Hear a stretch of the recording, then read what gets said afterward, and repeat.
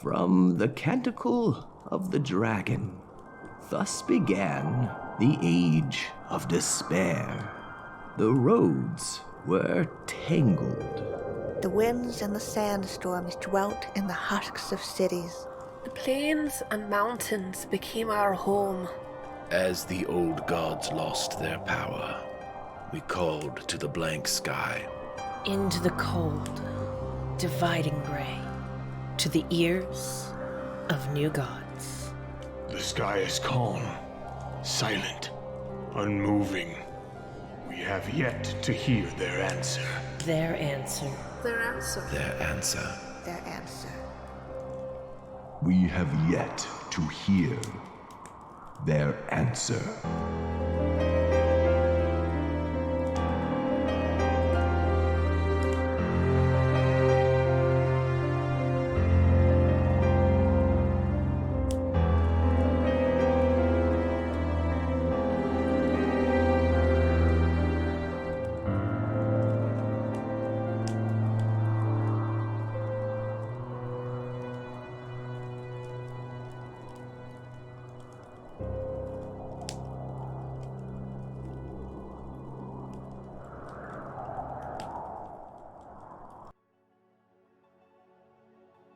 From the Canticle of the Dragon.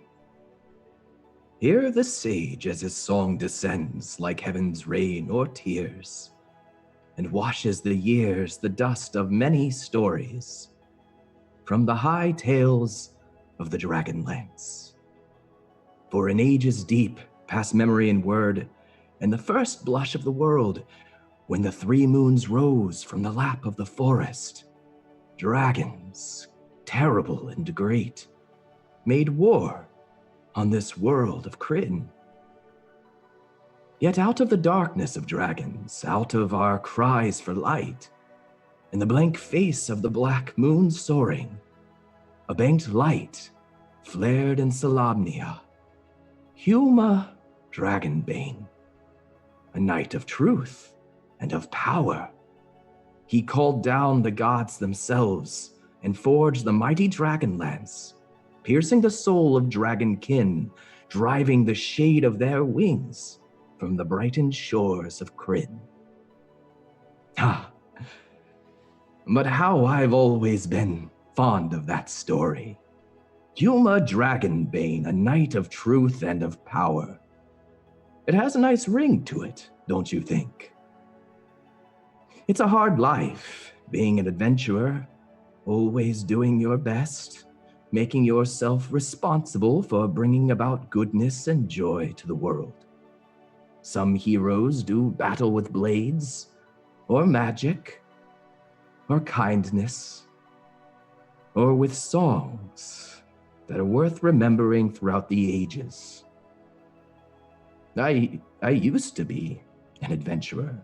I did good things, but I became so very old, and no matter how much I gave, the world remained ever dark around me. Even those that wore the white robes of light cast black shadows wherever they walked. And so my heart grew cold, and I did something unforgivable. I turned my back on the world, on my friends. I gave up. We all gave up. And in doing so, we let the world fall to darkness, to oppression, to ruin. You see, that's what happens to the world when there are no adventurers. But I've always said it's never too late to try to make things right. I won't give up again, not on the world, not on our companions in Nightlund, and certainly not on you. You who have listened to this tale and become a part of it. Maybe I'm just an old fool who should have returned to the stars and kept his meddling nose out of the world. But nobody is perfect. Especially not Albin Shortlock Hammerfist. Well now, Let us sit together by the fire, you and I. Look deeply into its dancing flames, and witness our friends, our companions. The end of one story, and the beginning of so many more to come.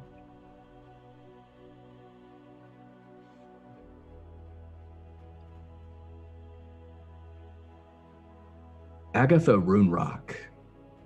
Under a clear black night sky, you follow a robed phantom through grassy hills painted with white rose bushes that shimmer.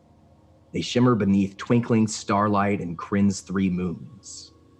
You walk for what seems like a long time, even further and further from your companions Avrin and Honoria. Once in a while, you can hear the sound of innocent, playful laughter from a nearby hill just out of sight. Sometimes it's a male voice, sometimes a female voice, sometimes a child's voice. At last, the path before you descends sharply into a shadowy vale. It's nestled just between the slope of 2 hills set side by side. Your heart beats a little bit faster when you stare at that path. What's going through Agatha's mind right now? Agatha's mind is swelling with 2 very distinct thought paths. One very angry. So much waste, so much loss. She'd just seen another one die, and she's still so confused about what is even going to happen, what is happening. And the other part is concentrated. We need to find shelter for Avrin because soon the dawn will come. We need to get to the next step. We need to progress. And then there's that figure in front of her that she's concentrated on.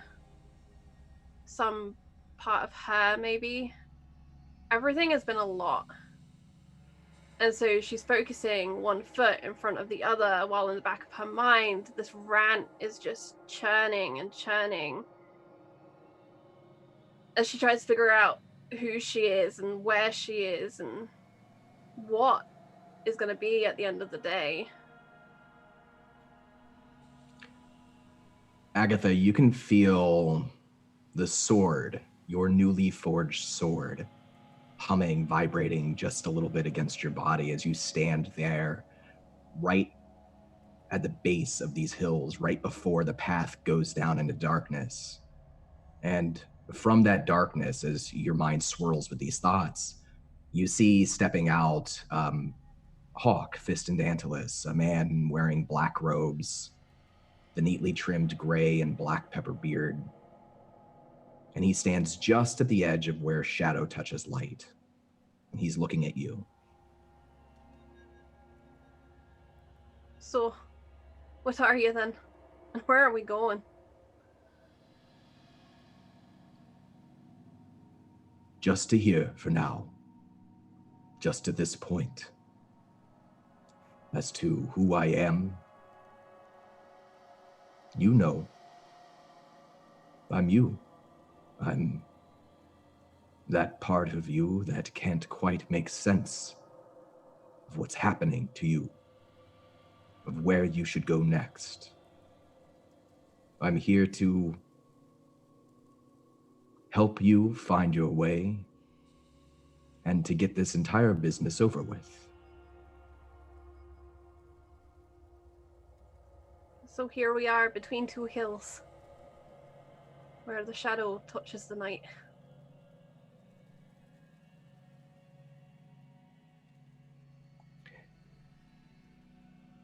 Do you know what you have to do? No.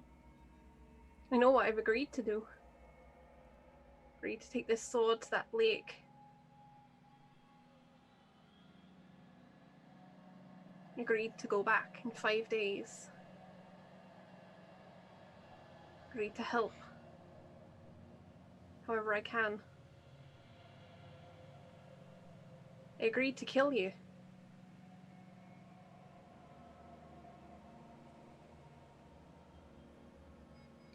not me. I am you. Right. Another voice in my head. Just one to add, I guess. Just down this path. That's where you'll find the Lake of Sounds, but now's not the time. You don't have all the pieces yet. Remember what they said. It's not just the sword that you need. There's a box, too. Another artifact.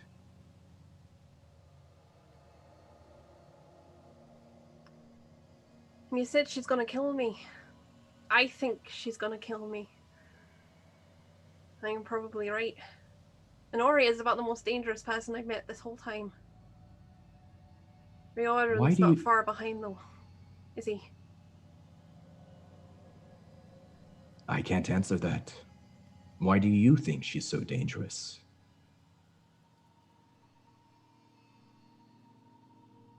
I think she's dangerous because she writes things. She writes new endings. But she doesn't use true words for things. You're not meant to play with words the way she does. Words are dangerous. Yes, they are. And they've promised her that she can use her words to do anything. And she wants to. I can see it. Every second I've been with her, there's been that hunger.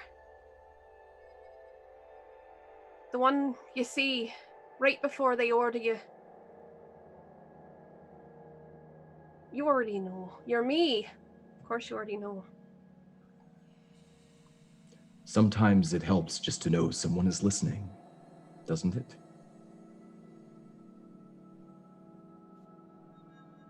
I guess so.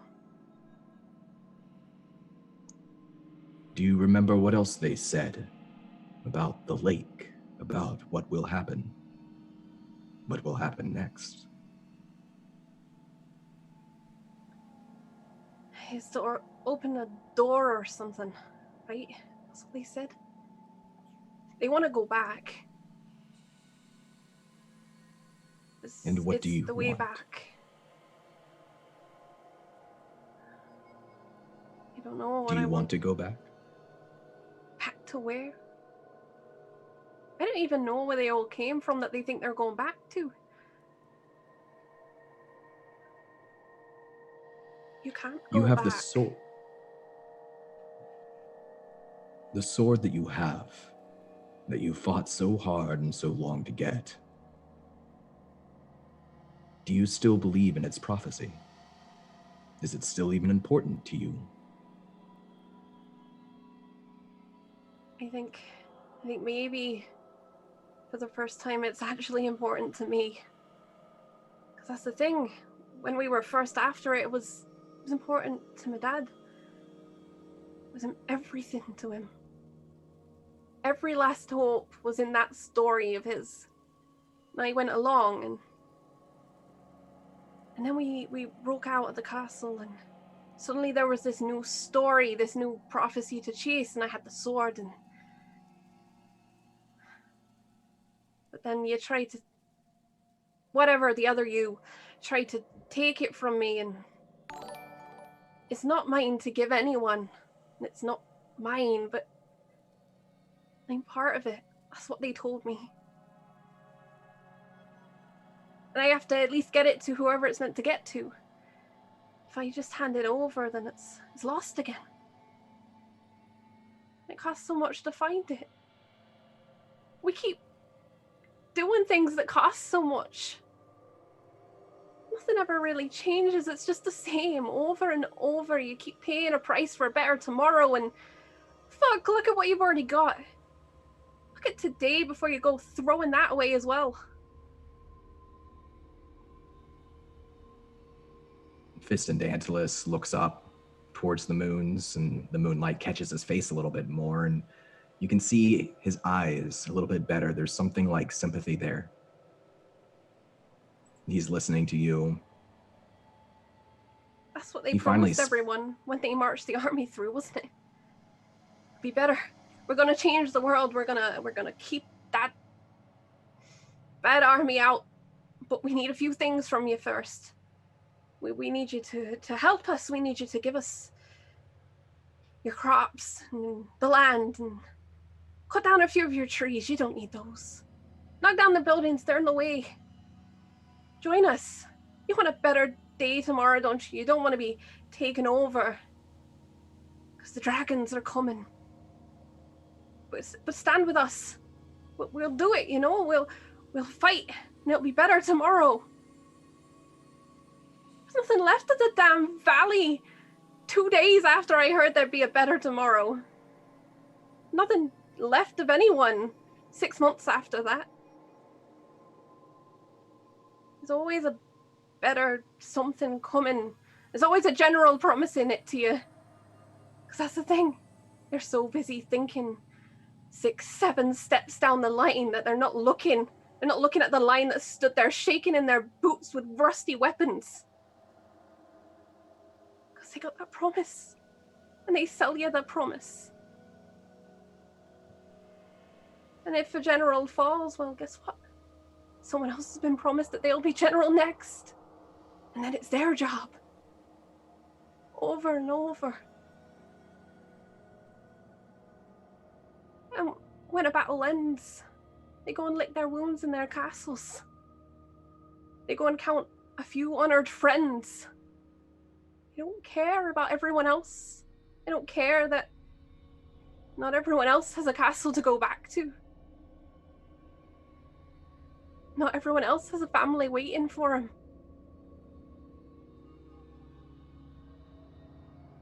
I'm sorry, what was your question again? He looks down to you, away from the moons. You have a choice to make.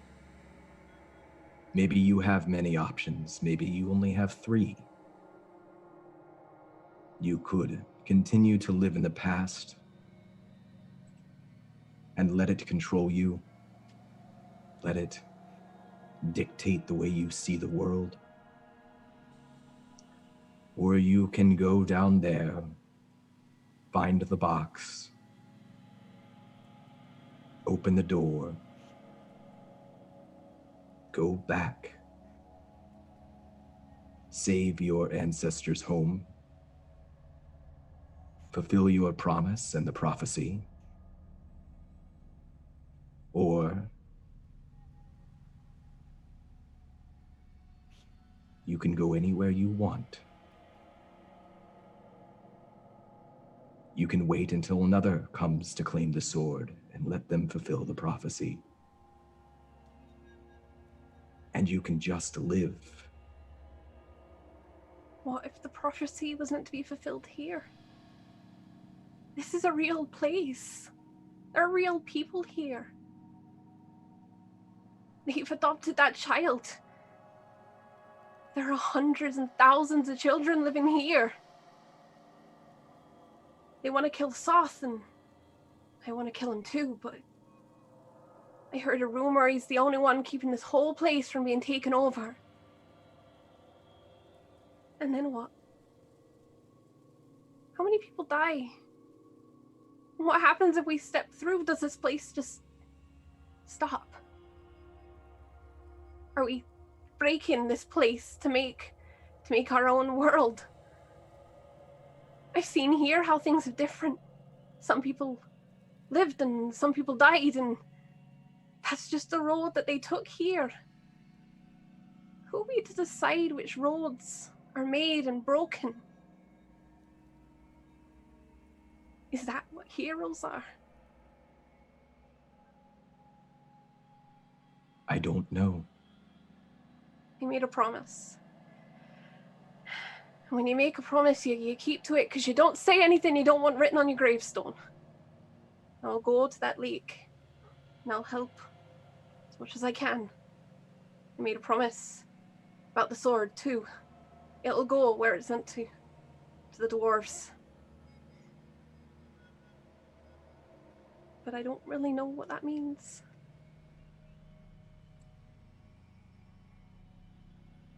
There's still time. And it's your choice. That's the thing about prophecies, isn't it? They require people to make choices. And you can make whatever choice you want. Come here, by the shadow. And he takes a step back, whereas before he was at the junction of light and shadow. Now he's entirely shrouded. You can just make out his silhouette there in the dark. There was a valley like this at home. And she'll step forwards towards the shadow. As you get closer, you can hear a sound from deeper within the valley, down the winding path. You can hear something that sounds like running water. And you can hear something that sounds like whispers. And Fistandantilus says, remember what else they said about the lake. It has other powers too. It knows secrets, it gathers secrets. Perhaps if you listen hard enough, you can hear one, snatch one out of the air, make it your own.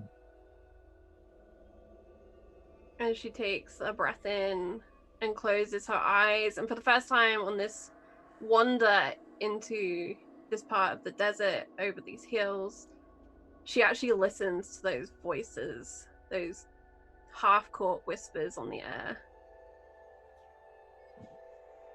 Speak a name. A name? Yes. And she inhales again and just picks the first person who comes to her mind. Nova. Nova Sparkfire. Bet she's got good secrets. The whispers swirl up around you like leaves in the wind. It's not Nova's voice that you hear, or her thoughts. But in your mind's eye, you see her flying through the desert. It's daylight. She's on the back of a young golden dragon, flying towards a great castle. But that's not what's the focus in your mind's eye. You see in her possessions, or can sense somehow the truth in her possessions, that she has an artifact, a box without a lid, without a keyhole, with intricate runes carved onto it. And as your mind senses that, Fistandantilus speaks again. Now you know. You should return soon. You don't want Honoria and Avrin to be wondering where you've been. No. I need to find somewhere. The sun will be up. As long as the nights are here, this is not forever. And I don't have one of Nova's little tricks to solve the problem. I don't know how I knew that Nova would have the damn box, but I'm not surprised. She has a way of having things. And then she closes her eyes again and takes a breath in. Riordan. Sir Riordan. Roll me a perception check.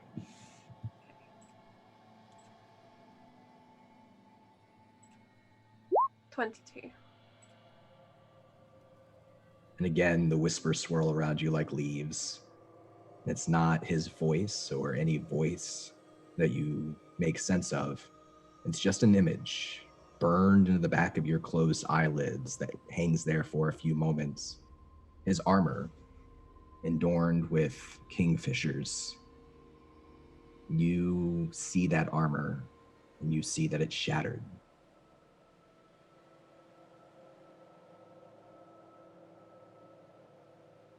And she opens her eyes and blinks to try and remove that image, trying to make sense of how she feels about that image and if it's prophecy again or if this is a secret, and she's confused and she turns on the spot, turning her back to that shadowy valley behind her. Right. Avrin, Honoria. Not wasting time, Agatha, Roomrot, delving into things that have nothing to do with you. Get the job done. And much as she had determinedly walked away from the group into that wintry wood after the battle in the town, determined to reach Malmene, now she's determined to return to Honoria and to Averin. As you start off, you don't hear that voice in your head anymore. You don't see Fist and Dantalus on the side of the road following you behind you. Just the wind, the light of the moons, the twinkling of the stars to guide you back to the others. In the meantime, Honoria and Averin, you are kneeling down at the foot of a scorched hill, surrounded by mutated dead, people who had been claimed by a dark entity known as the Jackal Queen. The bodies of those dead men and women form a sort of knotted hill of their own, their limbs entangled with one another, their twisted maws motionless, their eyes empty and black beneath the stars. Each of you are holding the limp hand of your dying friend, Sabria Sunishal, warrior priestess of the god Syrian. Her white and golden robes are now mostly burnt away by magical fire. Her flesh is partially melted and still smoldering.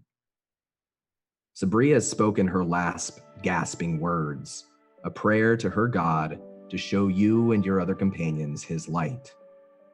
She smiles softly, a moment of serenity touching your eyes, and then she is gone. It's quiet now. The stars and the moon shine down on you, but the gods say nothing.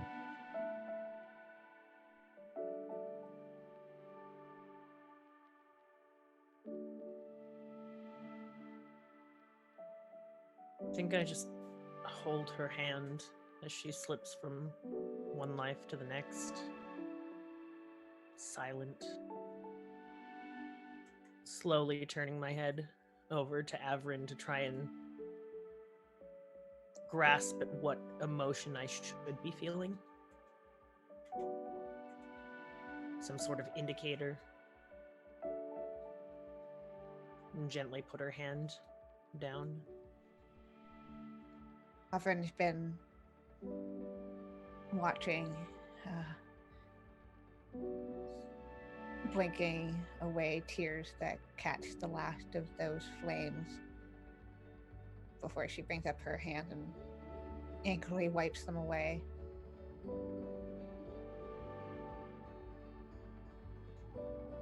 And she'll place Sabria's hand across her chest before starting to stand up.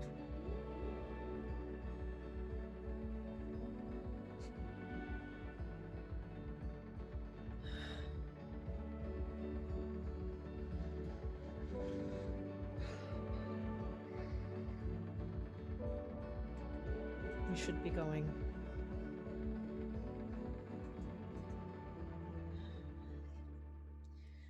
You wouldn't happen to know any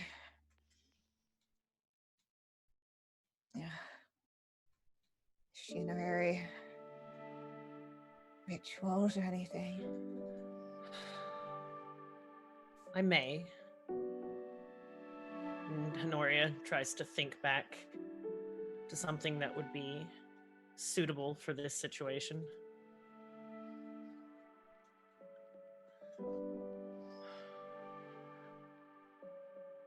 As her deity was one of fire, it makes the most sense for a pyre, so she can be taken by light once again.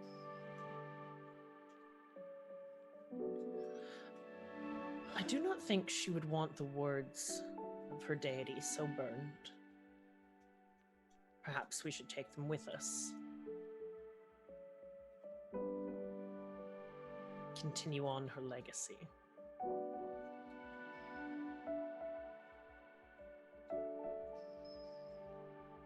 If you think that's wise. I will take Sabria's Bible, for lack of a better term, and put it next to my spellbooks.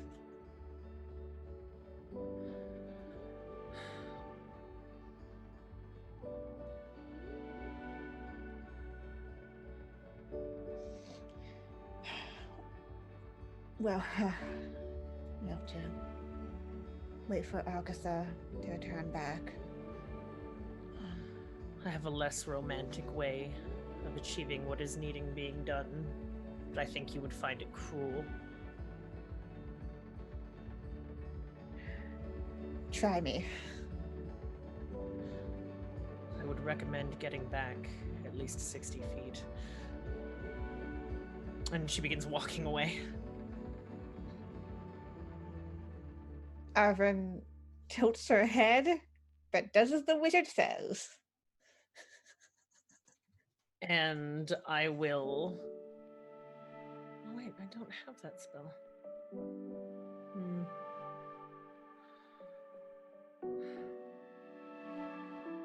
Actually, I can do it a lot closer. Dia Draconis. And I cast Dragon's Breath at level 2 to ignite her and flame. Say goodbye.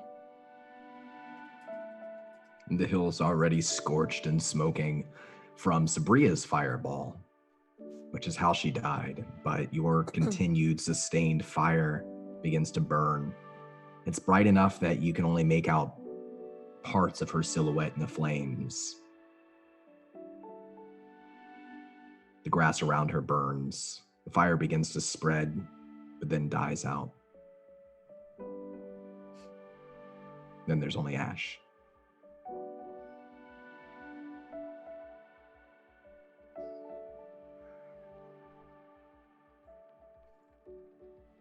I'll see you soon.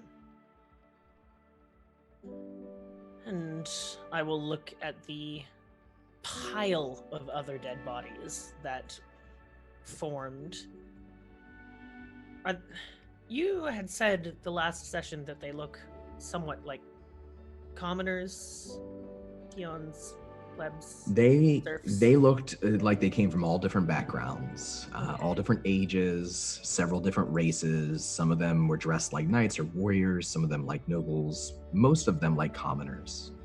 But they didn't seem to have one unifying background, other than that they danced under the moonlight, that they laughed and they sang, and that they were taken by this entity and transformed. I'm going to walk through and around the bodies, see if I can see anything that would tie them together. Perhaps some of them are wearing religious symbols, white hand of Sauron kind of thing.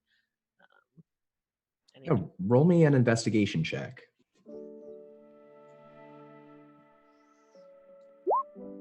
Dirty 20.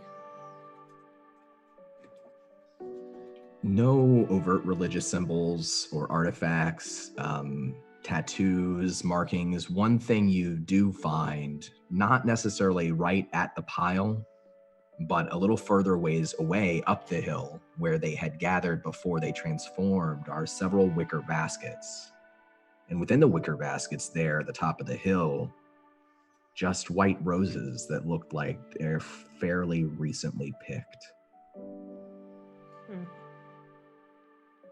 I'm going to take one of them, put it in one of my many components pouches, and walk back over to Avron. Avron, as she's returning to you, are you doing anything, or are you thinking about anything? What's going through Avron's mind right now? She has pulled out paper and quill, essentially. And she is writing, which is not a normal sight for Avrin.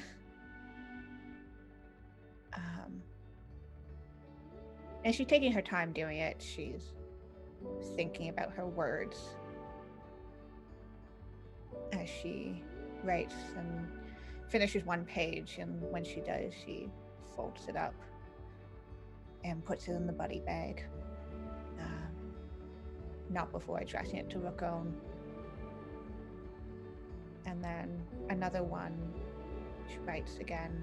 This one a little shorter, but still taking that time and that care. And she writes Nova and sends it through the buddy bag. And it's the last one that takes her the most amount of time. But she writes it. And she hesitates putting the name on it. But then she writes Sir Riordan. She scratches out the Sir and then rewrites it again. And then sends it to the buddy bag.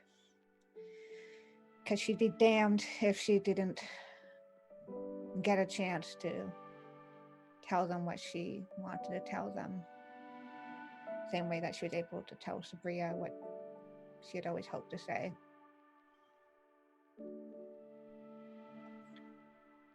Nenoria, as she's writing these letters and putting them into the buddy bag, you're coming back down the hill. You see her finish that last letter, sort of hesitate, and then stuff it into the teleportation bag to send it to your other companions.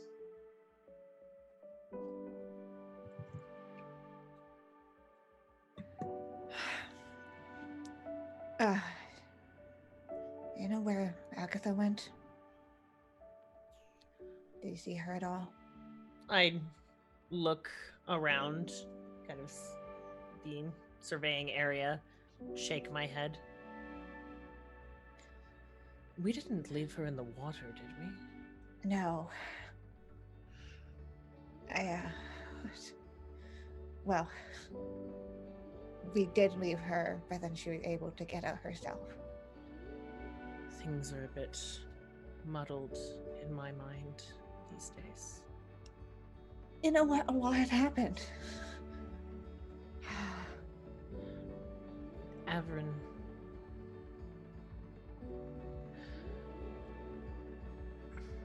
I'm losing my sanity. And I suppose not in the way you've come to expect. The trips through time.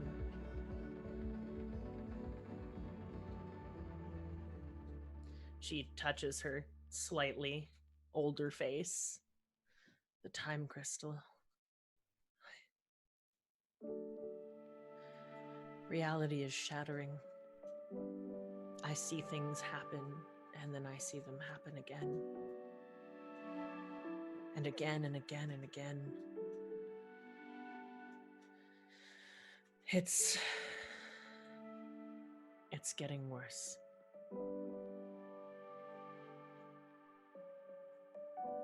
Perhaps keep a wary eye on me.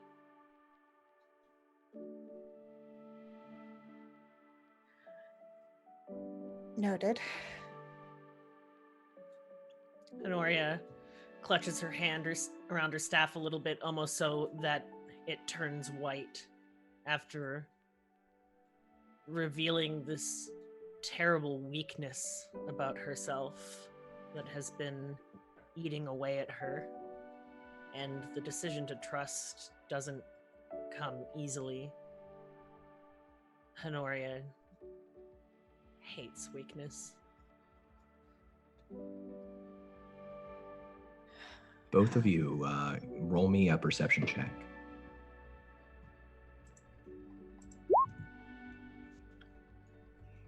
I'm in my own mind. Honoria's eyes flickering back and forth, her focus hard as she's speaking to you and opening up to you, Averin. She doesn't notice, but you notice with your trained eyes that stepping out of a shadow around the path, approaching you, is Agatha. Returning from, it seems like the direction that you can see the castle in.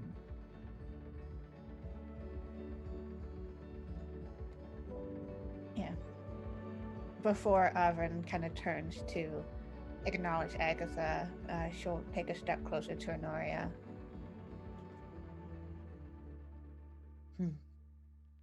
If something happens, it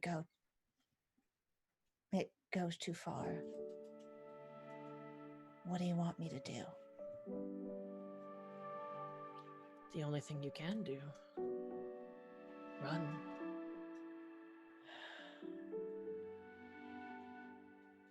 Save the others. I would say try to kill me. But I don't even know if that's possible anymore. I don't know what I am anymore.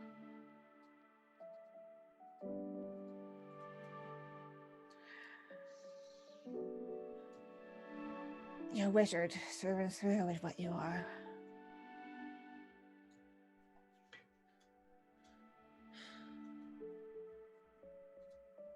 Whatever that means. Agatha, would you roll me a perception check?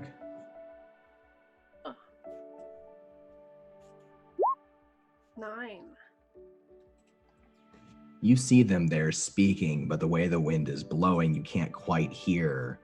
And they continue talking even as you continue approaching until you're, again, very close to them. And it's at that point, Honoria, that even you see Agatha there, just kind of popping up where she wasn't before.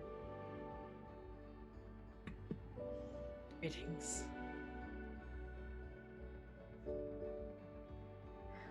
Ek? I've been scouting. Turns out we washed up right where we were meant to be. The lake's not far. But I wouldn't suggest we go there right now. It's dark. And I have a feeling there's a lot of things waiting for us at that lake.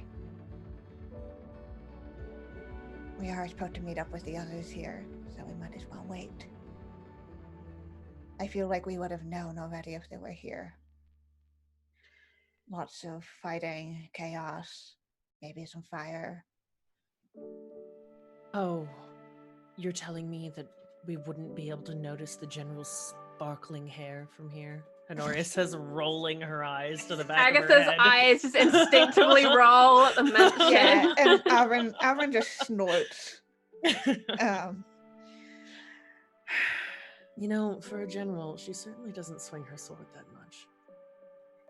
I have a feeling if she gets a chance, she'll swing it.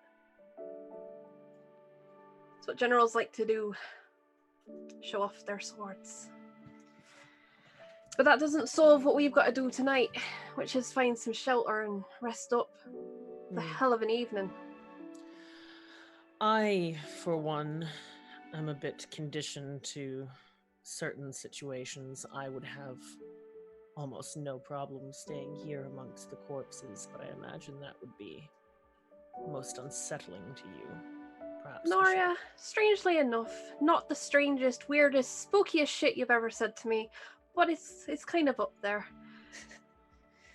She nods.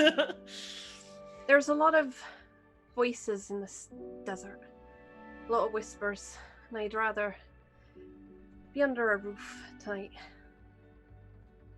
I don't know what we're gonna find tomorrow. Don't know if you're gonna kill me tomorrow. I mean, you know, could happen, right? Nora kind of rocks back on her heels. I suppose if one of my spells went wildly awry, but you know what they say of the fortitude of dwarves. You don't intend to, then? Why would I? You want my sword?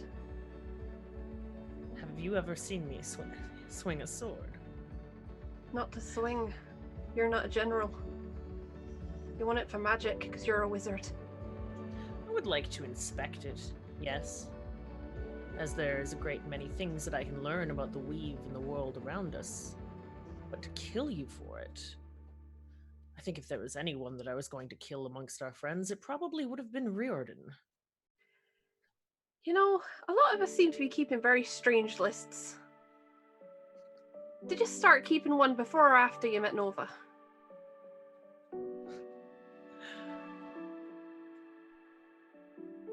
Before. When I learned to stop trusting anything with cloven feet. Thought you were going to say anything with claws. Well, there's the castle, but we don't know what's in it, and the last castle we were in was full of terrible things. And could worse, could be empty. Now we're stuck in their unknown castle by ourselves.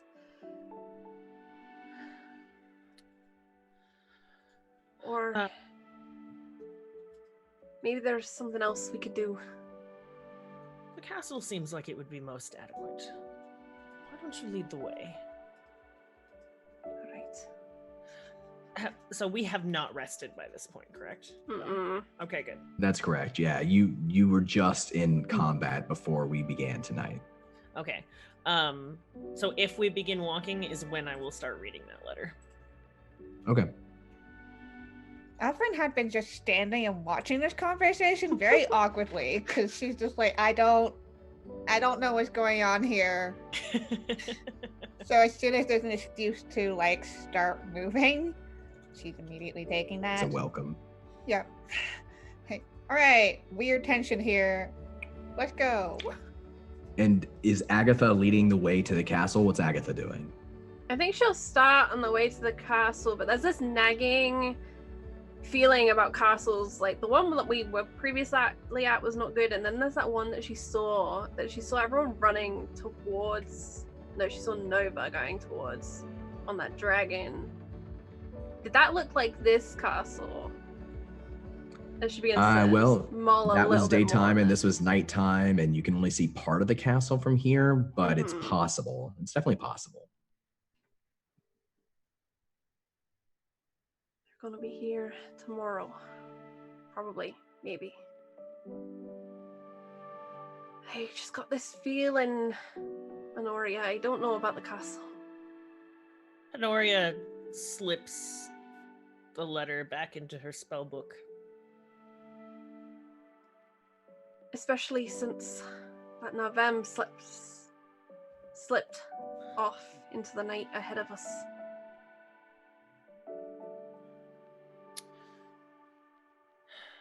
He did quite a bit of damage last time we met.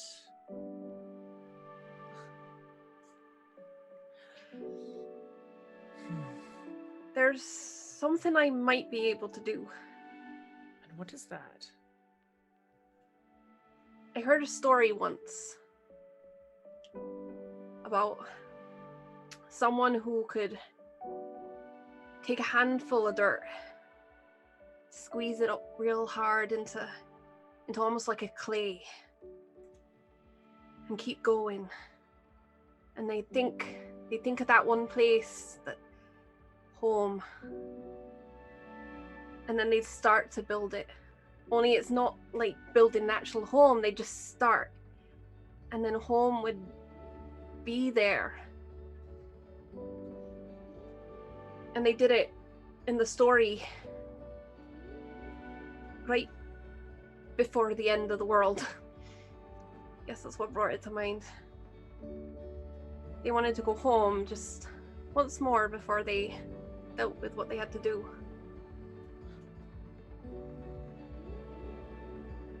It's a dwarven thing, being able to make homes in dirt. Being able to make a home in any dirt. And if you give me 10 minutes, I think I remember most of the words. It sounds very magical in nature. I should love to see it. All right, Rufus, how did the story go? And Agatha is gonna just stop in front of this castle, and then she's gonna shift, looking for some kind of dune that kind of gives us a bit more shelter, maybe, so we're not in direct line of sight of this castle. And she's gonna begin working through that story that's in her head, having no idea if this is gonna work. And she swaps halfway through from Common into Dwarvish, as it's like a song that you're used to singing in another language. It's much easier just to sing it in French if you know it in French than it is to translate back and forth. I speak English, so just putting that out there. That's fine. And so the story for Honoria then is about this dwarf who was going to face a great cataclysm in the morning, a great sundering of the earth being torn apart. And they wanted to go back to where the story had begun just one more time, and it's a comforting place.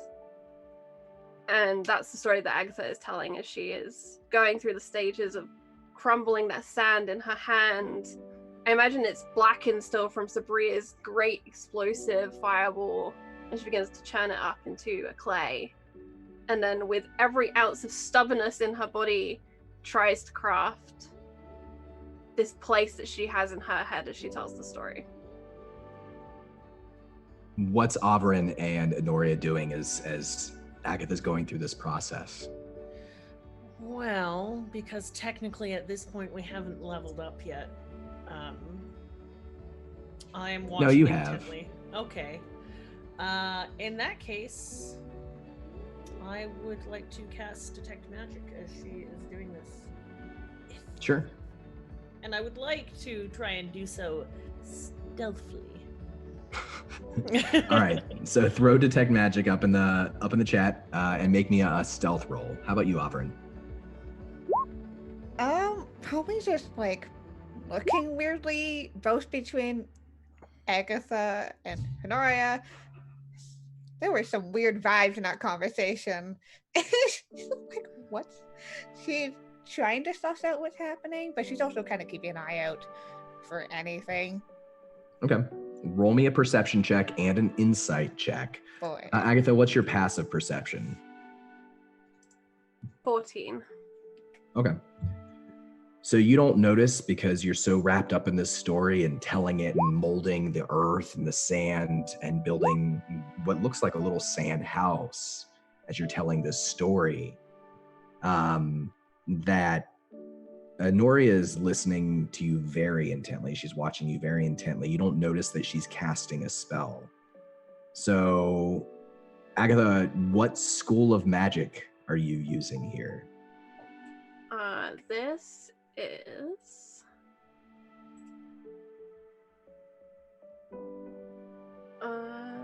conjuration magic. Is she summoning an elemental? No. Okay. Oberyn, with an 18 perception, you notice that you are alone. You can hear an occasional sounds like maybe laughter or talking, cheery talking, but like in the distance. It's pretty far away through the hills. With a natural 20 on your insight check, I will allow you to ask one of the other two players a question about their current disposition or intentions, motivations, and they can give you an appropriate answer that you might be able to glean. Fun. just one to one of them, or one to one of them, and so think about that for a moment. Meanwhile, Agatha, you finish telling this story. You finish saying words that are part of the story but are arcane, even if you don't know that they're arcane. You build this little sand and dirt structure. When you step back, Honoria, you watch as this structure begins to grow. Its outside hardens. It becomes filled with color and texture, things that are not made of sand and dirt. And you watch this structure grow and grow. And Agatha, you have to actually find yourself like having to scurry away from it because it's growing at a rapid rate. Is this surprising for Agatha? I think so. I think a part of her knew she could do this, but also having it really happen and manifest the way she'd been seeing it in her head is low-key terrifying. And she scrambles back as this is erupting and growing. You make it away in time before the structure stops growing. And this is what you can see now. It's a mill of sorts that sort of sits on this hurrying stream that was already placed there at the hillside. The stream winds its way around and through the hills, deeper into the hills. There are gates to dam the water and a great wheel which turns mechanisms inside to grind wheat into flour. It's that type of mill. It's a tall stone building with silos flanking it on either side. It's got a large domed oven. You can see it around the corner near the back door, and the oven's actually lit. Honori, as you're watching this magic occur, seeing this thing grow and take its form, you can smell charcoal, yeast, rosemary, freshly baked bread wafting from the direction of the oven. The front doors seem to be large and made of solid oak, and you can see that there are windows on either side of the mill that are tinted amber glass. Avrin. Before this happens and you all sort of see the structure appear and grow, what is it that you want to glean with your natural 20 on your insight check? She's read her own letter from November. She already had trust issues, and okay. Agatha acting weirdly has not helped that. I think she's really... I'm trying to figure out how to question this.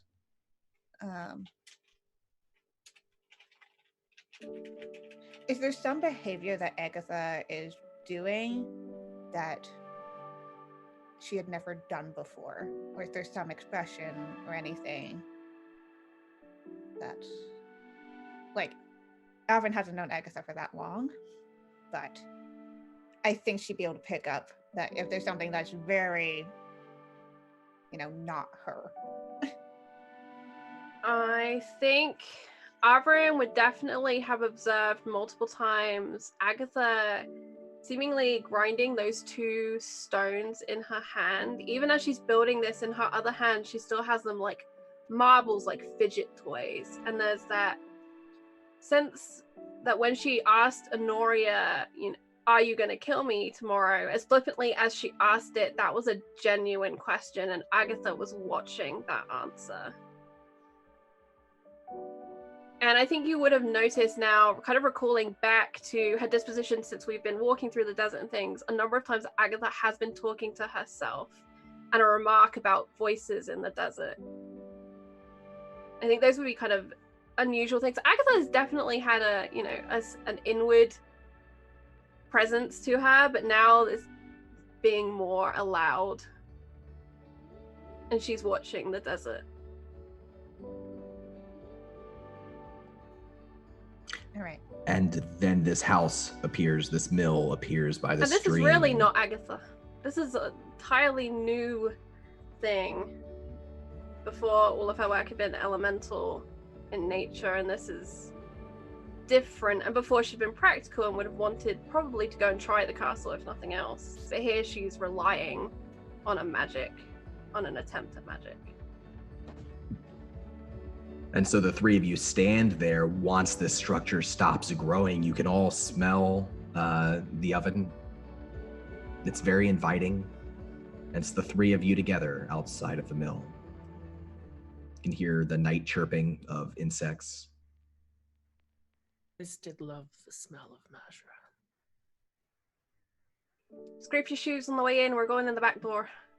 Agatha just has straightened herself up, dusted off, is just trying to accept that this actually works and actually happened, and is going towards that back door. Although as she kind of reaches it, she kind of lays a hand on it and almost strokes the wood a texture she hasn't felt in a long time, and inhales deeply that fresh bread. And you have a sense of deja vu. The wood pushes and gives and creaks in just the way you remember it from your world. Are the other two of you following her, or are you all going to rest inside the mill for the night? I am. But before I do so, I would like to learn as much as I can about the sword and any other magical items my friends are carrying, because Detect Magic lasts for 10 minutes. And so I Okay. can see all magical things, as long Right, as there's all not right. like a foot of stone, etc. So tell me about that Agatha sword. crosses the threshold and leaves an orange behind. Slam the door. You are nothing. So Yeah, you can sense auras, basically faint auras around magical items, and you can learn what school of magic those items would obtain, would basically hold within them, if that's appropriate. Mm-hmm. So all right, so let's start with Avrin. List your auras. What magical items do you got? Boy, she is wearing magical leather armor. I have no idea what school of magic that is. Her tonfa is also magical. She has a bottle that's also magical that she's never fucking used during this entire campaign. Interesting. She has the boots of spider climbing because nobody wanted them when she offered them up and she didn't need them. Yeah, that's not scary. Yeah. The tonfa's necromancy. You would know that the bottle is that aura of the bottle is conjuration.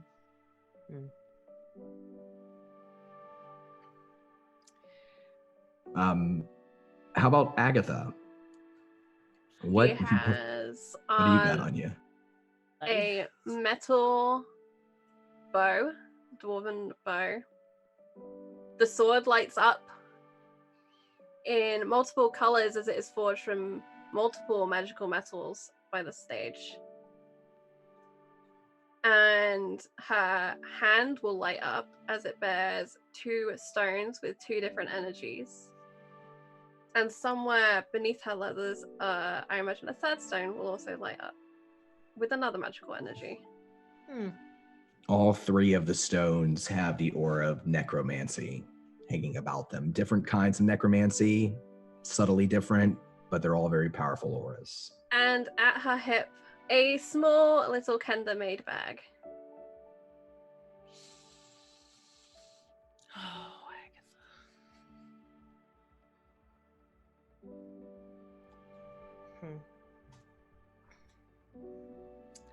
All right. Cool. And Agatha steps into the mill. She kind of gives the door like a pull and then a push, because this thing sticks, and she remembers that it sticks.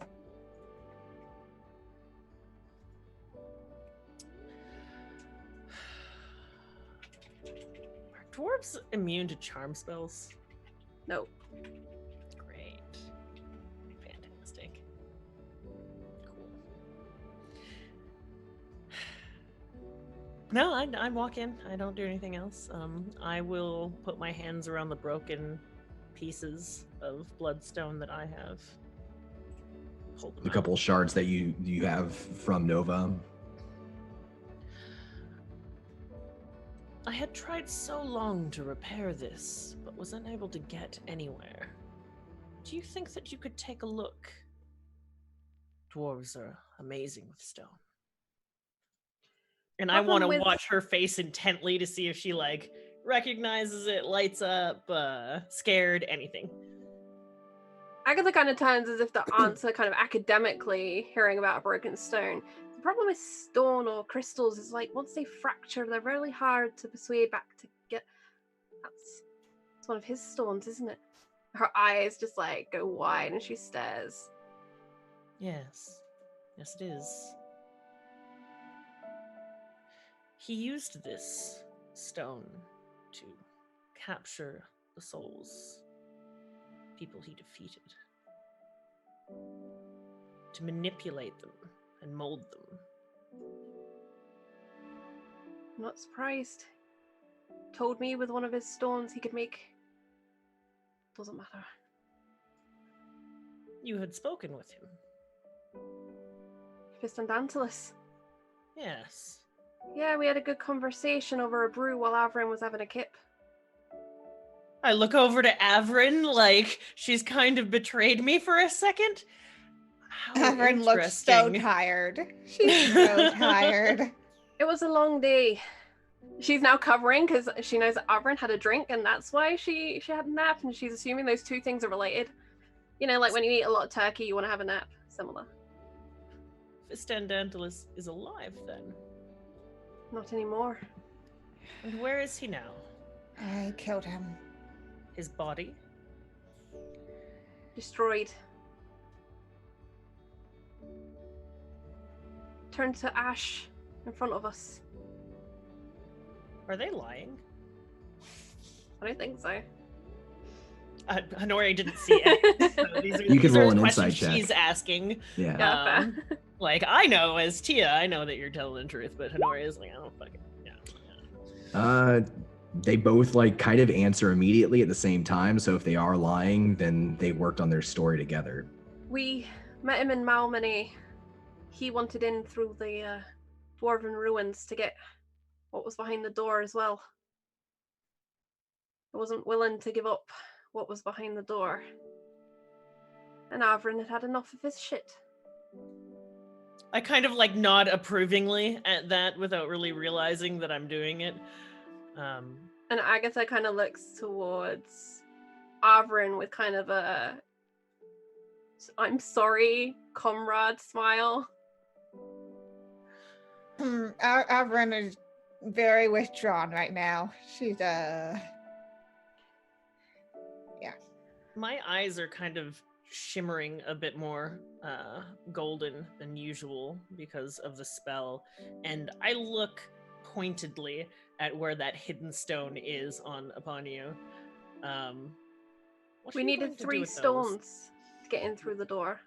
You One of have his all 3. stones was one of them. Do I have all 3? You do, I can see them. I offered you them. Before the fight, I asked you if you could do anything, and she'll hold out the 2 that are in her hand. But what about that one? That's the evil one. It is. I have experience with it. Perhaps you would allow me to help you. How do you intend to help me tonight, Honoria? What do you want to do with the evil stone? When did you get so adept at casting magic? I thought you found it revolting. No, that's dwarves in general, not dwarves in specific. A few of us know the power of words, and a few of us use them sometimes when we have to. But we're very careful with our words. Most people are, she says, pulling out the letter from her spellbook, opening it, and kind of holding it up in like a teacher paper grade kind of way. I am being told that you... Well, read it for yourself. And the letter essentially basically says you're Fistandantilus. It's from Navem. It's written by Navem to Honoria, and it says many things, all of which are his reasons why he believes you're Fistandantilus. And I won't read the entire letter here, but the bulk of it is that he knows that Fistandantilus used some sort of contingency spell the moment before he died. He doesn't know what that spell is, but he believes it might have something to do with the Bloodstone, and that he might have used the Bloodstone against you and may currently be you. You might not be Agatha. You might be Fistandantilus. That's his presumption.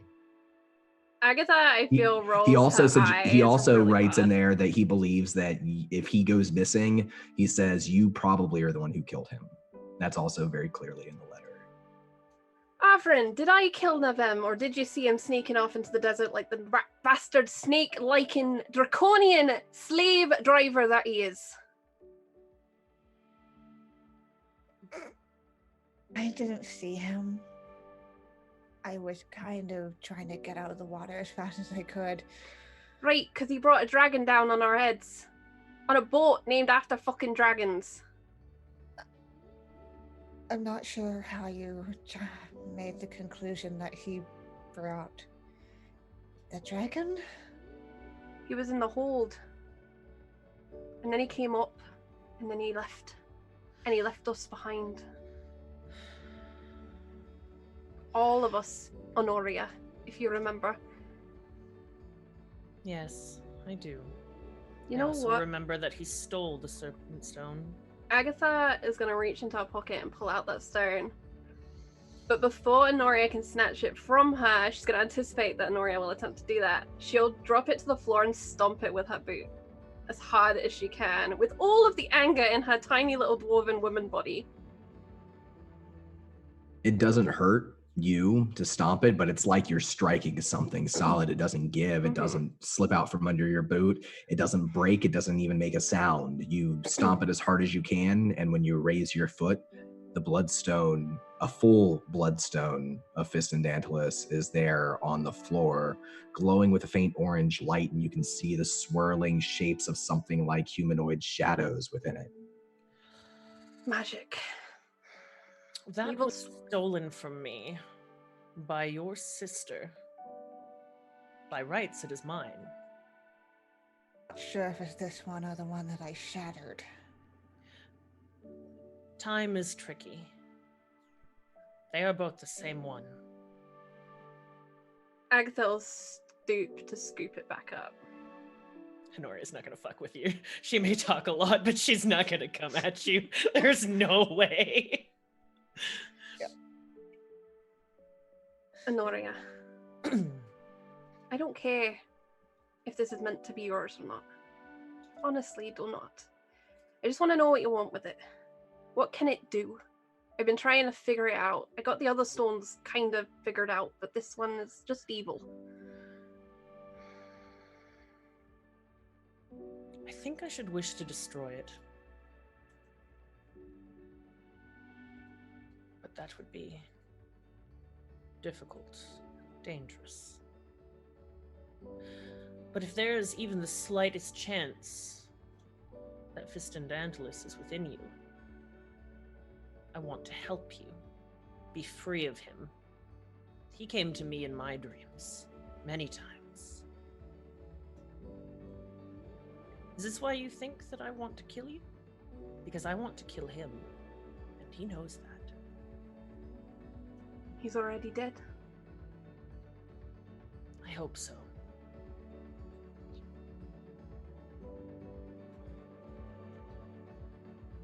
You can hear the stone walls from the outside of this mill that you're now within. It's very cozy space inside with a little kitchenette and very artsy quilts on the walls and pots neatly stacked in the kitchenette. You can hear the walls creak with the wind. You all do feel very tired, but you're at this very tense impasse. And Agatha's got this bloodstone in her hand. There's not a lot of trust to go around. How about a compromise? Avrin, would you be comfortable holding the stone? Oof, there's a flash of something on her face.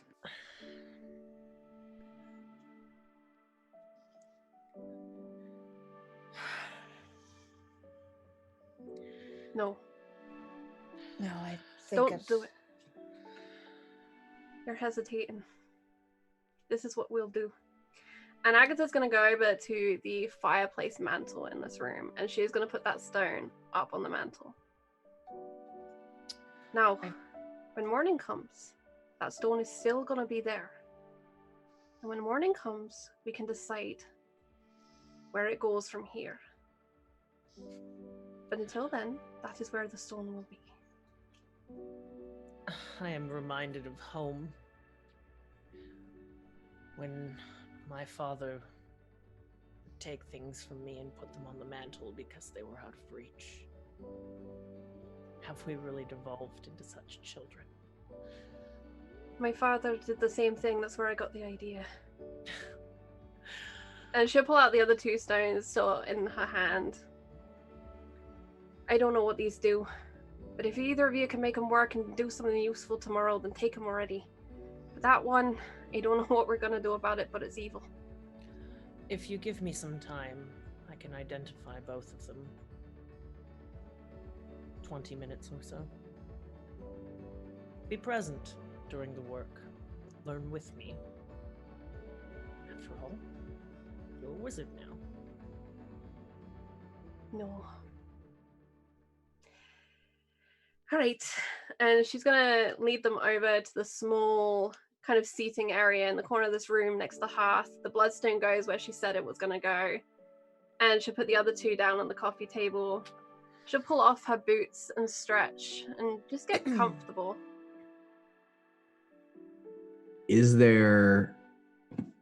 No, let's say this. We're going to cut away from this scene and you're all going to get a long rest. And I want you to think about what you do with the rest of your night. We'll keep it a secret in Zoom chat for now and we'll resolve it later because I'm curious.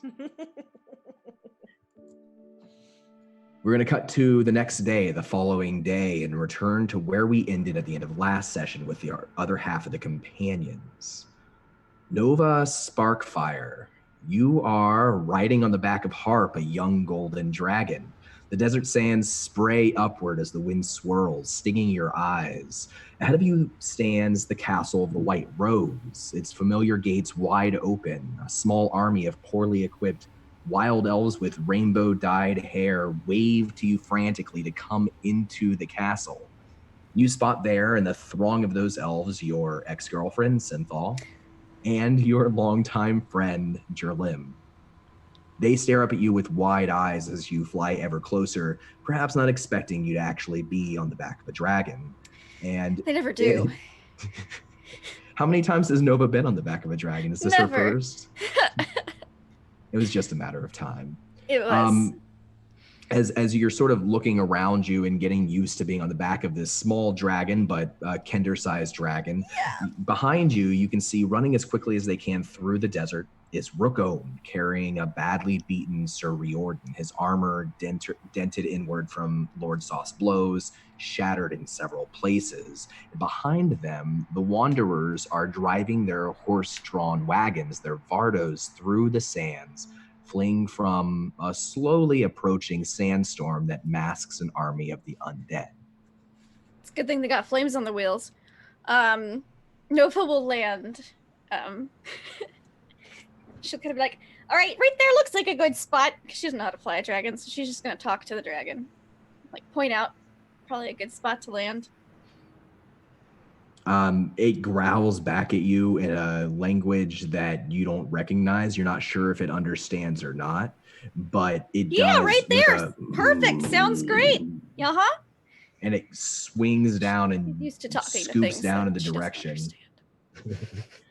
It at least understands pointing, or seems to. As you're lowering, you hear the piercing cry of a giant eagle, and you can see the shape-shifted druid Bakal flying up above you. Instead of lowering, he's going higher, and on the back of the giant eagle is your friend Visaria. They disappear over the top of the castle's parapets. A moment later, as you're getting lower and closer to these elves, to the gate, you can hear the rumbling roar of a dragon. A much larger dragon in the distance, and the terrible sounds only partially dampened by the sandstorm behind you.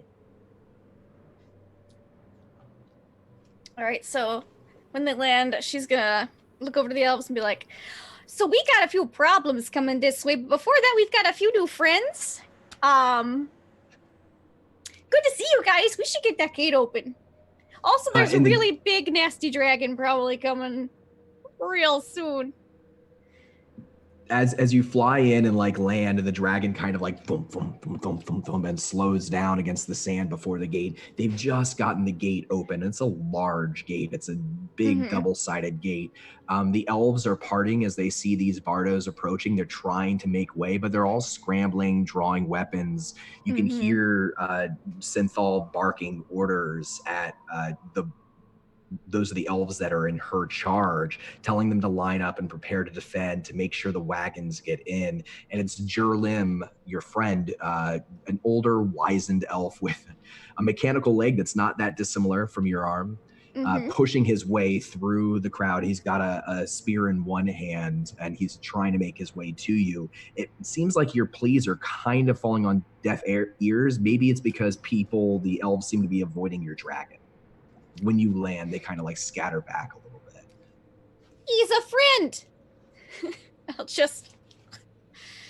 I'll slide off and I'll go over to Jerlim, kind of like slap him on the knee, because that's what I can reach, on the mechanical knee. Be like, hey, it's good to see ya. We got some problems. But Nova, is it true? Is it true what the scouts have said? Is the lord of this land? Yep, we just shanked him a whole bunch out there. Disintegrated his body so he can't, mystical and undeath his way back. But his dragon's on the way, and his whole horde is coming still. So that's the bad news. The good news is we've got some friends coming on in that are going to be great at helping us. They helped kill Soth, so they're on the up and up.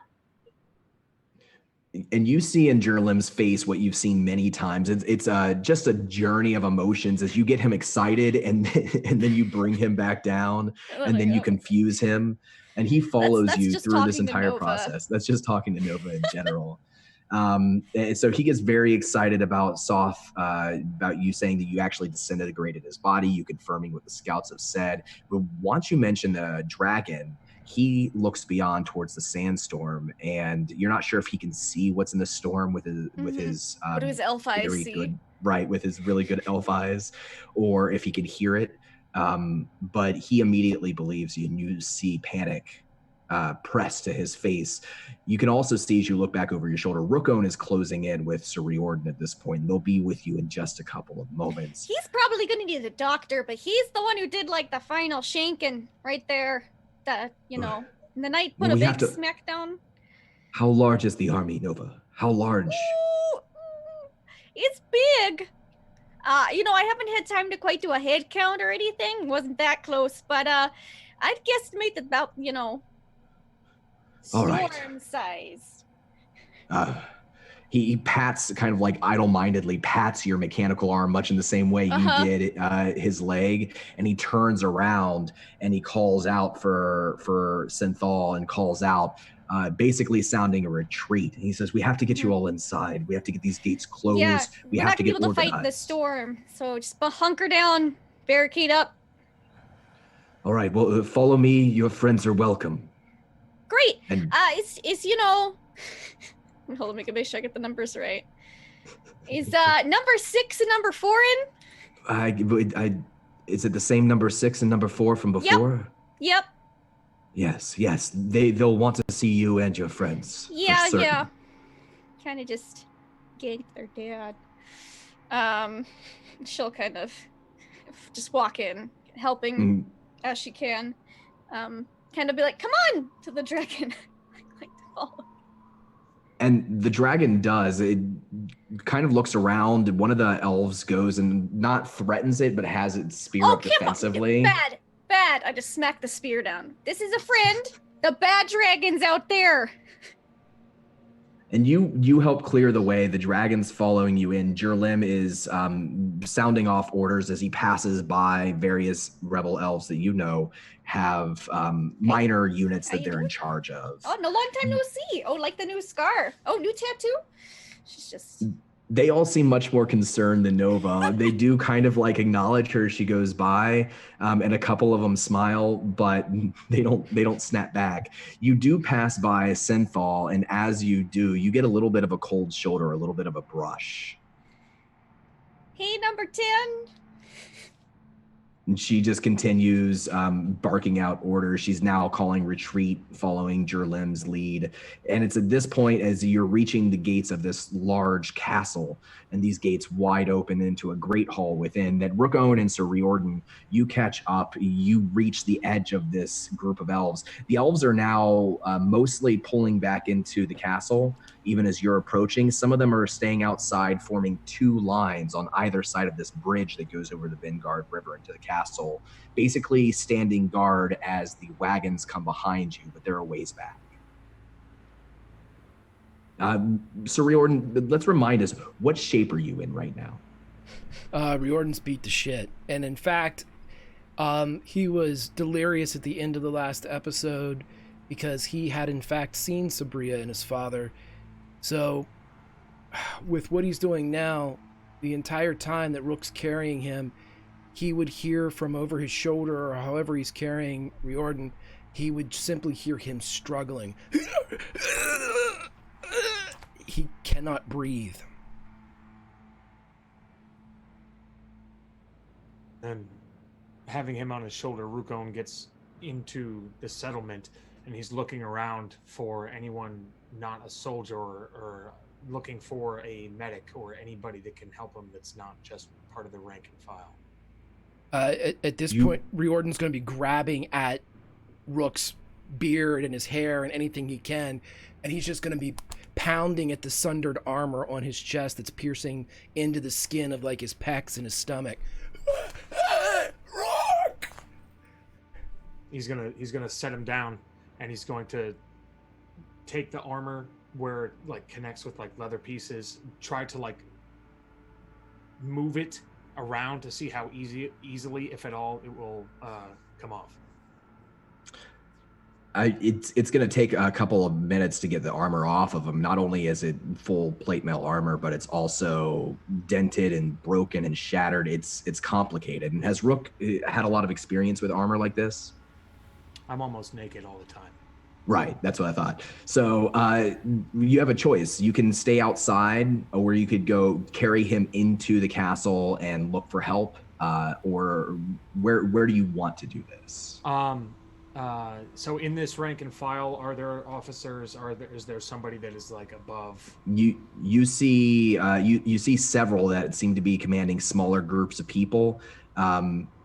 One of them in particular, a younger looking female elf with rainbow colored hair, mostly purple, is at the fore of these two lines. And she's the one who's organized these two lines that are guarding the bridge and telling them to basically stand guard. You see them all lock their spears into place. A few of them draw longbows, and they seem to be waiting for you to pass and perhaps for the wagons to pass as well. He'll pick Riordan back up, but this time like a baby, so it's not like there's no pressure on the chest armor, and walk over to her and can you help me get his armor off? She glances aside to you momentarily and jerks her head towards the gates. There are healers inside. Hurry. Okay. And then you roll me an insight check, Rookone. Okay. 15. You see her afterwards look down to Riordan in your arms, who's still gasping and struggling.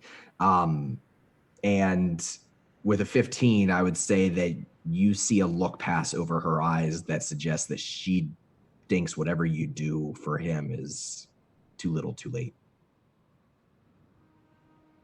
He gets angry at that expression and runs inside where she directed him to where the healers are.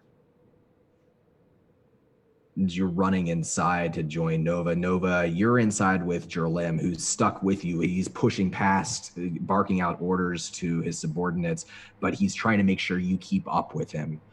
Now, as you enter the inside of the castle itself, he turns to you, and there's a moment of calm as your friends are approaching on the other side. He says, "Our scout said as much, but I never could have believed it."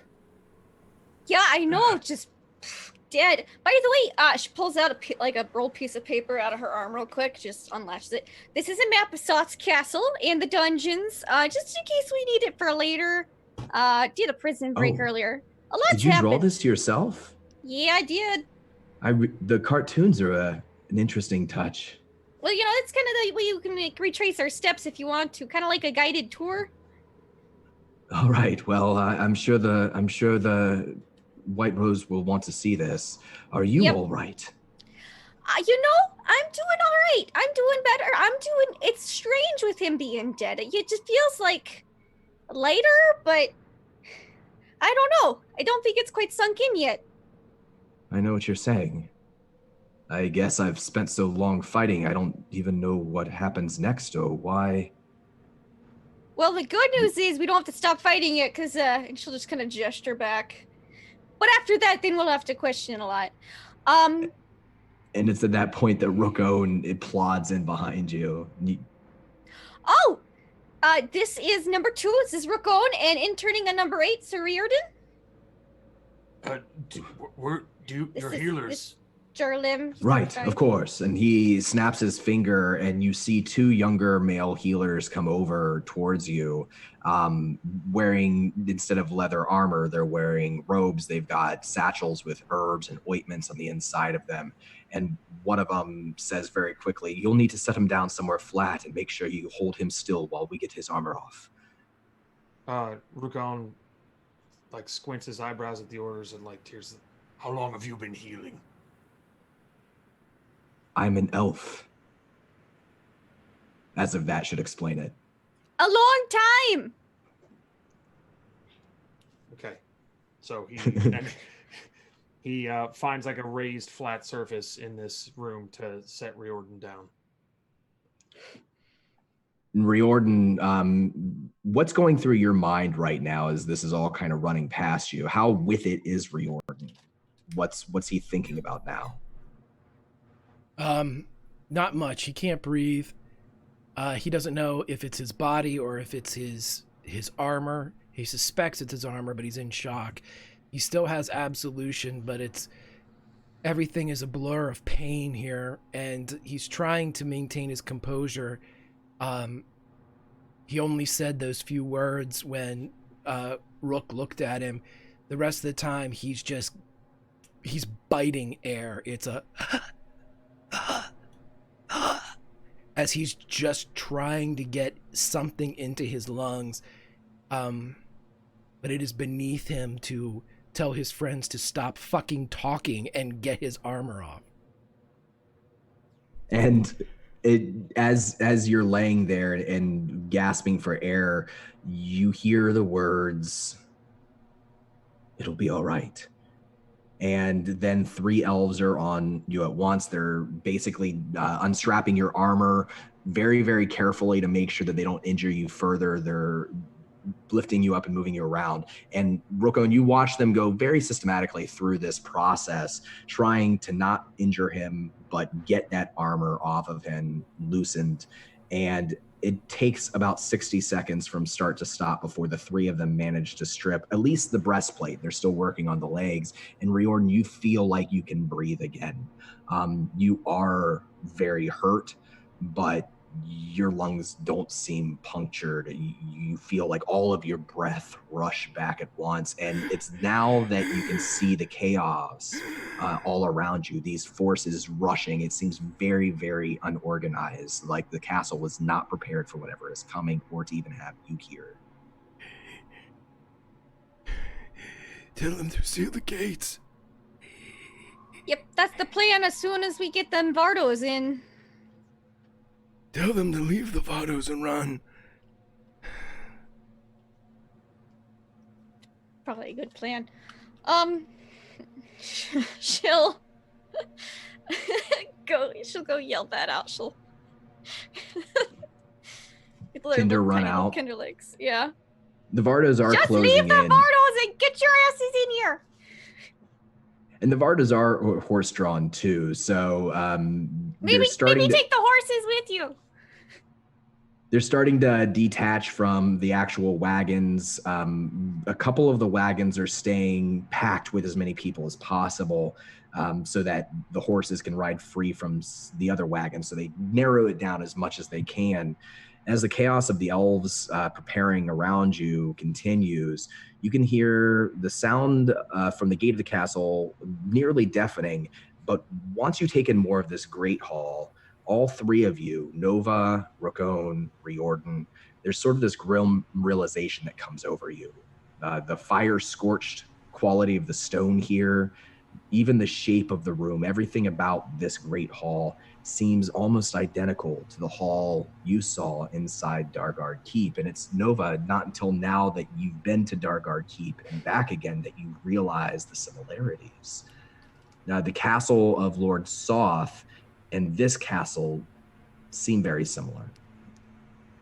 The only difference that you would notice, particularly Rookone and Sir Riordan, is that there are green vines that are growing everywhere up along the walls into the ceilings, and from those vines hang white roses. I mean, I guess it kind of makes sense knowing about this place. The Vardos are getting closer. You can all roll me a perception check and let me know, or another check, whatever you're doing. Let me know what you're doing, where your attention is, what you're trying to impact right now.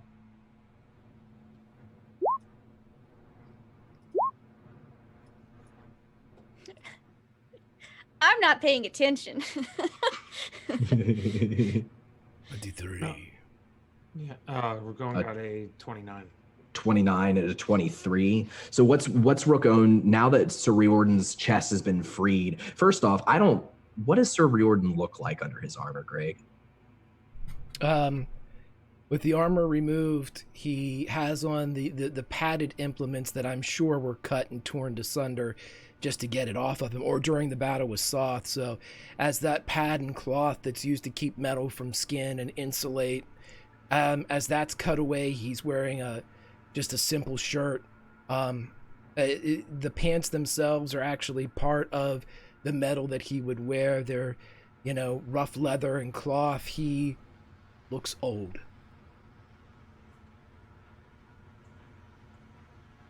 I wasn't going to say it. As you're sort of taking everything in, and the pounding of racing across the desert to get here starts to fade just a little bit, where is Rookone's attention and where is Riordan's attention? Rookone is in the same room as Riordan, kind of making sure no funny business happens, everything's taken care of. And then once he sees that there are windows. Yeah. They're high up. Everything about this hall is larger than life. He'll place his hands on the window and gaze out at the scene. Rookone, you can see the sandstorm beyond. It's like a wall, and you're not sure if it's moving just very slowly or maybe it's stopped. Every once in a while, you can see a flash of fire from high up in that storm right at the edge. And every once in a while, you can hear what sounds like a distant roar. You can see small shapes like ants right at the edge disappear and reappear, disappear and reappear. But it seems like it's either approaching very slowly or that it's stopped. Sir Riordan, how about you? Riordan's looking at the armor as it's shattered and being pulled off of him like a scaled fish.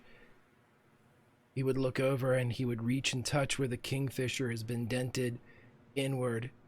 He would pluck the white rose that Saria gave him, but his hands would return because this armor was forged by his father.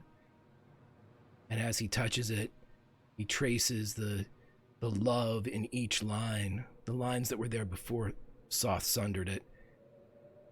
And he would just say, "Thank you." It's Jerlim that answers you, an older elf dressed for battle in ragged leather armor. You're welcome. Are you the one who defeated the lord of this land? No. I am one of many. I am Legion. And he touches the armor again, because his words of thanks, though meant for the healers, was for the armor.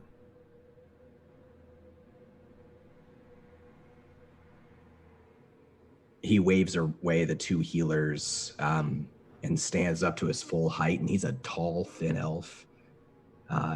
You would see that he's got a mechanical leg a lot like Nova's arm, and he just reaches down a hand to you, and he asks you head on, Sir Riordan, are you able to stand? Are you able to walk? Yes. Though he's not sure. And he's going to give it a shot. He'll grip you by the forearm, and he's a lot stronger than he looks, and pull you up to your feet. Roll me a Constitution saving throw, Sir Riordan. 19. For a second, you're not sure that you can move. For a second, it feels like maybe something really is broken. And then old muscles and old bones creak and come to life. And without your armor on, you are able to stand. And as you stand, you can breathe more fully. You feel the desert air very, very dry, but very, very crisp rush into your lungs. And as you take that breath, even more of your senses are starting to come back to you, more of your awareness of your surroundings. He would start to breathe deeper to get more oxygen, and probably around the third or fourth breath, he would feel something catch.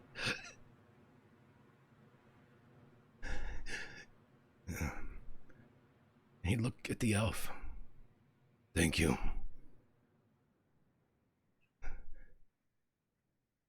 He'd look at all of them. He nods thoughtfully.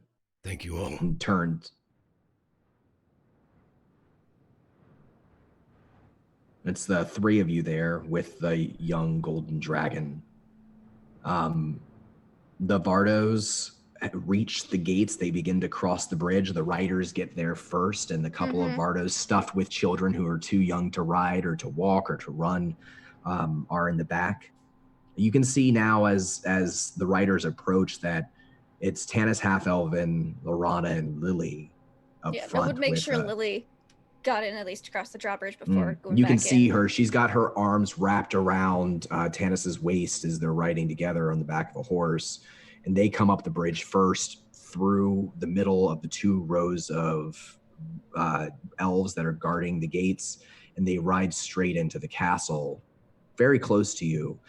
Lily scrambles off the horse first before Tanis and Lorana dismounts, and she rushes over to the group, and she throws her arms around Riordan's leg. It's actually quite a bit of force to it for a young girl. You can feel her body bounce off of your leg, but she wraps her arms on so that she doesn't fall away. And you see her, she's young, red-haired, still dirty in her normal clothes. She's still got that rope belt around her waist, and she's still got her wooden sword, her practice sword that you inscribed Riordan and helped her name just the night before. Good soldier. Good soldier. We're all right. For now. We're all right for now. And he would look at Rook. For now.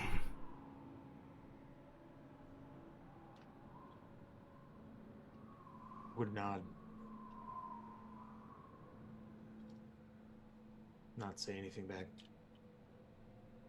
What's Nova doing at this point? Well, they're just all distracted by the reunion. Nova takes a couple of coins out of her pocket, kind of ducks off into an alcove real quick, uses fire bolts, maybe a concentrated bit to just kind of heat them up so that they stick together, and she's going to infuse each of them, so one side, one on the other, with some of her magical tinkering, and they just slip it into the buddy bag to tie a note around it and slip it in the buddy bag to Rook. To try not to alert him that it's there, but it's there for later. And does Rook have his own buddy bag as well? It's got a heart on it. Do. Yeah, but Rook's That's is right. the only one with a heart on it. And That's she'll right. do this. She'll do something similar to Avron. Okay. It's in a double-sided, melded together coins. And then come back in. All right, so we're all back together. This is great. This is good. There's some people y'all should probably meet while we're here. Why have you come here, may I ask? And Jerlim's asking that, and he's looking now to Rook Own, and then to Nova. So up and then down, as everybody else is kind of gathering in, and you can see now riding up, dismounting from their horse, Tanis and Lorana. They look like they're about to head towards you as well. Why? Just kind of get close. We need to get to the Lake of Sounds.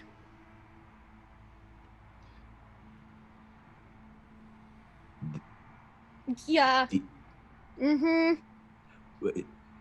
So we need to kind of talk to 4 and 6. Of course. Yeah. Of course. They're up in the tower. I can take you to them, but I can't stay long. We have to prepare for... Yeah. For sure. Your lake need a quick tune-up before you get out there, or is it holding up all right?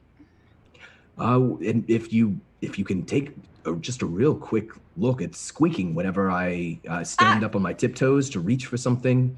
Yeah, you just need some oil. She'll just whip out an oil can real quick and just, grease up the joints. It takes half a minute, if that, 20 seconds. She's used to doing it all the time for her arm, so. Meanwhile, Lily detaches herself from Riordan's leg, and she kind of gives you a weird look. Sir Riordan, it's like when a child looks at their father right after he's shaved the mustache that he's had his entire life, like he is an alien maybe. And she's kind of just like poking up a little bit at your legs where like she's used to seeing you with armor. She doesn't ask anything with words, but there's definitely concern in her eyes. He would not kneel down because he's not sure he could stand back up, but he would bend over and he would take her hand and put it against his chest. Scrawny, but still a knight.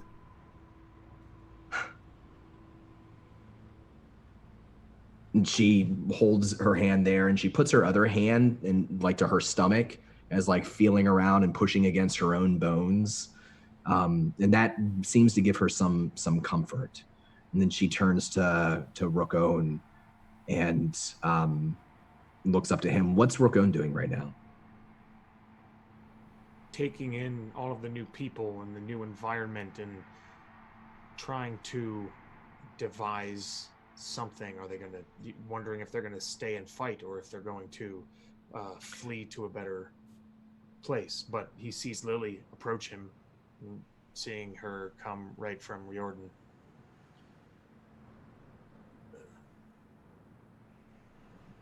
I don't use armor. He'll be fine. And she kind of smiles and nods. And then she remembers something, and she reaches down and she pulls her sword, her little wooden sword, from her sword belt, and she holds it up to you. She presents it to you. And as this happens, Rookone and Riordan, as Nova's oiling Jerlim's leg, you can also see the last of those elves track in behind the end of the Bardos. They pull the gates shut. They begin to bar the gates from the back side. Slowly, the elves are starting to get organized. More are spilling in from other halls, other tunnels. You can see many of them are armed poorly with either spears or long swords or long bows. But there are a couple that are wearing not the armor of knights, but the armor of more experienced elvish warriors, metal armor. That's going on around you. But anytime people begin to swarm too close, Jerlim kind of holds up his hands and points in a different direction. He's making sure they give you space, your little group here. She presents to you the sword, Rookone, and you can see that there's a word inscribed on it. Does Rookone read? Not often, but it, because of, especially with the buddy bag, he does. He is capable. He is capable of reading. You can see the name of the sword inscribed, burned onto its hilt. It's the name Dawn. And she holds it up for you to take, to hold or to touch. Oh, sweet one, this is your sword. I cannot. Did you come up She with that nods name? and smiles. Did you come up with that name? She smiles a little bit more out of one corner of her mouth and then nods, but you don't think that she's being entirely honest. I'll shoot a glance over at Riordan. It's hers. It's a very nice sword. Keep it by your side always. Never lose it. Take care of it. Keep it sharp.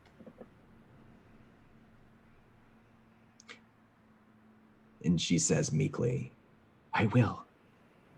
And she sheaths it back along her rope belt. And it's at that point that Jerlim is kind of stretching his legs, finished being oiled by Nova. And he says, all right, well, I'm not sure that you'll like meeting the White Rose, but you've come all this way, and the Lake of Sounds is theirs. If you need access to it, it's their choice to make. He jerks his head and honor to meet them. She'll tell everyone in case they didn't know. number 4, number 6. Yeah, and Go ahead. I'm sorry. and she'll just kind of look over at Jerlim. Oh, has he a half elf with a sunlight allergy, a dwarf, and a human stop by this place by perchance? They have, yes. Oh, are they here? Because they should meet up with us. They are. They're with the White Rose now. Oh, great. Perfect then. What's this going to be? A big reunion. This is great. All right. Thanks, Jerlim. And she'll kind of give him a hug, even though she knows he's always a little like, He gives you a hug back, even though it's not as energetic as yours. It's still an honest hug. Mm-hmm. There's something sad in his eyes.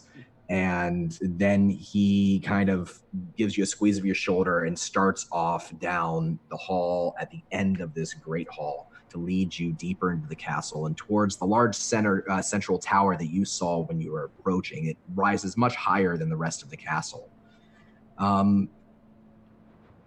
Sir Riordan, roll me a perception check. My speciality. I know. There we are. A strong, mighty 8. How is Tell me he everything. moving? I will. How's he moving along? What's this like for him? Riordan's preoccupied with numerous things. His health and feelings, the least among the list. As he's looking around, realizing what's coming, he notices like the woefully inadequate preparations that are being made, where we have spear wielders sitting on the floor, no one's ranked up, there's nothing's going on, no one's at the walls, and it's setting off every single alarm that he has as a commander, and he probably wouldn't be following everyone else, and he would start saying things like, "You there, get the barrel of water, get them ready to put out you up on the walls, tell us what's coming," as he would just start issuing orders. Nova will back him up too if she notices with a look like, listen, because she's a decent rank. So Listen to this guy. Uh-huh. Then I'll allow that to be an aid then, and you can go ahead and roll me a persuasion check with advantage. yeah, 'cause Nova's backing you up, and I've got a little pull here. Again, my speciality. Ah, 4. a mighty 24. The elves seem to immediately respect you, especially once Nova's backing you up, and you're not sure if it's because you're hearing the whispers of "This is the man that killed Lord Soth. This is the man that killed Lord Soth," as you go through, or that they desperately need someone who actually knows how to fight a war, who's actually defended a castle before, telling them what to do. And you can also see as you're barking out the orders. That doing the same thing on the other side of the hall is Lorana and Tennis, that they're starting to help organize the Wanderers, that they're starting to help organize the elves. And like you, perhaps because they came with you or because they're elves of their own, people are also starting to listen to them as well. And as this happens, Riordan, something strange occurs. Person goes to pick up a water bucket upon your order and carry it where you tell them to, and then stops. And then you look around and you see all of the elves, all of your companions around you begin to slow down. It's as if they were grinding to a halt midair. It's not that they're falling asleep. It's that everything is freezing, locking up in time, but you're still moving. Sound goes away. You can no longer feel the breeze against your cheek. It's you standing in the great hall of this castle, coming back to your senses, barking out orders, and then everything stops. You hear a voice from behind you. "Ah, my friend. I was worried I'd never see you again." Alvin, I knew I'd see you again.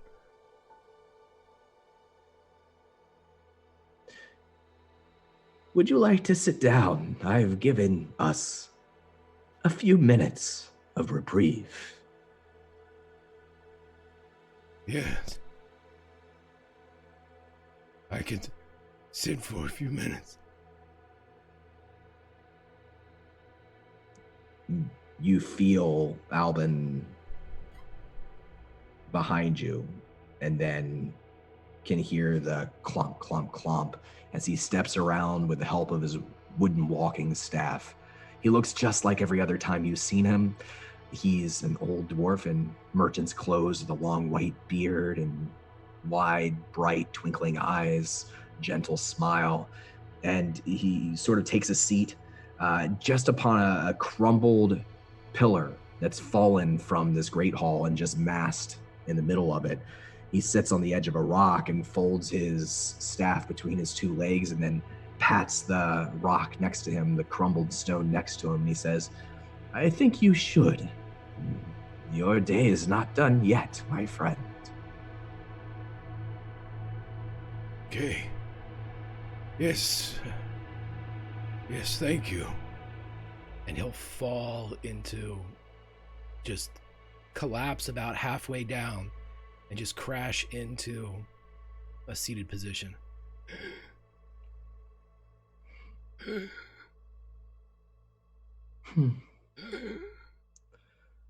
Oh, good night.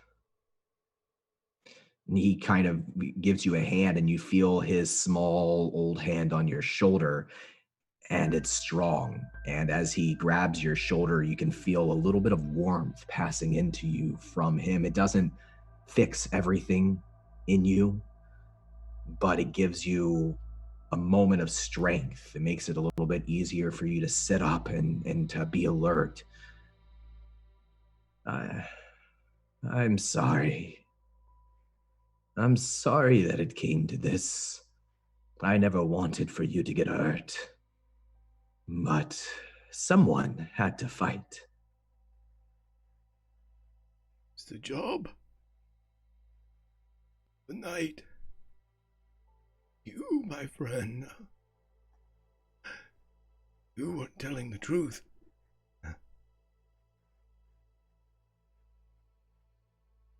You're still an adventurer.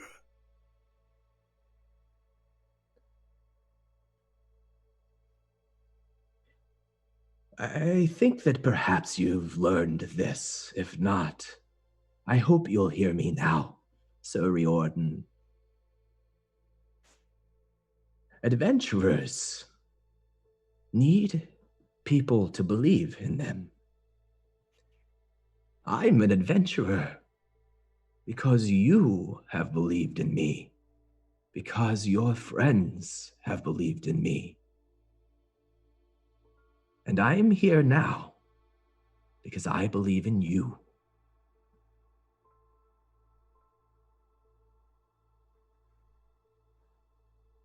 Can you get them home?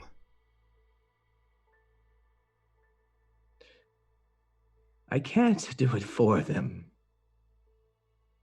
but I can help in my own small ways. Good. And what of you, Sir Riordan? Do you intend to stay here? To stay behind? Intend to do my duty.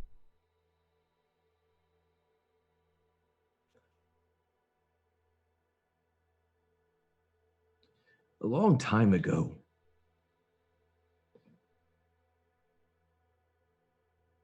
we ignored a greater evil. We let that evil fester. We tended our gardens, me and mine. And this world, and he taps the ground, is what came of it. There's a chance if we go back that we can make a better one. What is your duty, Sir Riordan? Where does the line of the oath and the measure leave you?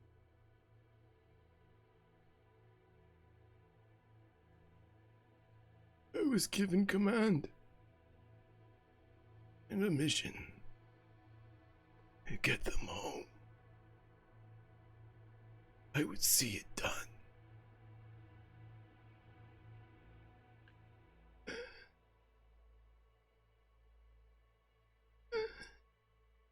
The Lake of Sounds is nearby. Get them there. Noria. And keep them together if you can. I shall.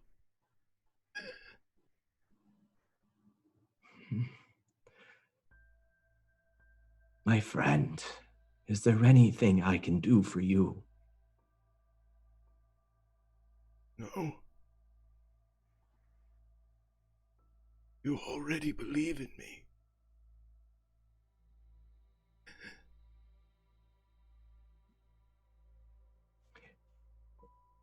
That I do.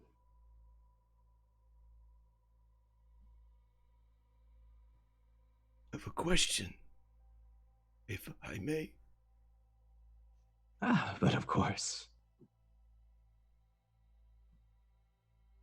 Saw my father and Sabria. Tell them. Tell them to wait.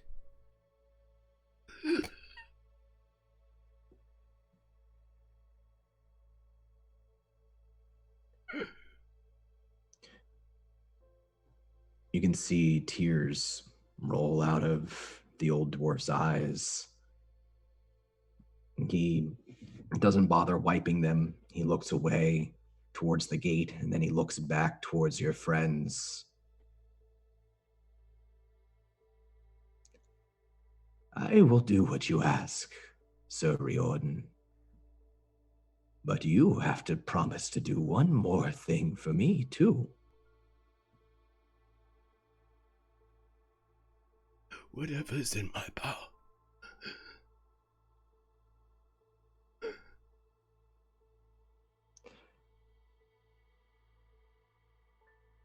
Be a good father. And he lifts his staff up and he points it.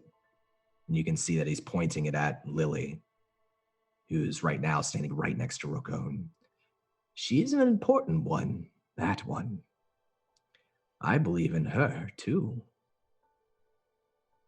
Good look at Lily.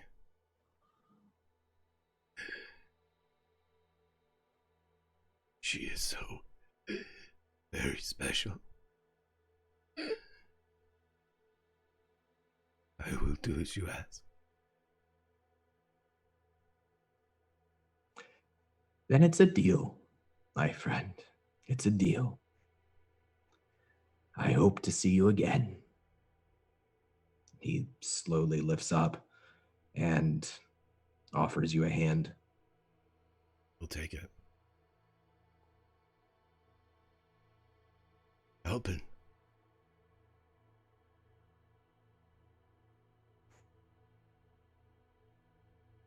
Thank you.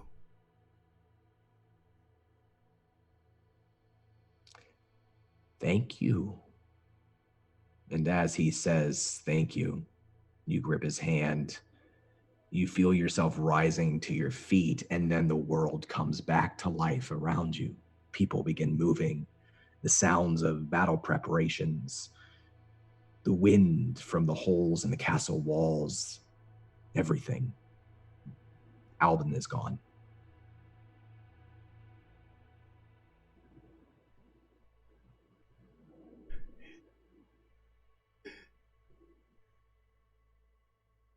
Hurry with that barrel.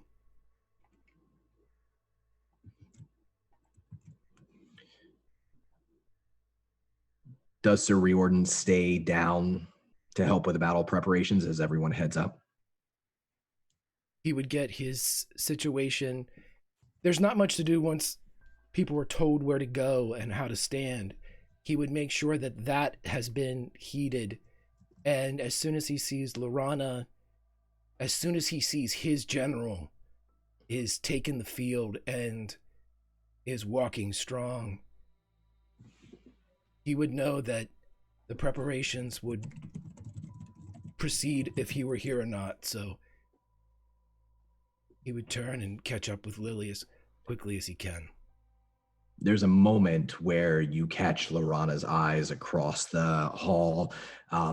She's already been brought armor. You've not seen her wear armor, and she's starting to strap in, and it's not great, but she's starting to take up spear and to take up armor and to get herself ready. People are beginning to listen to her. Tanis is helping her, going in between as she tries to organize the defenses of the wall and begins to send other groups up to the parapets at the top to prepare the defenses at the top of the castle. There's a moment where your eyes connect, and before you turn to go, before you leave for Lily, she gives you a very strong nod and touches her hand to her chest, to her heart in the elvish way. He would lean down and he would pluck the ring, her ring, from the capture set of his discarded gauntlet, slide it onto his pinky, grab absolution, and pull it up to his chest. And then he would turn. The rest of you, Nova and Rokon, along with Lily, are traveling, following Jerlim. You reach the base of this tower. That's a wide set of spiraling stairs. It is high to travel this entire thing. I think Nova's probably done it before. I'm guessing she's been in the castle. She spent a couple right. years in the castle, just in the castle alone. She knows she's got like every nook and cranny. Every nook, right. So some things have changed. Not how high the castle is, but as you begin to climb and follow Jerlim up the winding spiral stairs, you notice that there's a pool of black rose petals settled at the base of the stairs here. And you can see that the vines that grow up the side of the tower walls, the higher you climb, the more they're wilting, the more they're turning from white to black. Ooh. And you can see what is gentle rain of these blackened, wilting rose petals falling from higher up as you travel. Yo, Jerlim, has that been happening for a while? No, just since you arrived, shortly Great. before. Okay, I'm sure everything's fine. Yes. We should go. Yep. Lily is struggling to climb the stairs, and Riordan is back behind. He hasn't caught up with you yet, Rookone.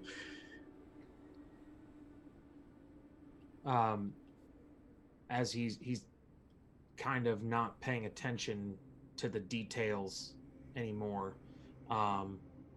As he's walking up the stairs, he's taking the longer hairs from his mane and braiding them into the trophy that he had just achieved from Soth, and fastening it and making sure it stays. I'm not going to make you roll for that. You can craft whatever macabre decor that you would like to.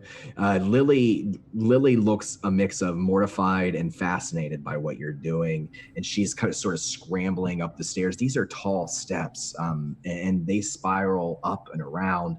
There's a window without a window pane ever so often as you travel around this tower. You're about halfway up before Riordan catches up with the rest of you. You can hear the echoes of cries from below. You can hear the whistling of wind as it passes through these open windows of the crumbling tower. And you can see now that the end above you reaches a sort of platform. Jerlim is not stopping. He's not slowing down. Is there anything else that you're doing before you reach the top? Can I get Jerlim's attention? Absolutely. And have him come down to me. What is it? Can you get equipment? We don't have much, but we have some. How many horses do you have? A couple dozen plus whatever the Wanderers brought with them. There's not very many of us. We're not an army. We're guerrillas. Can you get me a saddle and lots of barding? Yes, of course. Now? Do we need you to introduce us to them, or can we do it ourselves? No. You don't need me at all. Nova's here with you. I can go. Where would you like me to bring your saddle, your horse, your barding? I don't need the horse. Bring the barding and the saddle back up here. All right. You can tell that he wants to question this further, but something about your demeanor and your Lord Soth spine necklace, perhaps, makes him change his mind, and he just sort of nods and says, I'll be back as soon as I can. Nova. Yep. Are you okay? Are you okay by yourself? Yeah. Oh no, I lived here for a while, right? Yes. Yeah. So I'm fine. All right. Well, I'll be right back with a saddle and some barding and no horse. And he turns and sort of scoots by you and works his way back down the stairs. Nova does in the not opposite question direction. it. She's just like, sounds great. Yeah. All right. Cool. Why not? And Anything anybody else wants to do as they're marching up the stairs? He'll back up to be side by side with Riordan.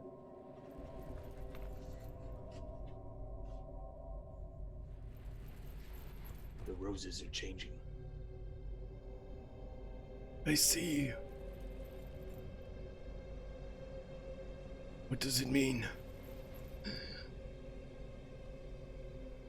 Your guess is as good as mine.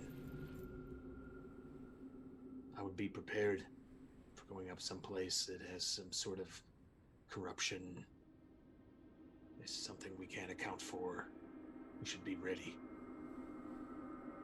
Don't worry about me, brother. I'm in my prime. Is it cold? Is it warm? What's the temperature right now? You're in the desert still. I mean, you're just outside the desert. It's actually in the middle of day, early afternoon. It's pretty hot, dry heat, but it's hot.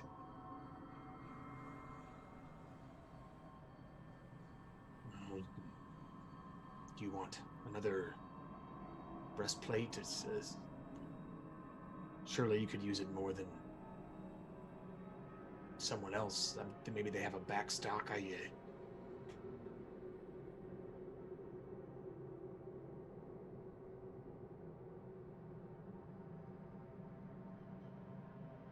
He snaps back. What?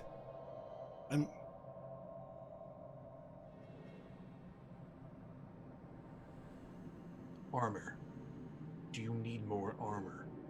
My arm is broken. And you are unable to wear other armor? No, my father's armor. I'm fine. You could ask Nova. She could probably take a look at it and fix it. She's good at that kind of thing. Sure that she could. But its magic is gone. The piece of my father that he put into it is... I felt it go during the fight. At the end, I felt it go. It's just metal now. But not everybody has magic. Not everything is magic. That metal could save anything, anyone. It could help you help someone else. Your flesh can't. Don't sell me short.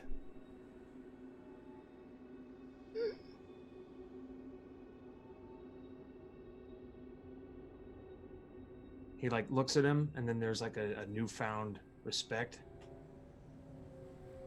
That's crazy. But I like that. I knew that you would.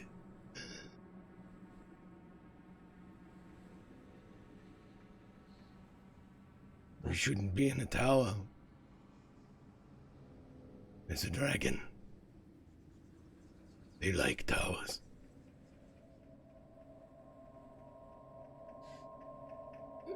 So I've heard.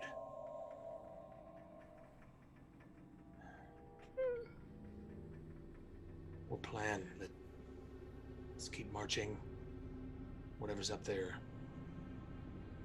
we'll plan. We fight.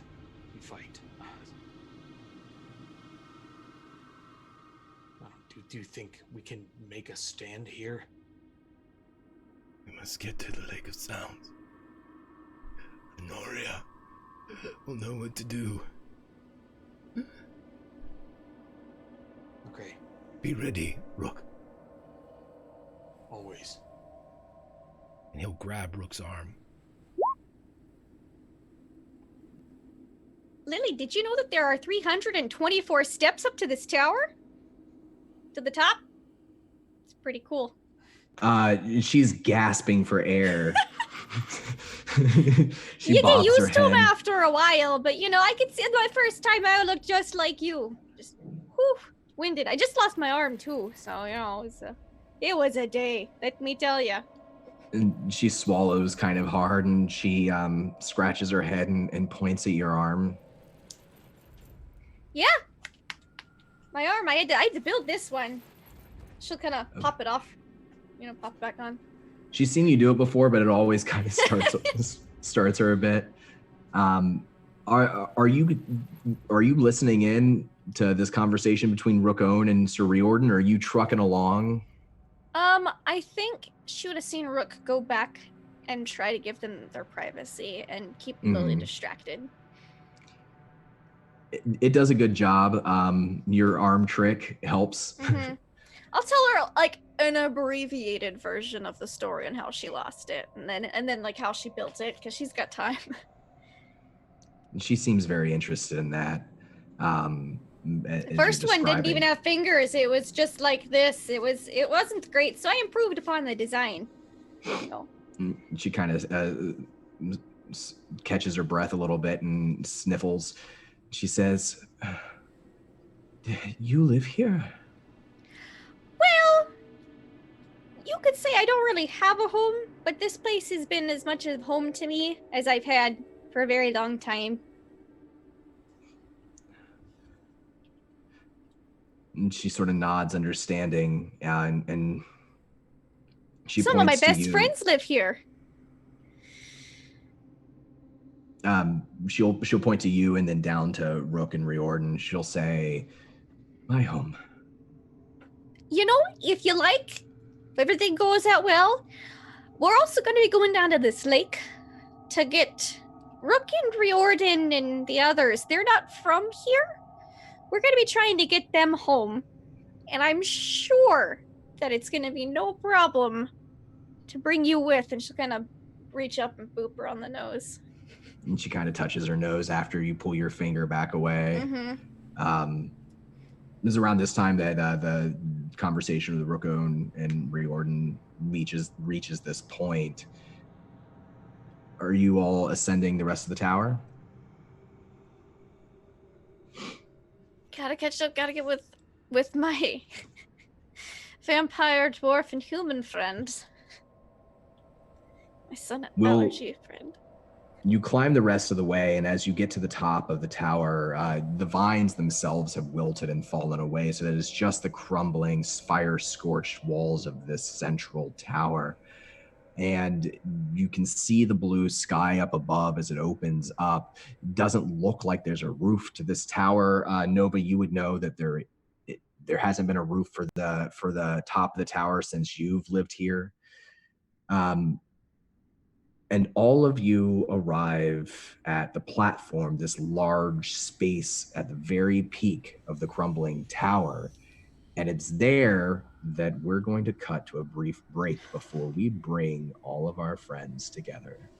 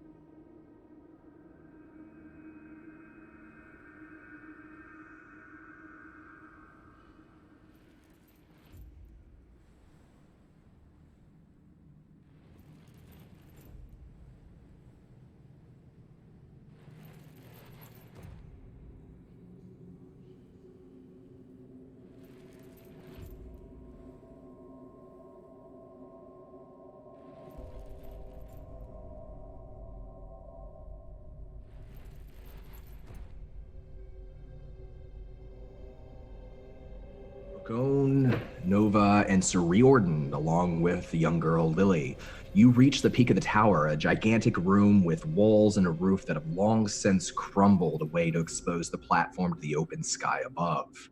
You are surrounded by a limitless blue horizon in every direction, and a bright sun beats down from above. There's a single wall here casting shadow partially across the top of the tower. And you are not alone. In the center of the crumbling platform is Agatha, Avrin, and Honoria. Avrin is standing just at the edge of the shadow there, covering herself from the sky as well as she can. And with them, two other figures. A tall, thin man wearing a white suit, a white, wide-brimmed hat, and a white beak-nosed mask. In the light of the sun, you can see that figure's stark white appearance is dotted with small specks of crimson blood. And beside that figure looms a more hideous creature with a bald, misshapen head, skull like a simian, but the high cheekbones of a noble elf, and open, oozing sores that cover most of his visible flesh.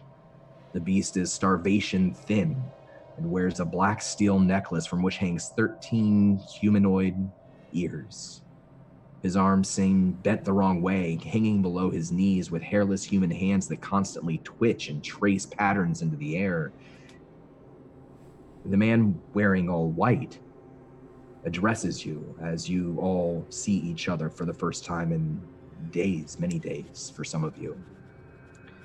Ah, at last. The companions of Nightlund are all together again. All here on the right path. And he sort of folds his arms over his white suit. You can't see his face, but you can see his eyes trace, jumping gently between each of you as you all come back together. Nova just walks on in there. She'll go up and hug the whispering beast first. And then she'll walk up to the bloody cobbler and give him a little hug too. Like, hey guys, how you been? Long time no see. The beast does what he always does with you. He takes one of his hands, whose palm is twisted upside down because of the backwards nature of his joints, and pats you at the bottom of his hand against the top of your head, not overcommitting to the hug. Mm-hmm. The cobbler, he lets his arm drape around you, and he gives you a little bit of a squeeze. He only says, "We are good, thanks to you. Thanks to all of you." Yeah, Zoth's dead. You got a rose problem though. Maybe you should get that checked out. You can feel and see the mask twist against his skin. Maybe a smile, maybe a grimace behind the beak-nosed mask. And the hideous beast is the one who speaks then, half whispering, half growling. I thought for certain you would come to us with broken promises in your hands, but no. You have done everything you said you would do. Well, yeah. Not you, Nova. I always believe you. And he turns his upside down hand and points a finger towards the rest of the group, specifically towards Rookone. We are the White Rose. We have been here in this castle, in this land, for hundreds of years, fighting Lord Soth. Now that he is gone, this land wilts, and you can see it is already happening. And you can see the rose thorns and the bushes that stretch around the top of the tower here are suffering from the same wilting, the same plague or blight or whatever it is that you've seen throughout the castle. The lord of this land is dead.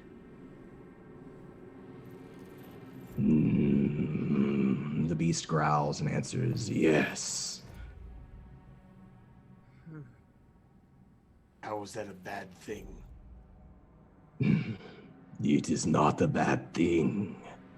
We have waited for this moment for a long time.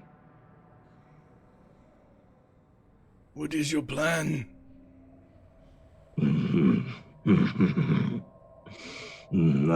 We have no plan. We are phantoms of an old age. I sought vengeance, and I sought justice. Now, we will fade from this world.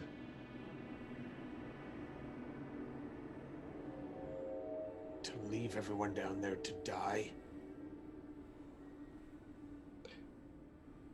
They have all chosen their path, Rokon, just as you have chosen yours. It was by your hands that Lord Soth fell. Look there to the north. And the white-suited individual, the figure, turns and gestures with a long, nimble finger towards the north in the opposite direction of the coming sandstorm. You can see beyond the rolling hills, grassy plains, what looks like dozens, maybe 100 small campfires, their smoke tracing up into the air. Without the lord of this land, the king priest will take it for his own, just as he has the rest of this world.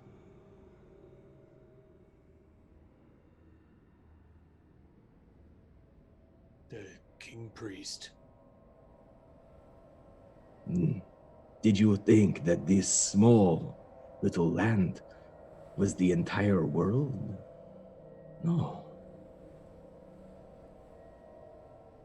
Perhaps it will be better. Perhaps it will be worse. They're not a new lord. Someone who claims they're right. There's always a new general. Precisely. If someone were to take up this mantle of lord, would this area still be safe? Perhaps if they had power, like the previous lords. But who has that type of power? Agatha stares at Honoria. I smile.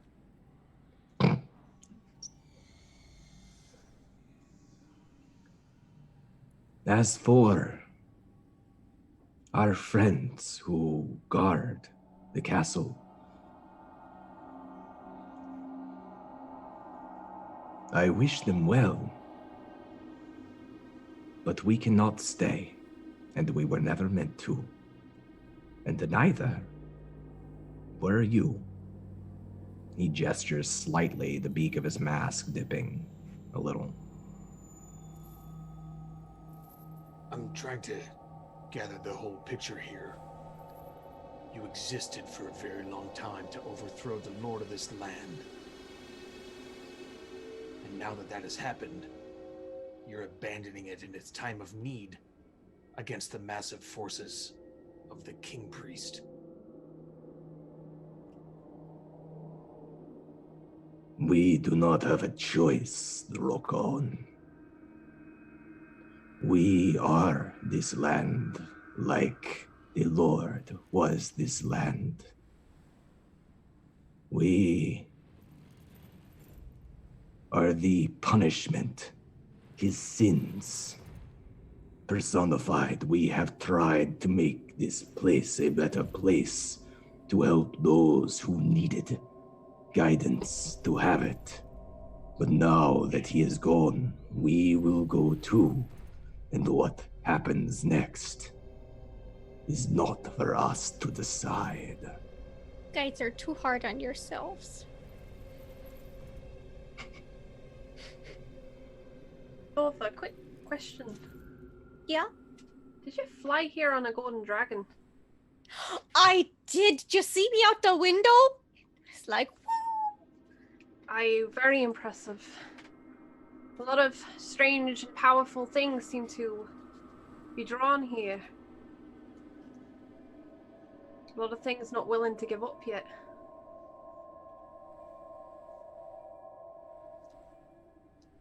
If you were to leave with him being gone, why are you even still here? Where are you going to go? Soon. We will go soon. But we are here now because you have come for us. And you have one last thing to do in this land. So if you need answers, if you have questions, now's the time. While there is still time. And now he points to the south with his other long, nimble hand.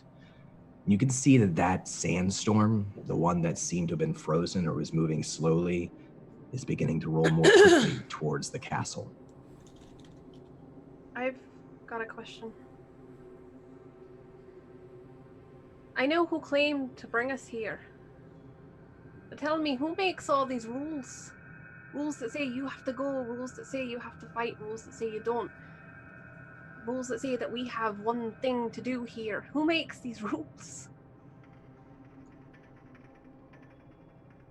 It's the whispering beast that answers you. There's a slight, ugly guffaw in the back of his throat beforehand. Do you wish to make another choice then? Have you decided that you will break the path you have walked down to this point? That is your choice.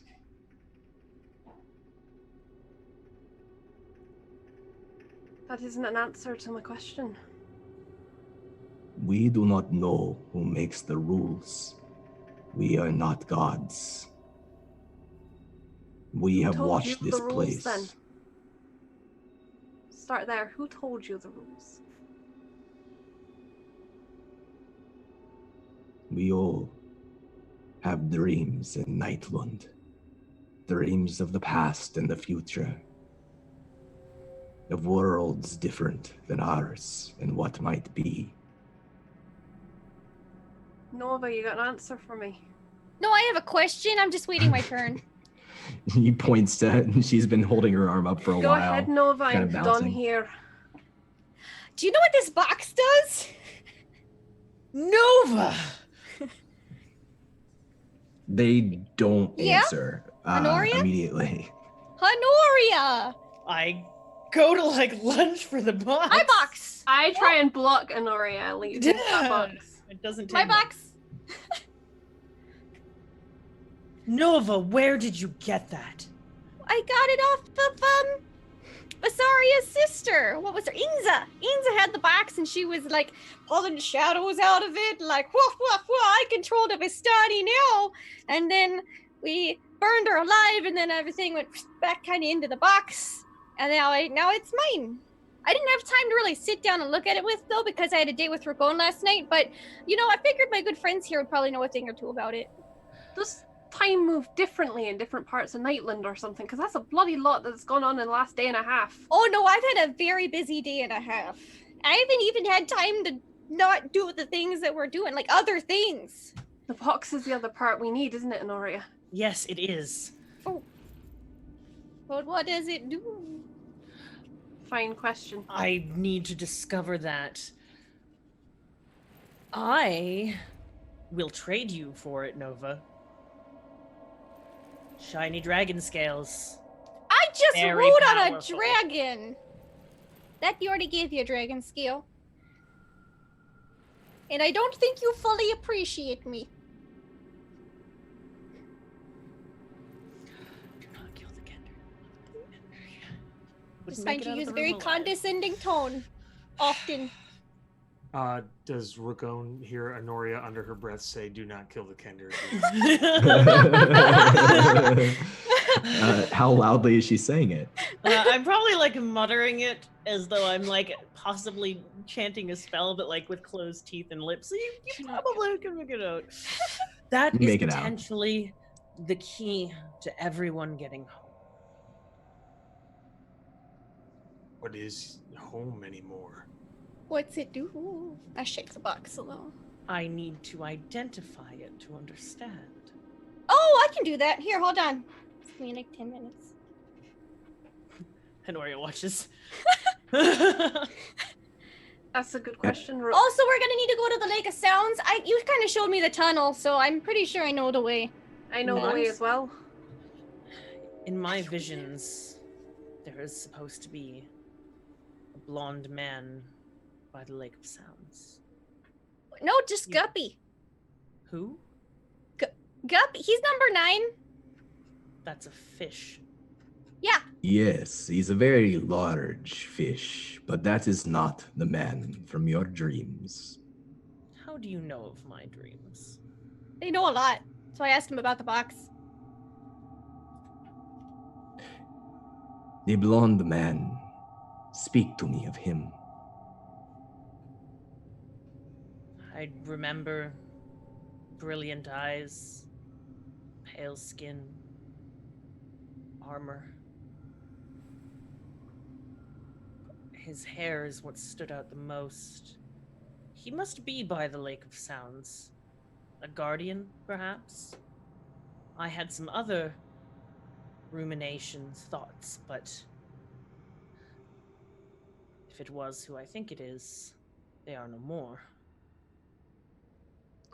And who do you think it is?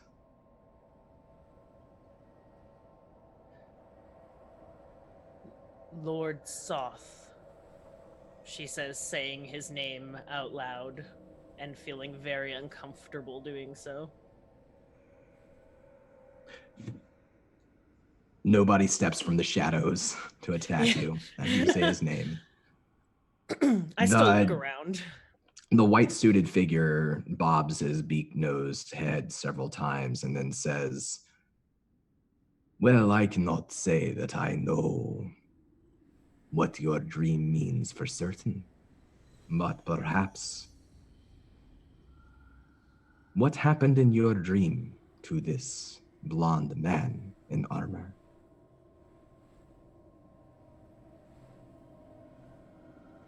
He was sacrificed to the Lake of Sounds. Then perhaps that part of your vision has already come to pass. As for the Lake of Sounds, we will not stop you. You, all of you, everyone in Nightlund, we are not its lords. You are free to go. We will go soon. You gonna join up with your mom? She says, kind of identifying the box still. Now, her identifying looks different than a wizard's identify. She's got like her monocle out. She's taking measurements because she's. It takes you. This is a 10-minute process. Mm-hmm. Everyone, go ahead and roll me a insight check. Honoria doesn't believe that she's capable of casting anything. That's actually a 16. I got double nat ones, Dawn. What's saw. everyone thinking? Yeah, a 5, double nat ones. Get out of the way now, guys. Now's the time. Tell Kiana Oberyn- and I everything. I have reliable Yes. talent. Oh, you do. So- Oberyn actually got a 16. She's the only one who passed this because of cheating. So Oberyn, you can smell the brimstone on the air a moment before your heart begins to swell with panic. Your panic subsides. But everyone else, the rest of you here on the top of this tower, you feel the panic beginning to build inside of you. Oh, I don't have to cast it as a ritual. I'll spend a spell slot to cast it in just 1 minute. Okay. Yeah. Misread that.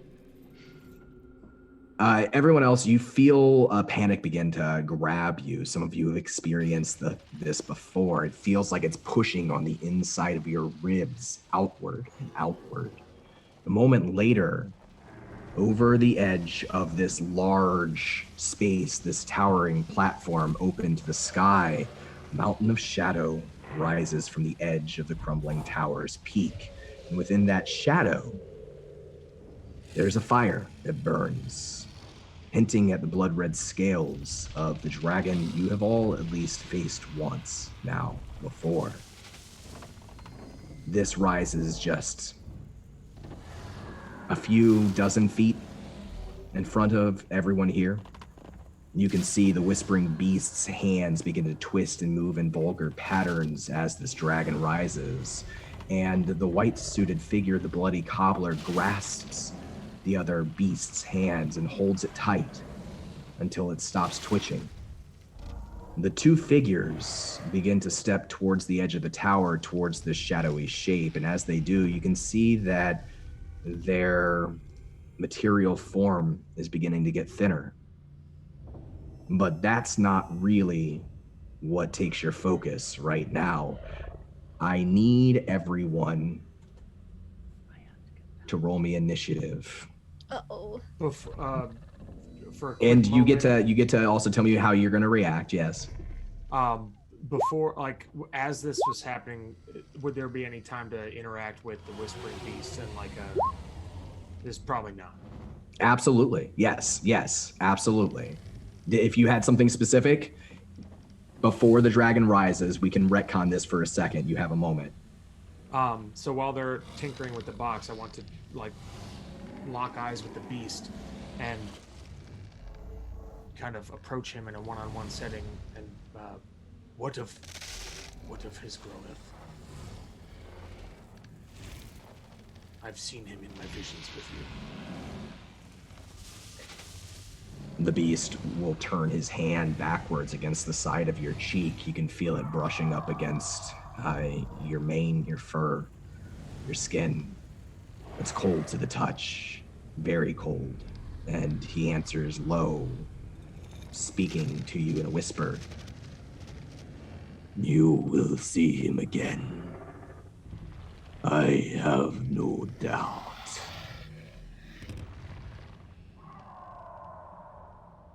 And he steps back with the crew.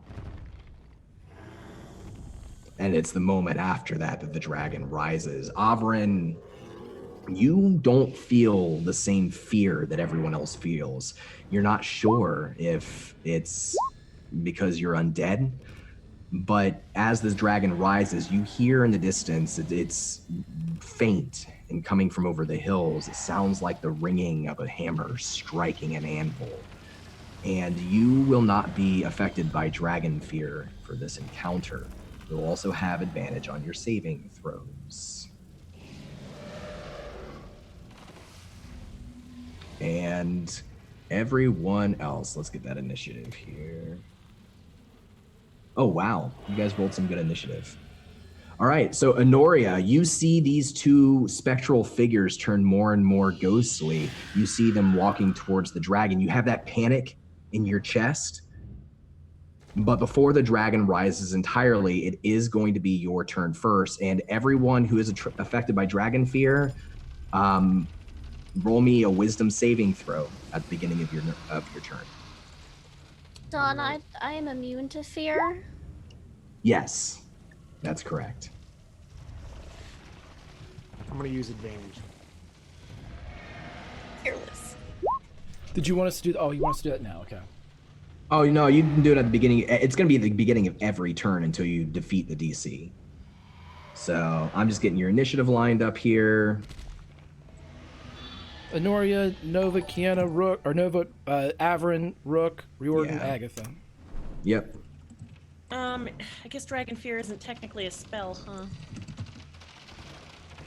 No, it's not. It's just an inherent ability to dragons. So you feel it gripping you. In a 14, that's not enough to subside. So you are going to have disadvantage on basically attack rolls and saving throws and ability checks for the rest of your turn. But it is your turn. I am going to cast Mensilic Kaliahan and Mirror Image right away. Okay. Now remember, you are all standing at the center of a large, about 100 feet wide, this platform. The dragon's as larger than the tower itself, and it's coming up over the edge. There's nothing, there's no guardrails, there's nothing to keep you from falling off. You're not at the edge right now, but you are exposed to the sky. And you summon your mirror images. They appear around you in a flurry. What else are you doing with your turn? I am going to. So is the tower like we're at the top and there's like a flat space, or are we like under a roof? Like how are we? No, the roof has crumbled away. The walls, except Okay. for one little piece of wall that Averin's currently using to sort of stay in the shade, has fallen away. You're exposed. I am going to,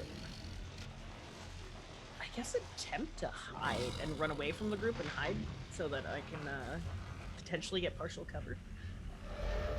Sure, yeah. There are stairs that lead downward, that long set of spiral stairs that go all the way back. No, I think I'm just going to run off to one side and skip trying to hide then. And I can't hold bonus actions, can I? No, just regular actions. All right. Cool.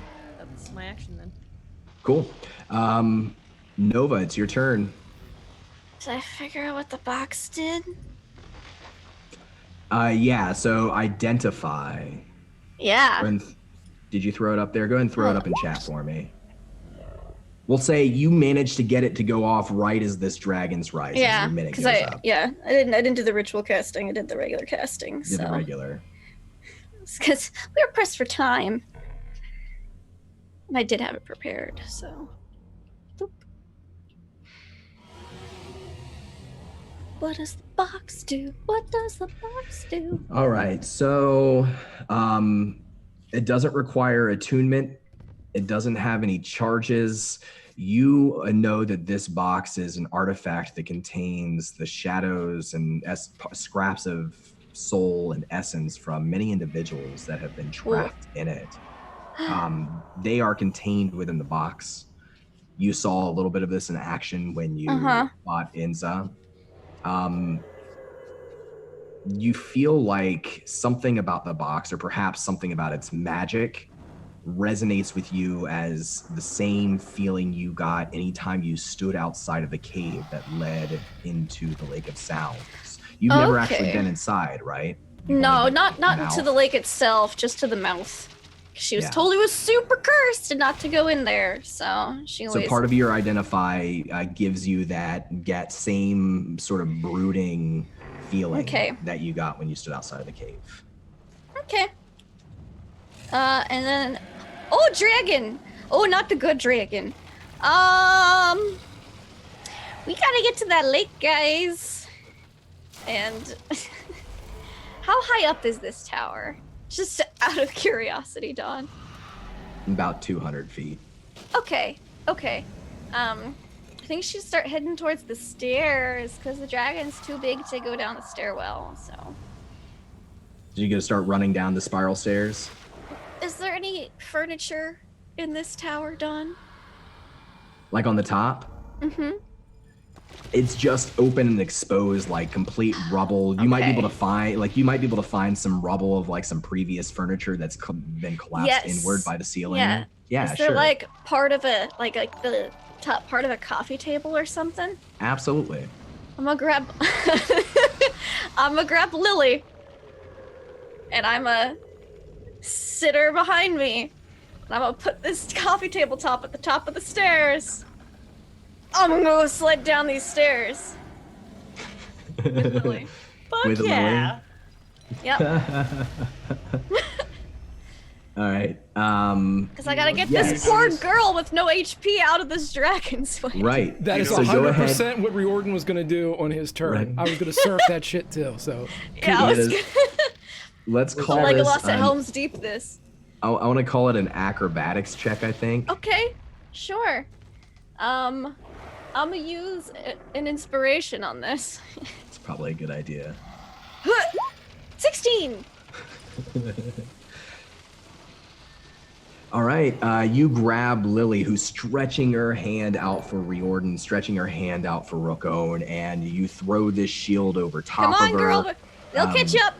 You flip it upside down, you grab her, and you begin to sled down the stairs, and it's bumpy. You're going up and down. These are large It's like when you're in the steps shopping cart as a kid in the parking lot. Just It's gonna be an ongoing process to get all the way down here because it's a spiral stair. Oh yeah. You're like hitting the wall I'm and bouncing in off it of to it win and it, Dawn. trying not to go over the edge. I'm the one who knows how to get to the Lake of Sounds. Agatha says she does, but I have no proof she's actually been there. And dreams can be weird, so I gotta get down there to guide everyone. All right. So that's your turn. At the end of your turn, it is the dragon's turn. And the dragon there, as it comes up over the edge of the peak, it opens its... Oh, no, it's Avrin's turn. I'm sorry. I just saw that. Avrin, you're in the shadow currently. Mm-hmm. What are you doing? I mean, because I can, and I never fucking use this ability, I'm gonna use my assassinate ability, which gives me advantage on attack rolls, because I go first before the dragon. I think that's only happened to you like one time this entire campaign. Yeah, so I'm gonna try to shoot it with advantage.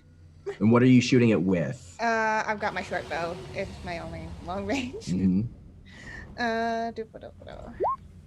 25? 25's a hit.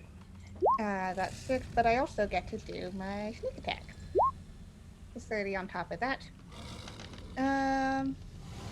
Yeah, I'm just hitting it. Perfect. Isn't it an auto crit for assassinate? Yeah. Only if it's surprised. Oh, It's only not, surprised. Okay.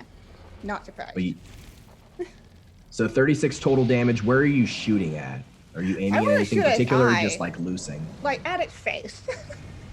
You can see your arrow, it goes into that shroud because this thing is shrouded in shadow like most dragons are when they're close to you.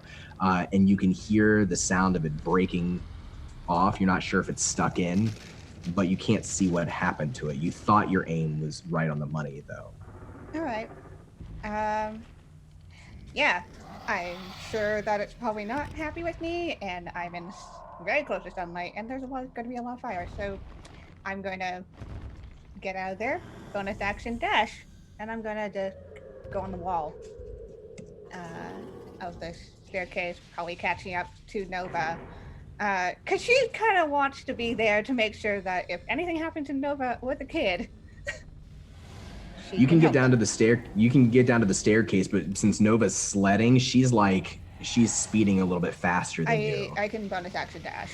So. Okay, so you're catching up. You're dashing down the stairs. Yeah, I go 80 feet. Okay. Yeah.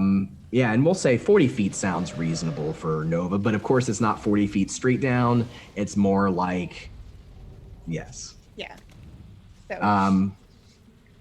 Awesome. Best so you slide ever. You can feel the sun burning your skin, but since you're dashing straight through it, you don't have to worry about ending your turn there. And you make it down to the stairs into the shade and are continuing to run down as this dragon opens its maw and rises above you. And as it does so, it unleashes its fiery breath and it sprays it out in an arc across the top of this platform. Agatha, Rookone, Riordan, go ahead and make me dexterity saving throws. And you will have disadvantage on them. I'd like to use inspiration to make it even. Yeah, you can do that. And I have advantage on things I can see, so I think it kind of evens out. I do too. Yep. And so would I be able to use an inspiration to make an advantage, or does with the cancellation does okay? Yeah. If you guys want, you can do that. It's up to you. Yeah, I'll use one. Okay. Oh boy. All right.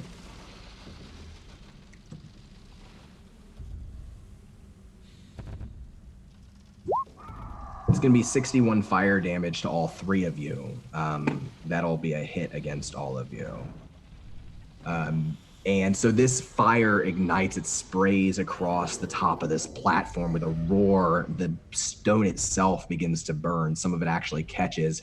And you see a moment before this happens, a moment before this fire engulfs the three of you, that the ghostly figures, the strange beast, the white-suited man, they disappear into the fire. And when the fire is gone and it's just smoke stinging your eyes and this dragon rising and climbing onto the edge of the top of this tower above you, you no longer see the whispering beast. You no longer see the cobbler. And the dragon is there rearing up ahead of you, before you, at the edge of this roof. That's its turn. Going to reaction cast absorb elements on that one. Okay. So you just see Perfect. like a shield over Agatha and the fire comes into it, and then that shield reduces down into her sword. Perfect. That makes it Rookon's turn.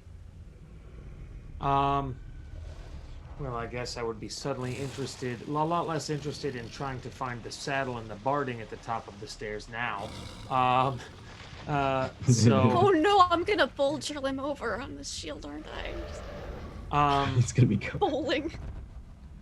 So, I'm going to, with like the singed fur and everything, and the pain, like all the frayed nerves in my flesh, induce this rage.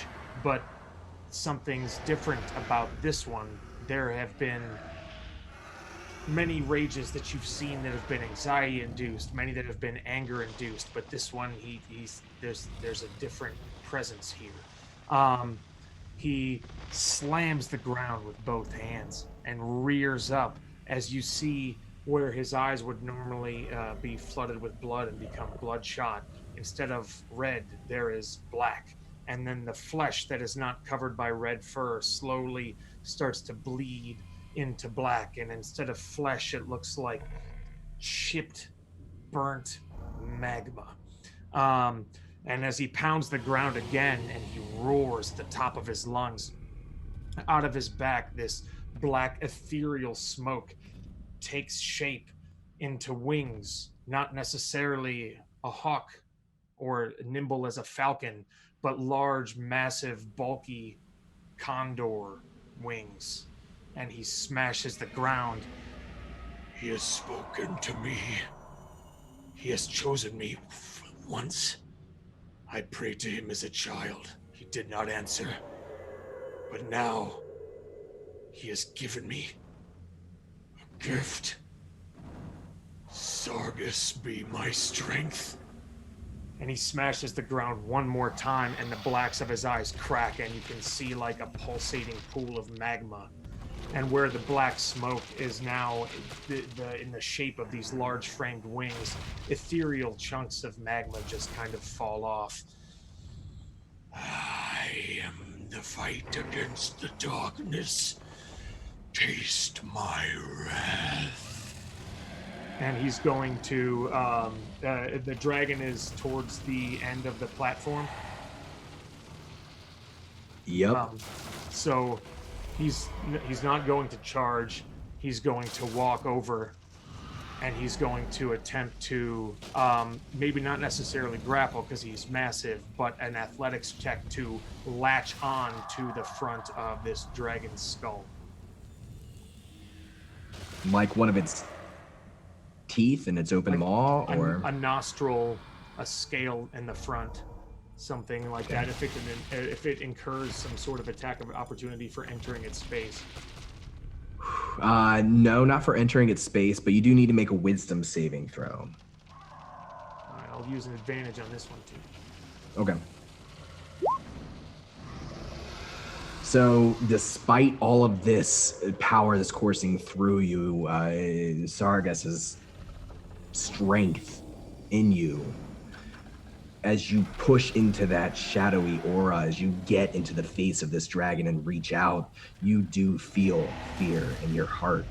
No matter how strong you are, no matter how brave you are, it's still there. You can fight through it, but it is hindering you. So go ahead and make your check, but you'll have disadvantage. For if it's athletics, I naturally have advantage, so it'll just be like. So it'll cancel out. Yeah. 31. So tell me what you actually want to do here, because like you said, it's too big for you to grapple. What is your actual goal here? Mount to find a way Climb up to it? this beast. Yes, absolutely. You reach out and you grab onto one of its scales and begin to climb up it, even though your hands are shaking a little bit, even though your heart is pounding in your chest, you are still climbing up the side of this dragon's neck. Is anything else that you're doing on your turn, or is that it? If that counts as one attack, then I would like to, after grappling it, headbutt it. Go for it. Make your attack. You'll have disadvantage on this as well. Not if I reckless attack and give myself advantage. So Yep. even it out. 17. Nope, 12. You smash your head into the dragon's scales, but it does not give way. They are thick and they are old. You can feel something crack. You're not sure if it's something in your skull or if it's part of your horns. You slam your head against this dragon. Do you have any other attacks? No. Would I be able to, since I have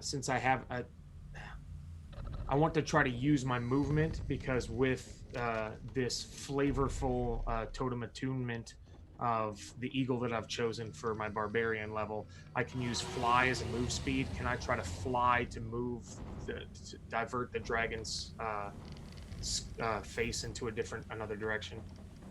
What do you would like? Where are you trying to divert it? Like, what are you trying to do? Away from the open members on the tower. Yes, absolutely. I'll say with that 31, you climbing it up it and starting to fly, you can't lift this dragon, right? You can't carry this dragon. You can't even push this dragon. It's too large. But you are able to pull at it and fly enough that you do get its attention away from the open passageway. All right, and then that's where I'll end it. At the end of your turn, it uses a legendary action. Its neck whips around, and you see its eyes lock on you, and it speaks in a low voice. You're not sure what it says, but you can hear the words. Patio et Montahant. And I need you to make me a Constitution saving throw. It is a spell. I am going to counter it, Don. You can try. Go ahead and roll me your countering. Roll me your intelligence check. Intelligence check? Yes. Don't forget your proficiency bonus, Tia. Yeah, Don't right. forget it. Is that with your proficiency bonus? No. don't think so. No, your proficiency bonus is +5. Yeah, Plus 5. So that's a 15 total. Mm-hmm.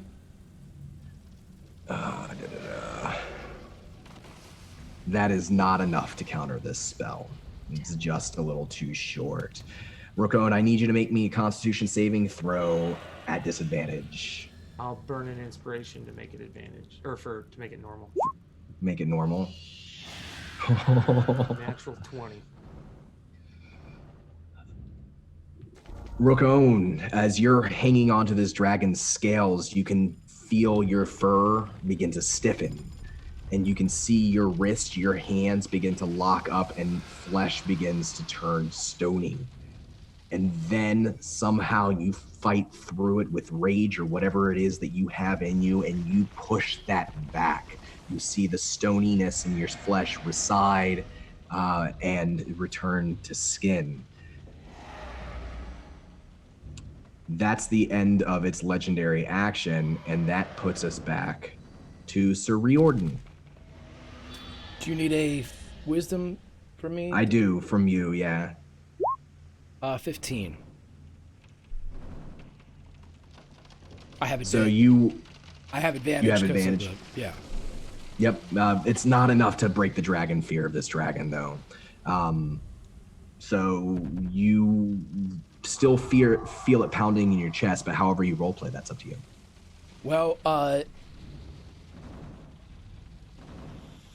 Riordan has to admit to himself, and it's not it's not a hard bridge to cross. He can do nothing against this thing. Not here. He is going to follow his mission and try to get everyone back to the Lake of Sounds. He doesn't have much left, so he's going to go down the stairs. All right. So at the end of your turn, the dragon uses his last legendary action for this turn, and with the failure of his spell, instead rips his head back, and with a growl in the back of his throat, he turns his maul towards you, Rookon, and he opens it up, and he attempts to clamp onto you with his fangs. You can see fire already beginning to build in the back of his throat as he tries to rip you off of his scales and into the air. This is just going to be a regular bite attack for him. It will be a 34 to hit. That would hit. Oh. Except that it does hit. It'd be 21 piercing damage and 14 fire damage, and make me an athletics check. I'll burn an inspiration on this bad boy. To balance it. 22. That is just enough to keep yourself clamped on, so he can't quite rip you off of his scales, but he does tear your side. He does rip your skin. What was the damage? It's 21 piercing and 14 fire.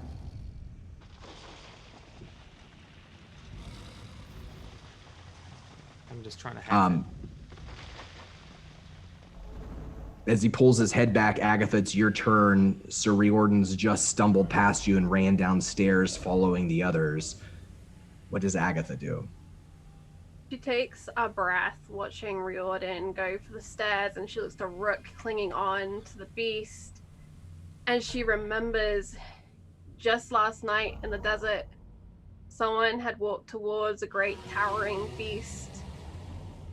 A beast that was felled in the darkness by a great explosion of fire and bravery. And in her head, she can see Sabria, a flame, this golden bright priestess walking in to face the Tower of Anubis. And as she stares up at the dragon, so it shifts for her. You're not frightened, Agatha. It's just a real big lizard. And I would like to use Sabria's blessing, please. To automatically.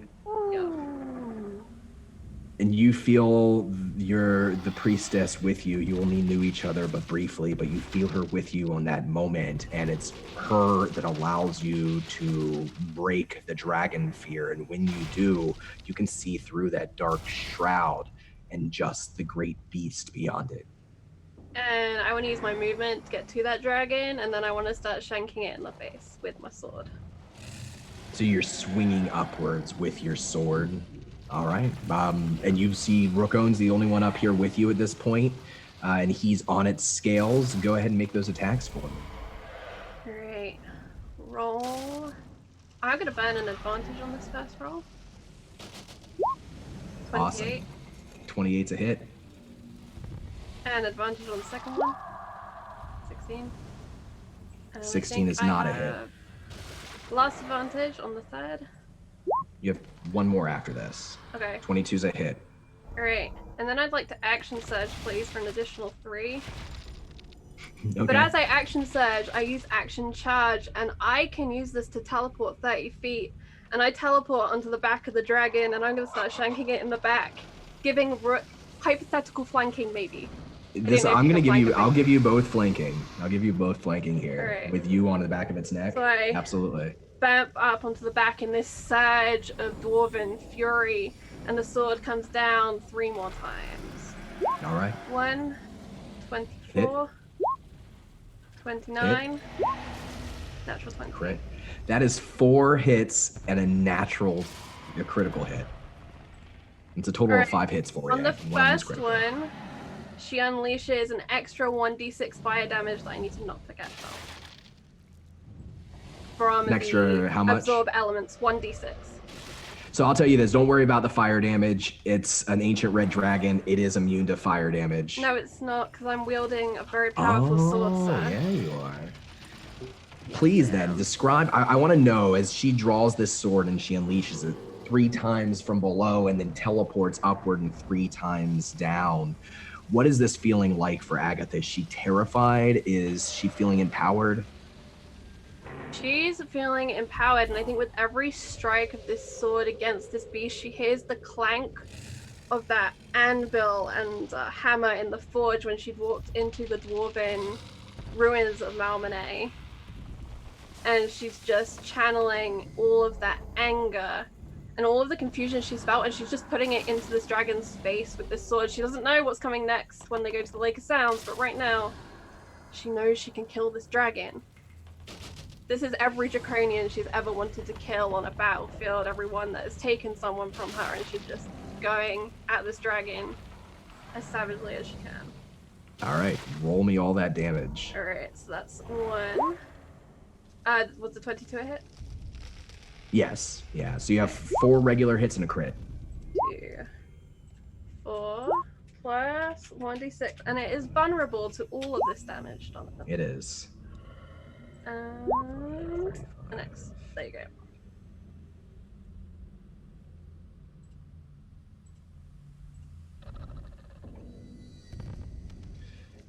That is 156 damage to the dragon.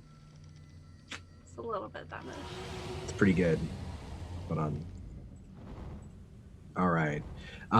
So each time you cut through its scales, not quite like butter, but you cut through with your strength and with the blessing of this blade, with the reforging of your sword and the magic of the Dragonlance that rests in its hilt and along its metalled edge. And with each strike, the dragon, and then you're up on its back, stabbing downward, and again it growls. It's just shaking. It doesn't move. It's still perched on the edge. You might be hurting it, but it's hard to tell if it's injured. That's Honoria's turn. Watching my friends kind of taken in awe of the moment of them, want to help them the best I can. Draconis Scandala. And I start weaving my hands in a circle, creating a type of magical collar. I send it out towards the massive monster and attempting to hold it in place. It needs to make a wisdom saving throw or be paralyzed for up to 1 minute. All right, and go ahead and make your wisdom saving throw too for Dragon Fear. Is not enough. Not enough to shake it, not yet. All right, what's its DC here? Its DC is 16. So it did roll a 16. I'm going to spend 3 of my inspiration for another turn and do the Go exact for it. same thing. All right. Same spell. Yep. That time it succeeds. So let's see here. Hold monster. So describe how you imagine the dragon locks up as you summon your magic and hold it there. I imagine the collar going around its massive neck, expanding from this tiny thing that I have created in front of me, going out and wrapping itself around almost with like a metallic sound, and it is just frozen in place. No And it does. One moment it's thrashing back and forth at Agatha and at Rookone, and then the next moment it just stops in place. It doesn't even move. The wind just rushes past you through it, but it stands there. Honoria, do you stay up on the top, or are you doing anything else? No, I'm staying there holding the invisible imaginary leash with my concentration. All right. We go then to Nova, who is currently skiing down the side, down the stairs with Lily, being chased by Avrin and Sir Riordan. I need another acrobatics check from you. And I also need... Sure. No, that's it. That's all I need from you right now. That's all you need? Cool. Yeah, for the moment. Wisdom saves for me. Oh, okay. Acrobatics. How much inspiration do I have? Yeah, I'm gonna use... I have one 2. of yours. Yeah. So I'm gonna use 1 more inspiration, because I want Lily to be okay. Oh, no, an 8. Oh, no. This is why I put her behind me, in case we do hit something. I take the brunt of it and not her. So here's what I need now. I need you to make me a strength saving throw. Okay, Dawn. A 16? Okay. So what happens is this, is you're spinning down, you're sledding down the stairs. It's harder than it looks in the movies, and you hit the wall at one point. And as you do, you pop up and you actually begin to tumble down. You almost fall off the edge of the stairs, but you manage to catch Lily and keep her up. Right now, though, you're kind of dangling. You've got like one arm up on the edge of the spiral staircase. The shield has tumbled a few stairs down and come to a stop. But you do manage to keep Lily from falling off and falling off yourself. Great. That's your movement. You still have an action, so you can climb up. You can do... Yeah, I'll climb up. That sounds good, Dawn. And you can see Avrin and Sir Riordan chasing you down the stairs now. Are you still have a bonus action? Do you want to do anything else? Expeditious retreat. No, I'm just kidding. I don't want to leave Lily in the dust, so that'll be it for now. Dawn, I have a question. I realized just as we started on Honoria's turn, I missed one thing on the crit on the sword. Go for it. Just go ahead it burns my reaction, and I can cast a cantrip. So I'll do that. Yeah, throw the cantrip up in chat, and let's see how it does. Oh, fuck. I forgot. Nova, I'll say you can scoop Lily up as part of your climbing back up. You can go ahead and grab her. She's not big. Yeah. I'll grab her and the thing we were sliding down on. Get ready to go again. Round 2. 23 is a hit, Charlie. And there's 22 vulnerable fire damage to the Yep. I do apologize. It's just in a slightly different place on my notes. And no, it's okay. It's a lot. Once you get up to level 15, there's all kinds of crazy stuff. More damage right there. Yes. All right. So what's that? That makes it like 100 and it makes it exactly 200 points of damage you dealt in the last round. So good job. Wait, was that 22 points? 44. 44 plus 22. Yeah, it's pretty good. 36. That's what I got. Exactly 200 points just from Agatha. So that's cool. The dragon still appears to be frozen at the moment. And we are now to Avrin's turn. Avrin, you just approached the stairs. You're starting to run down. You're chasing Nova, and you see Nova fall, roll, catch herself and Lily, dangle, and then like pull herself back up and go over and grab this makeshift sled again.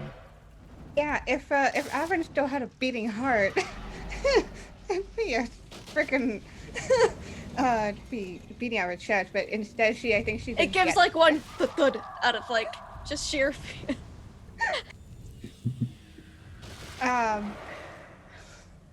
Yeah.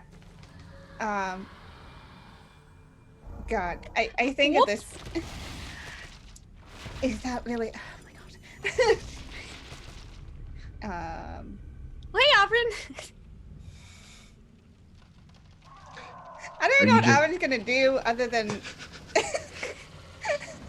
like, you wanna go on the sled? And she's not going on the sled.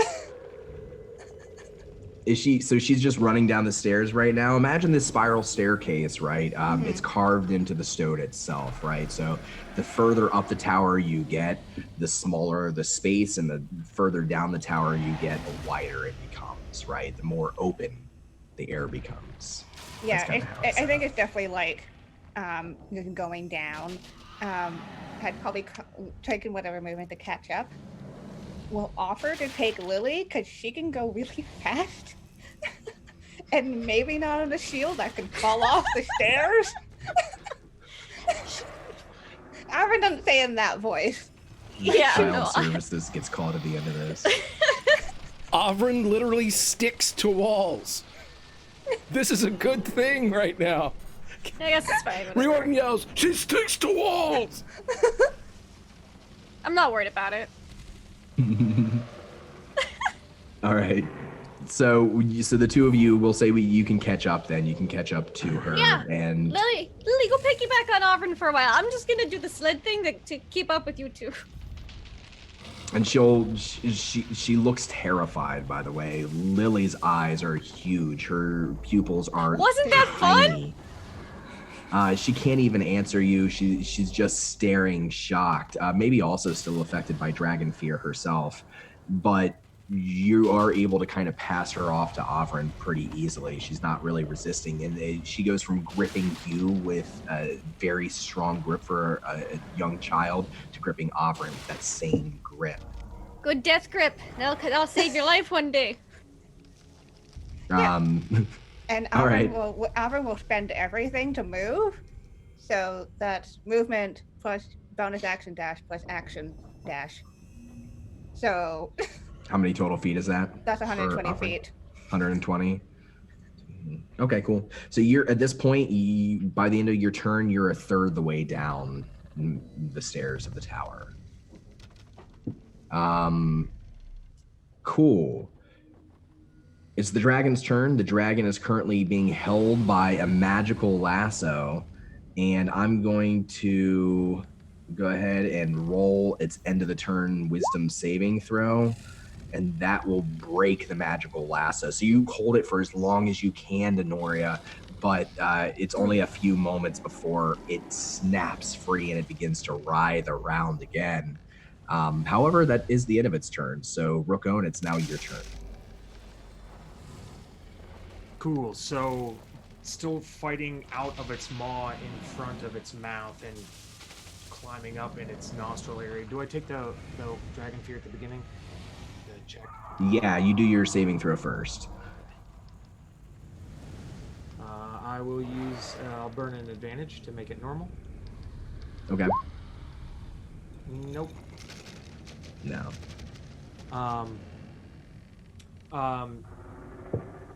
Use a bit of my movement to kind of push up, have his wings, his ethereal wings spread out for balance, push him up to kind of mount on the top of his snout, and then try to walk up his skull to engage in one, like charge at one of his eyeballs, if that's an option, depending on how big his skull is.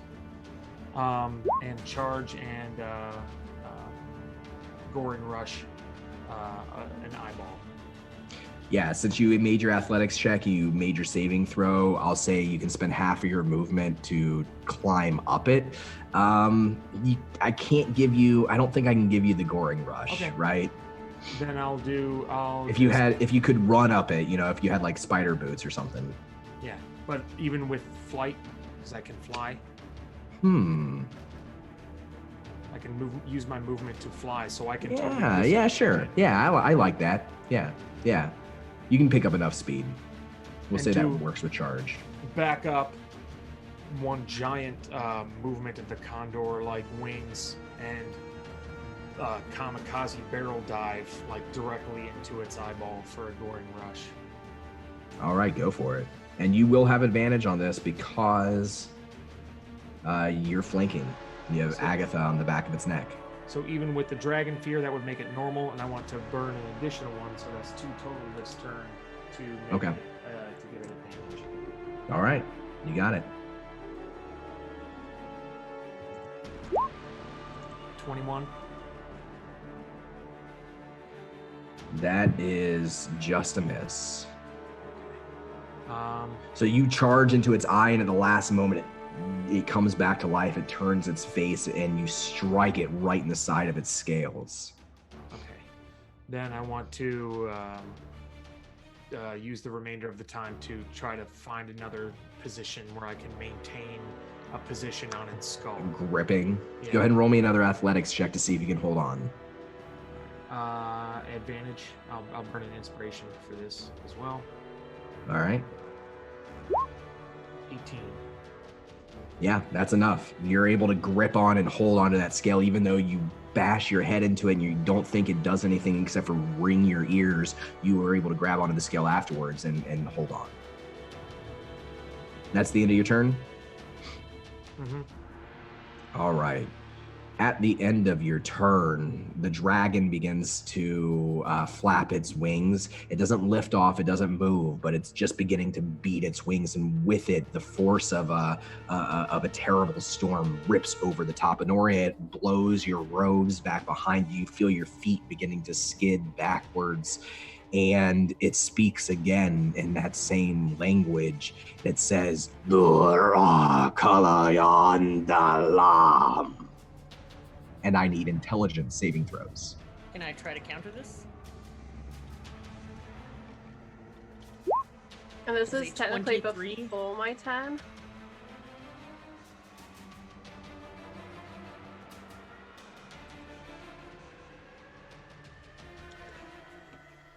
Uh, 23 is enough. So describe how you counter this spell. I see the words of magic leaving its maw and just wave my hands through the air, creating a distortion in the words of magic so they ripple and break apart. For just a moment, you feel that on that wind is a scream, and it's beginning to materialize in your mind. You see it's almost like 100 lizards are crawling through your vision. And then you push those words away, you break that magic. And 23 is enough to counter the spell. So the spell snaps in an instant, even though it was a level 9 spell. That's how good of a counter spell that is. God, I love abjuration. So that's the end of the dragon, or that's the end of the dragon's turn right there. And now we are That was his legendary action. The legendary turn, yeah, legendary action. And now we are to Sir Riordan, who's just a little bit higher up on the stairs than Avrin, a little bit higher up on the stairs than Nova. Hey, Riordan, you want to hop on? I think you all are like still way past me. But if you dash, you might be able to hop on the shield with me. You could get to me, maybe. It'll be great, I promise. My corpse will definitely flop to the bottom of it. You'll be fine. No, to be serious, his narrative is has his back against the wall. Absolution has become as much a walking aid, a cane, a crutch, as it is a sword, as he's going as quickly as he can, hearing Albin, be a father. And as he's going down, he's sliding, trying to keep his eyes at least in the direction of where he knows Lily is, and he's just sliding along the walls. As he goes down the outside, and he's just gonna move and dash. So it's another 60. Does he get to me with my magical sled ride? He is not getting on your shield. I promise it's super safe. I am not. Riordan is not going to die on a shield surfing, which is what could happen if he gets on this thing. No, it'll be fine. There's no way we could die from this. We'll say you don't have to make the decision this turn. You can catch up to her. He looks pretty absolute, but yeah, you're able to basically get to where Nova is. At this point, Avrin, are you still walking or running down the stairs? Or are you still going around in a circle? Yeah. She's essentially just trying to get down. in a way that would be most secure to her and to Lily.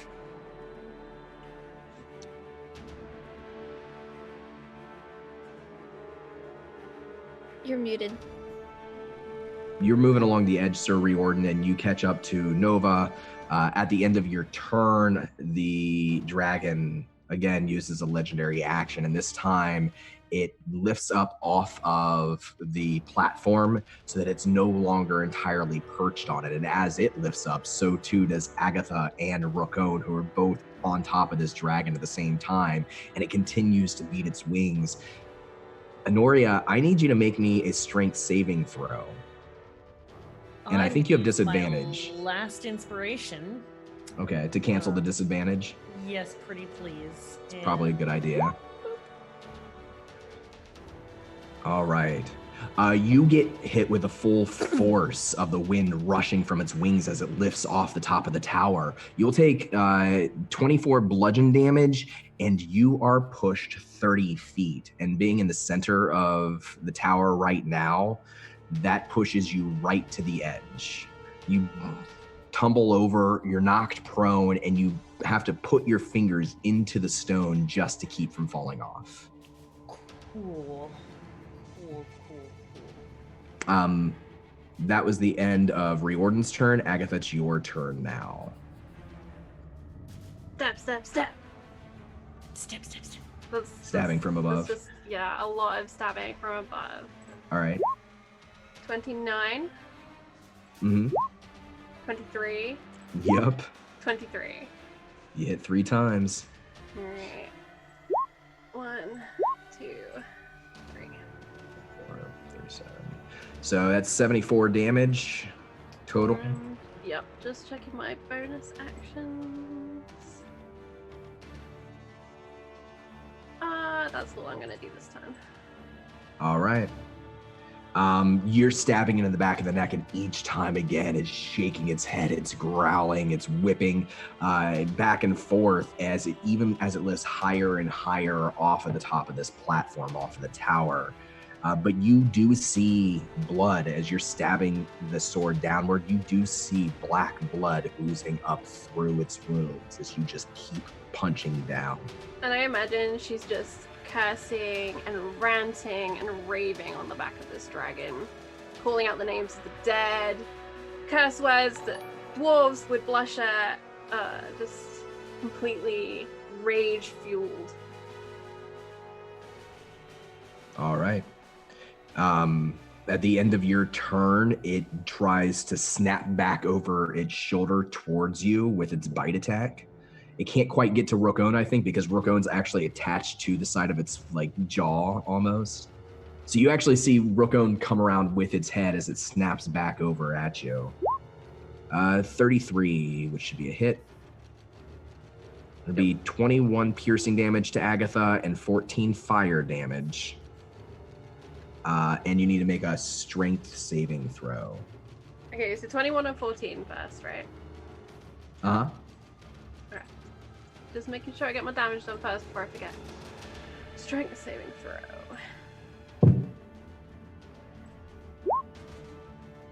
18. It grabs you between its teeth, and you can feel its fangs pierce through your side. You're able to pull off of it, but it catches your armor just enough that it rips you off of its back, and now you are dangling from its tooth. You're basically grabbed at the moment. You're grappled. Can I use Indomitable and attempt to make Reroll that? Yep. Oh. Alright. Please don't be worse. Oh, it's worse. You pull off of it, it catches your armor, and you rip away and begin to climb up its snout, and then it tosses you up into the air and catches you between its teeth. And right now, you are actually in the front of its maw, struggling, trying not to get chomped down on, trying not to get swallowed. That brings us to Honoria. Honoria, this thing's taking off. It's pushing away from the tower. You're on the opposite side of the tower. I'm going to spend half my movement getting up because I believe you said I was prone.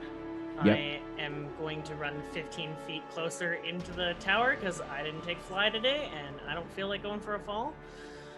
And I am going to begin casting Dativa Draconis.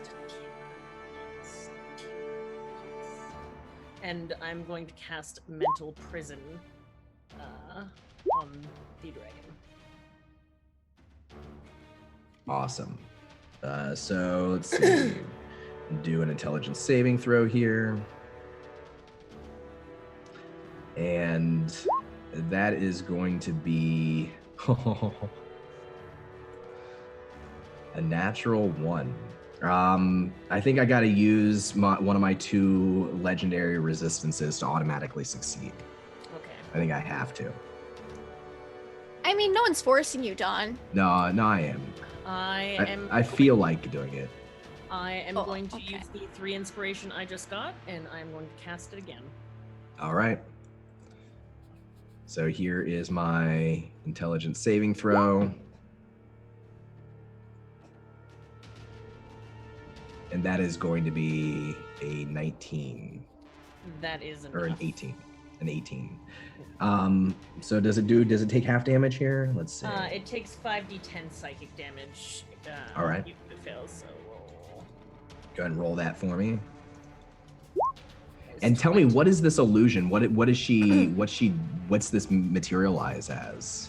Inside the dragon's mind, because no one else can see it, it is Takesis coming down with her hands more giant than the dragon itself, and angry and displeased is going to slowly begin crushing the dragon.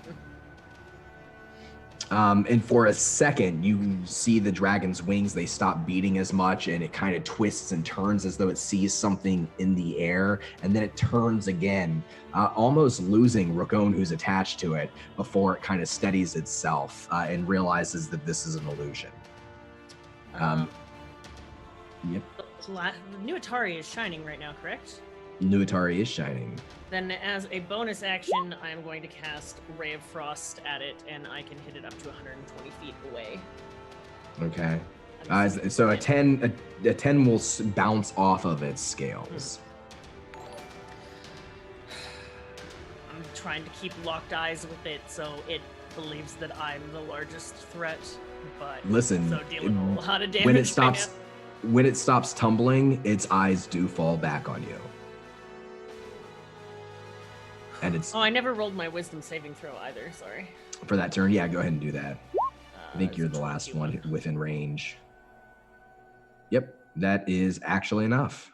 So finally you see through its shroud, and maybe it's this moment where it's turning and tossing in the air where you actually make it afraid, that you break the fear that's affecting you, and now you can see this dragon for as it truly is. Your heart's beginning to slow in your chest.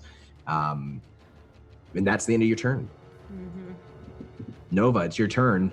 Riordan's with you, if you can convince him, but if he's not going to, I what are you gonna promise do? it's completely safe. I would never let you fall to any harm. Is Lily on the sled? No, Avron piggybacking her. She seemed a little freaked out by the speed, but you know, you're a brave knight. Just gonna give him a pat on the leg and the knee. Go on. You can barely breathe, old man. Get on the shield and let's go. Come on. You'll never catch up with Lily if we don't go faster. Convince me. You have one line to convince me.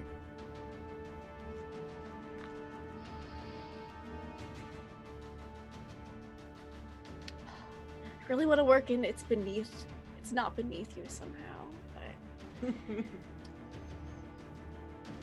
Tannis wouldn't be afraid to get on this shield. Come on. He's on.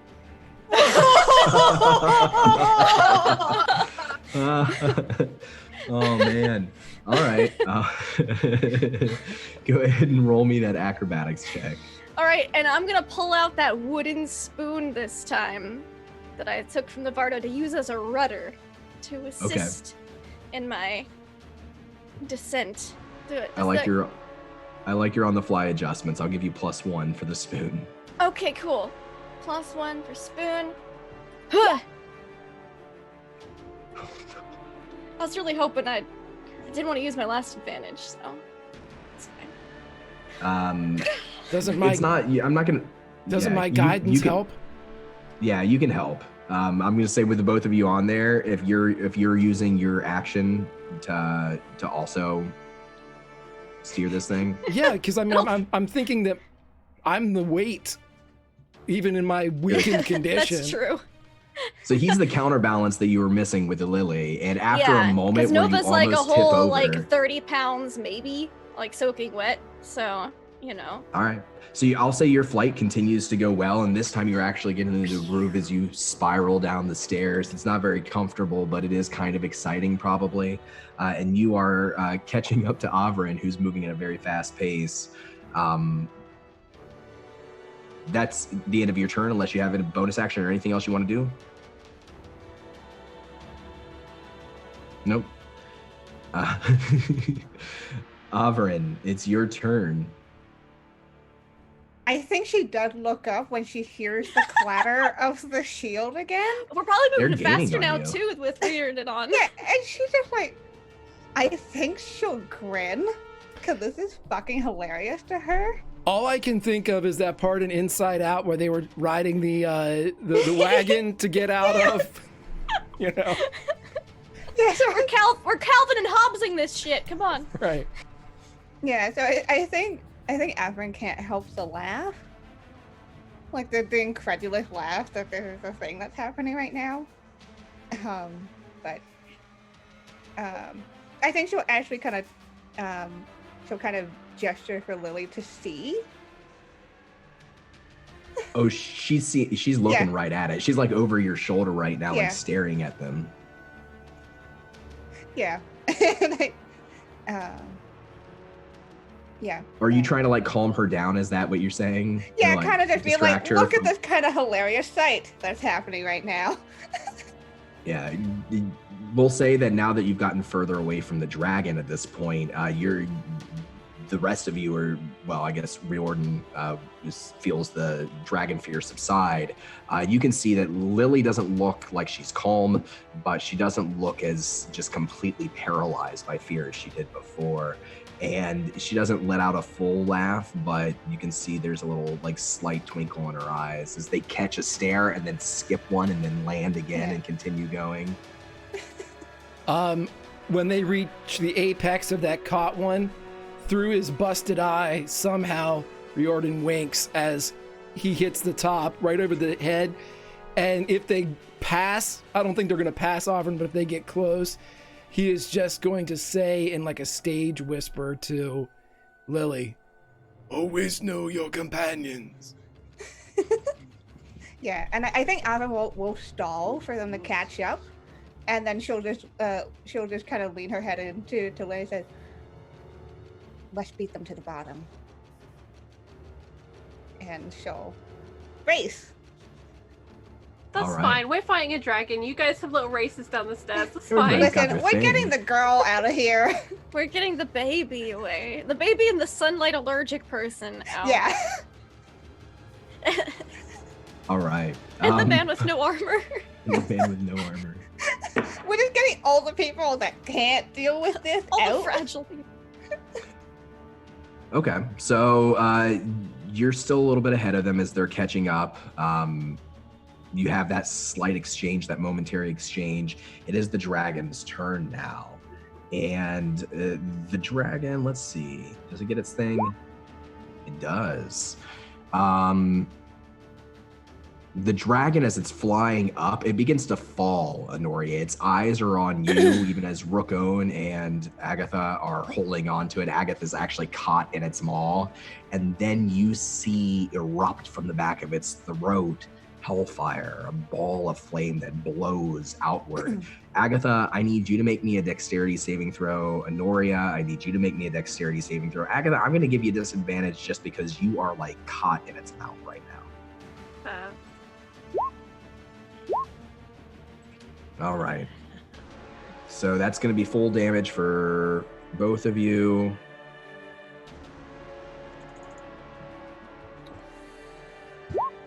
$63 fire damage. and let me know how each of you are looking after this ball of flame pushes out through your mouth. It rushes past you. You can smell your hair burning, Agatha. And I your beard. look about 1/3 of what I was when I began this fight. Thankfully, it is mostly going through my arcane ward / plot armor, so I'm looking singed on the outside, but still alive. Yeah. Did you take that? Did you take the first? Did you take the fire damage from the first I wasn't fire breath? I wasn't included in the 3 people that you targeted. Oh which yeah, is that's right. probably why I am. Yeah, you were outside of the range, doing okay for the moment. Okay. I don't know about okay, but I'm alive. That's for sure. As the smoke clears, the dragon drops. You see it drop over the edge of the tower, Anoria, and disappear from your view. Agatha and Rookone, you're attached to the dragon, and it's descending rapidly. You can see as it passes each story, one of its eyes flickers towards the window, flickers towards the window, flickers towards the window. But that's the end of its turn. Rookone, it's your turn. It's a good thing we're fast. I am going to use Sabria's blessing on the dragon fear. It's a good idea. So please describe how this manifests for you, what this moment's like for Rookone. So as he's like grabbing on one of the horned prongs on the dragon's brow and bracing itself with the other thing, with his other hand, he like pushes back. And he feels strength course through him, and then through his like black, charred-looking flesh, you see fire and magma pulsate within him as he accepts a blessing from the sky, and he breathes in and feels in another time a moment of competition. And it stokes the flame of the furnace inside of him as he takes his action. And going to, I'm going to let's make some magic happen. I'm going to attack twice with horns. Okay, go for it. Into the eyeball. All right, and you do not have, because it's grappling, you don't have advantage anymore. Yeah. Okay. Can you update me on how much advantage I have at the moment? Because I've been using it gaining. Yeah, you have a good deal. I'll let you know if you get low. Okay. I'll burn one for horns. Okay. Eyeball. 29. That's a hit. Okay. And then I'll use Reckless Attack to burn, and not use an advantage, but use Reckless Attack for this second attack. Go for it.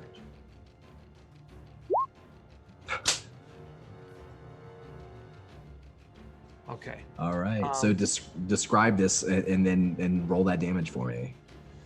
So he's bracing himself. He peels down one of the reptilian layers protecting the eye, shoves with all of his might, his wings unfurl and push back to generate as much force as possible, launches his skull into the eye of the dragon, and then lets his legs go free as his wings support him, and garners again as much force as possible, like just using his arms and his wings to propel himself through the eyeball of the dragon. And I'm going to pump max damage into both of those. Or can I just do one? Or what's the limit? Is there a limit? You have enough inspiration to do both if you'd like. Okay. Yeah, I'll do max damage with those. They had advantage, so I get a sneak attack on one of them. So that's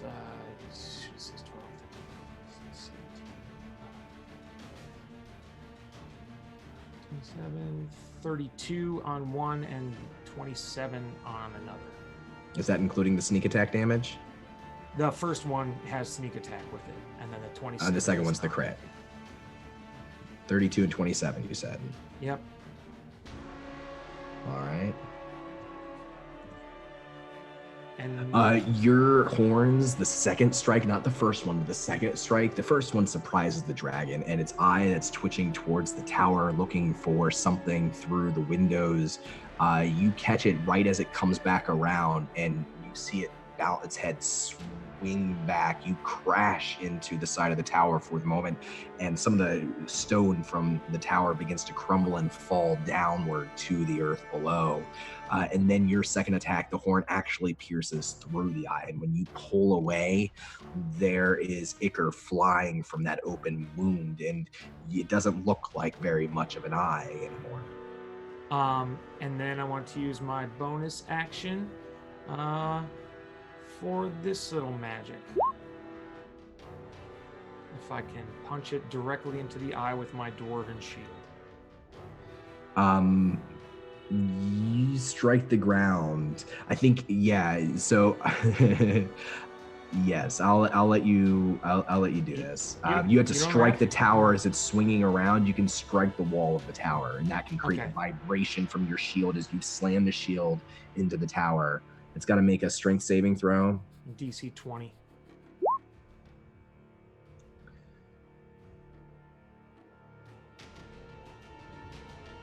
I'm going to use my final legendary resistance. So as the vibration hits it in the face, for a moment you begin to fall through the air, and then it catches itself and spins back up. All right, now, where is Agatha in relation still to the dragon? You can't see it, but maybe is Agatha crying out or saying anything? Many dwarven expletives. You're hearing dwarven expletives from the maw of the dragon. She's like in its mouth. Okay, can I so here's the magic of this totem eagle thing is I can't maintain flight, but I can use my movement in my turn to fly. So I would like to be able to, incurring any sort of attack of opportunity, retrieve her from the maw and try to dart into any sort of opening in the tower. That may be I think you need an action if you want to try to pull her out of its grapple, but you could fly to the maw. I'm gonna stay put. That seems like the safest option. All right. Wait, how many inspiration do I have left? I think you have 4. Yes, you have 5. I have 5? Mm-hmm. I'm gonna stay put right Do on it. that ball. All right. At the end of your turn, Agatha, you can hear a word rumbling out from the back of the dragon's throat.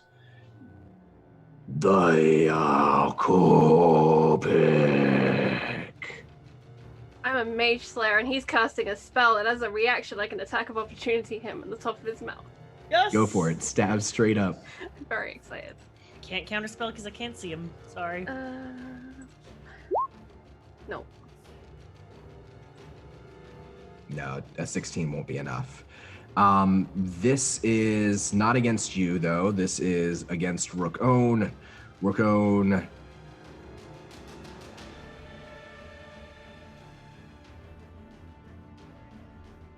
You feel a sensation of pain rack through your bones, through your muscles, through your nervous system.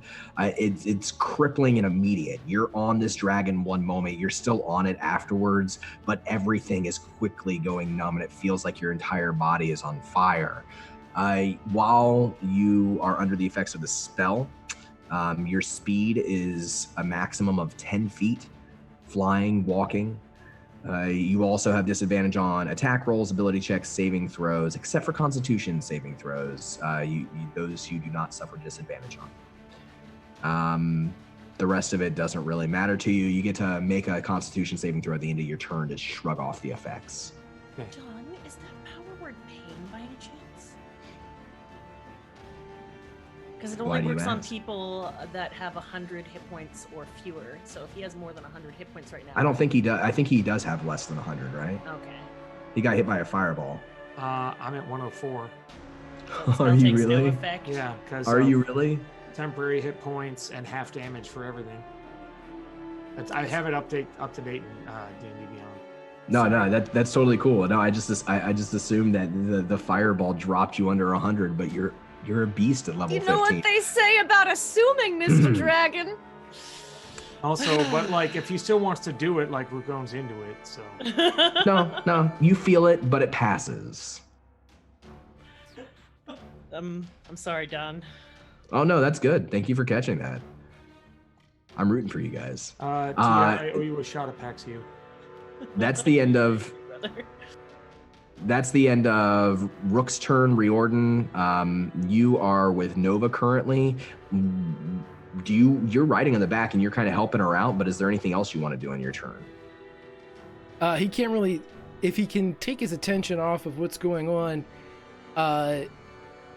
he's going to check the windows as they go by, knowing the attack patterns of dragons and having fought them before. He knows that they just love to knock towers over. So, and you do see, as you look out a window, as you pass by, as you bump down these stairs, you do see some of the tower crumbling. Some of it inward towards you. It falls towards the center of this descent. Some of it through the window on the outside. Then he would just yell ahead to Avrin, "It's following us!"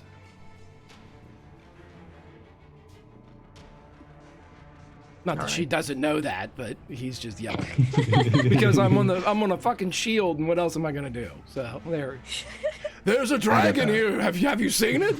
Have you seen it? Agatha, We're it's gonna your beat turn. I'm so glad you guys in the tower are having a great time. I'm gonna start stabbing from within. Okay, you go for it. That's an epic fail.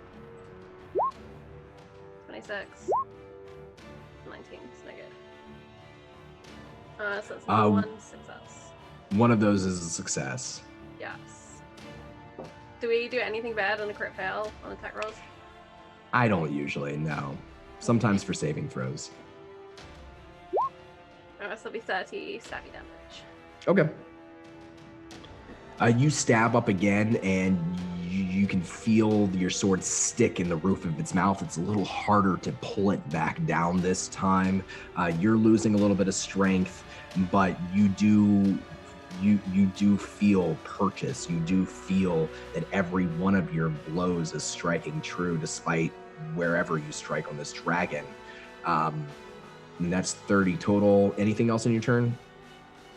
Question about the extra action. Is it just one single attack action that we get, or is it a whole round? For 3 inspiration. If you burn 3 inspiration, it's another turn. Yeah, I'll burn the 3 inspiration. I was going to try and bank it for a crit, but I'd rather just keep stabbing. Sure. You have 1 left. 1.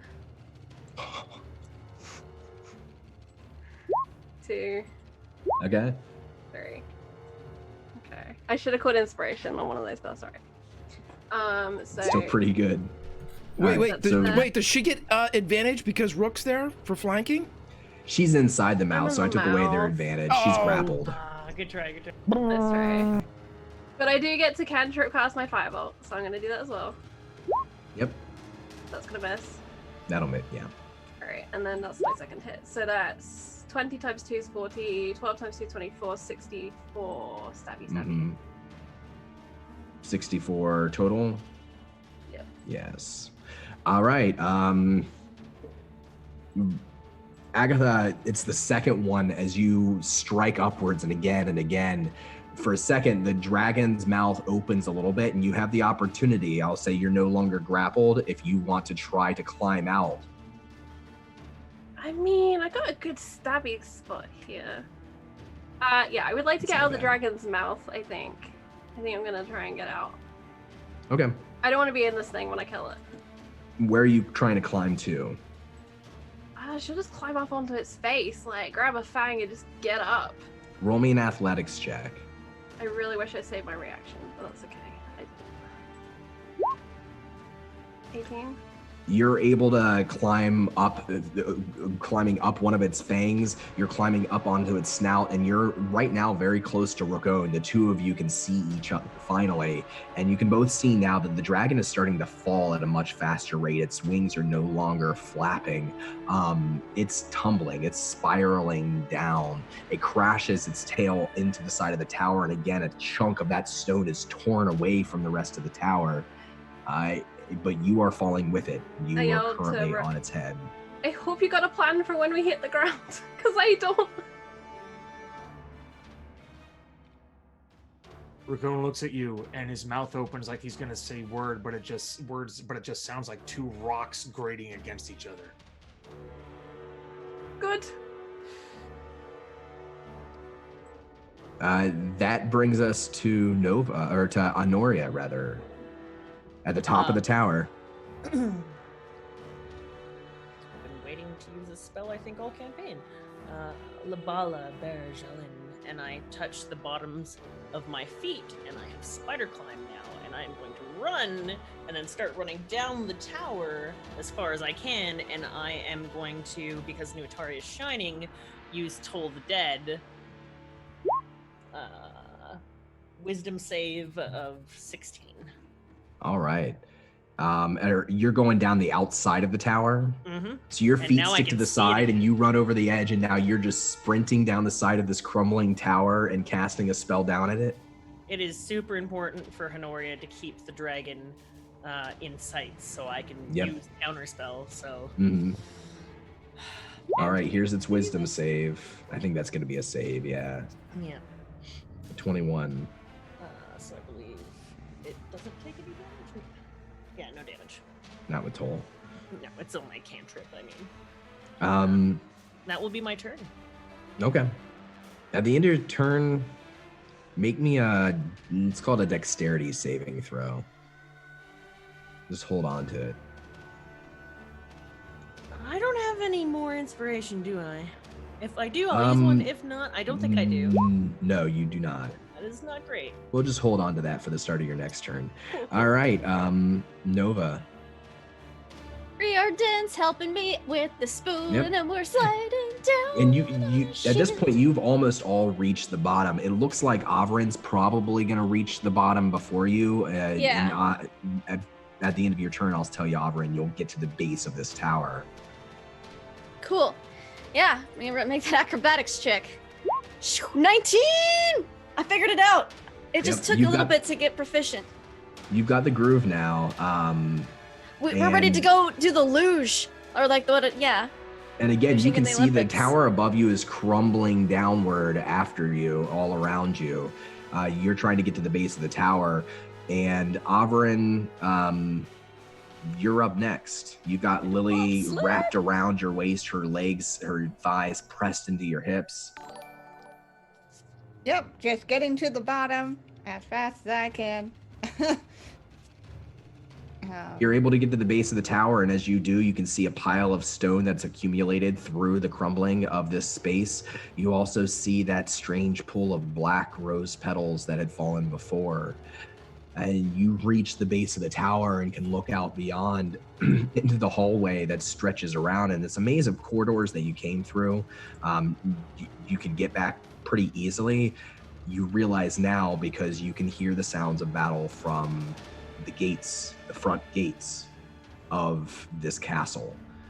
You know from the back gates that the gates in the back of the castle on the north side, they lead towards the Ivory Hills. The south side is towards the desert, and it sounds like there is an open clash happening on the south side of this castle.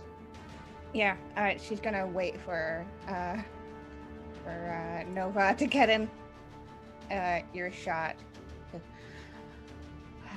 I hope that your route takes us away from the fighting that's happening right now. Does it? Yeah, you would know that the way to the Lake of Sounds is through the hills and not through the desert. Yep, nope, we're golden. All right. And I think probably still holding on to Lily. Just gonna start. letting Nova lead the way. All right. I'll help Reardon up if we get to the bottom. See, we're fine. Yeah, you'll be there here in just a moment. Cool. Yeah. Before you reach the bottom, it is the dragon's turn. And let's see. Have I saved anything fun?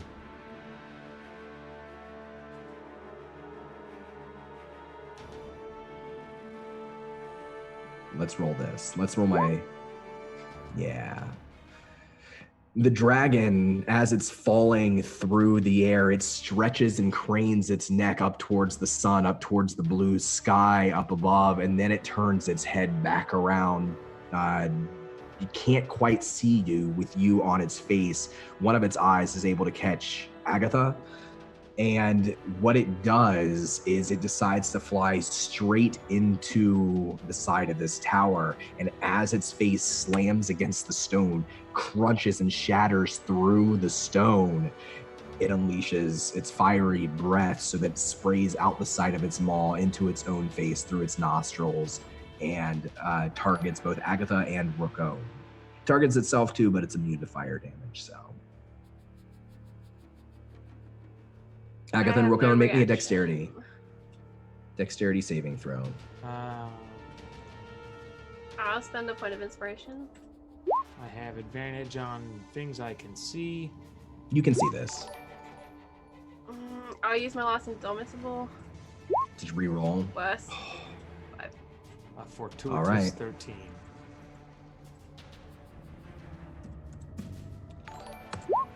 $66 fire damage. Back armor. I have 20 hit points left. All right. I'm down to Greg, if you want to do the... I don't know if that's up today. It's been up for a while. Oh, no. I'm hurt.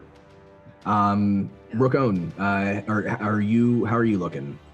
I am half the man I used to be. Cool. That's the end of the dragon's turn.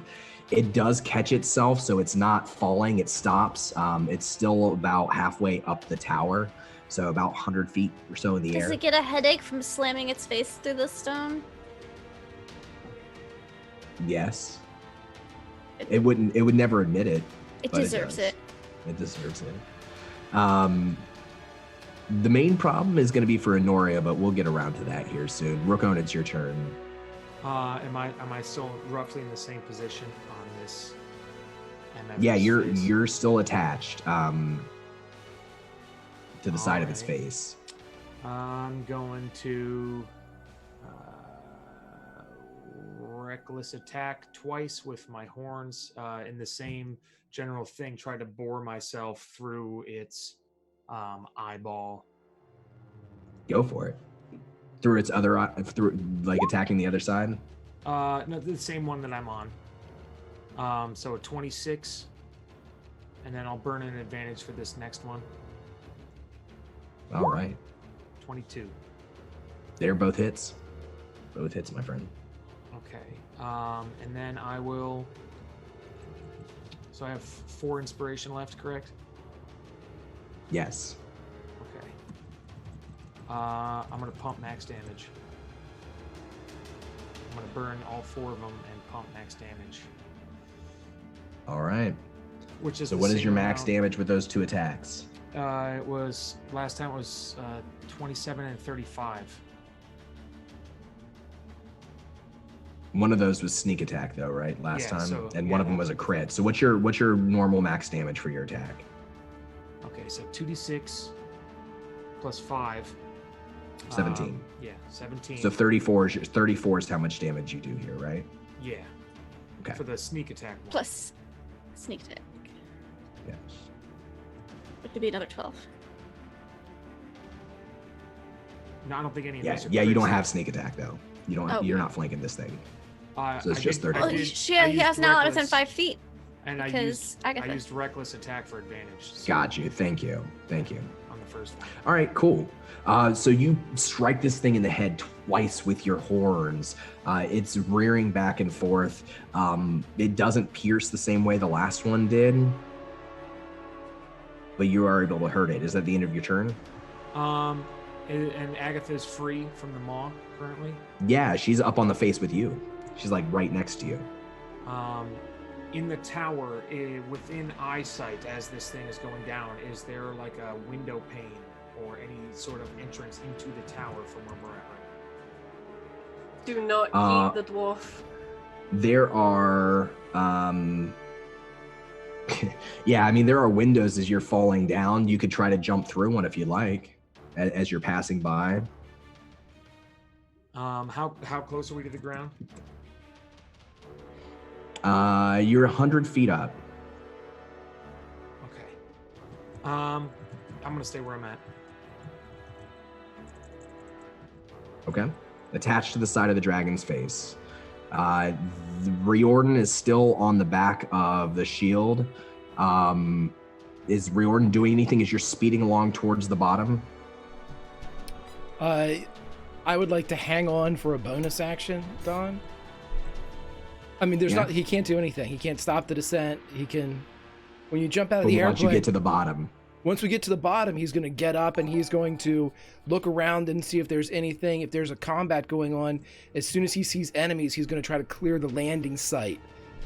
You know what I mean? Because he knows Oberyn can't go out in the sunlight. So he's going to just jump up, and if there's a fight at the base of the tower, he's going to clear the area so his friends can land and run. As they get to the bottom. And we'll say at the end of your turn, you and Nova catch up, skidding through over the course of the stairs. You strike the bottom and you get to the bottom of this base of the tower. Again, the tower has crumbled and fallen all around and is continuing to crumble up above. It's dangerous to stand here, but to move further into the castle is safer. And you both hear the same thing that Sir Riordan, that Oberyn heard when she got to the bottom of the tower, which is there's now fighting happening on the south side of the castle, the gates that Riordan came through.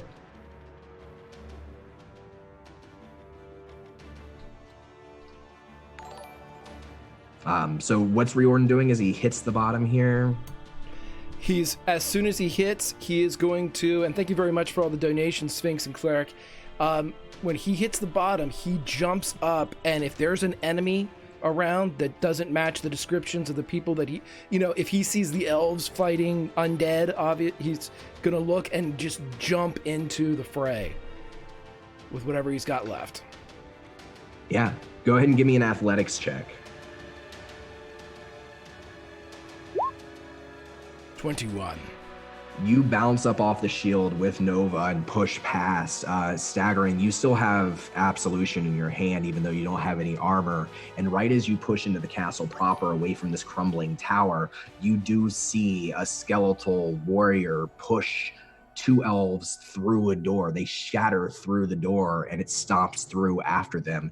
You rush to engage, and with the first meeting of your blade, you can't, with a bonus action, you can't do an attack. But you can get there and make sure that it backs away from the two elves and turns its attention to you. Did I use my action to get up, or what did I spend my action? Oh, no, that's just your bonus action, right? You still have your action. Oh yeah, so he's gonna come in and tear into this thing if he can. Yeah, go for it. Okay, and because of my shattered state, he is rolling with negative modifier, so here we go. Right. First minus 5. Yeah, first attack. 16. Is that a 16 or an 11? Oh, I already put it in there with the GW. Oh, I got you. I see it now. Yep, 16's a hit. Alrighty, well then this is going to be interesting. That's 22 slashing. Okay. So your first swing against the skeletal warrior takes off one of its arms at the shoulder, and the skeletal warrior staggers around, hits against the side of the wall, and then uses its reaction when it takes damage to counter thrust. Okay. Which is only going to be a 12. Which hits. Okay. So that's 11 piercing damage. Okay, he is going to spend a superiority die to parry as it comes in. So that'll be, what, down to 7? Mm-hmm. Okay. So I'll do that in a second. He's going to attack this thing again then, Don. Go for it. 11's not going to hit, is it? No, 11 doesn't hit. And this time, as you're staggering back and it's staggering off of the wall and pushing off the wall, it does have a little bit of skill despite how clumsy the skeleton, the undead creature, is. And it rolls its wrist around and pushes your blade just off to the side. Okay, Don, I'm spending an inspiration to give myself advantage on this last one. Okay. 17. 17's a hit. 21, take away 1 to 20, reroll, great weapon. 26 damage. 26. All right. How do you destroy this knight that's in the skeletal knight that's in your way? The finesse that he had before is gone. He's swinging absolution like a baseball bat. And as he hits it the first time and it cuts into him, he barely gets a little bit, just a piece of it to parry. And he turns, and with everything he has, anybody that can hear him, you can hear the labored breathing as he spins it back around and cleaves it up through the clavicle, bisecting the creature, and then kicks it out through the door that it sent the 2 elves in, and he falls against the frame and turns and looks at his friends. And you can see them now behind you, catching up as they can. That's the end of your turn.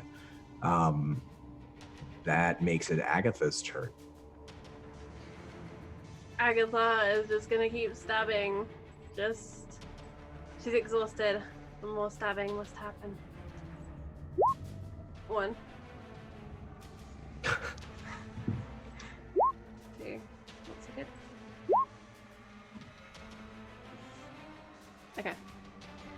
So how these 3 stabs, 2 of them crits. Please describe this for me. So she brings back the sword. If it's okay, I'd like to narratively rearrange these blows, so I missed with my first one. Okay. So she brings back the sword and she brings it down and it slides across the beast's scales. But the second one pushes into that second eyeball. I will keep this ungraphic. And then the second one, she just pushes down harder, so it's going through the back and just in as far as she can push this sword with her arms down into this creature. Trying to do as much damage as she can because she knows we're going to hit the ground real soon. Between your 2 blows, you hear 2 great roars, and again, the tail of this dragon smashes into the tower and more of it falls away. You hear it begin to say words in its draconian language, its arcane language. And then the second blade comes down through. And as it does, there is no more rumble. There is no more roar. Its voice catches in the back of its throat. And it falls through the air with you and Rookone on it. There's a sound, a lingering rumble, a puff of smoke through its nostrils that sprays up and trickles up into the air. A little bit of fire that trickles from the corner of its maw. And then that stops. It's 100 feet to fall. We'll deal with this. I would like to bonus action Misty Step to the tower.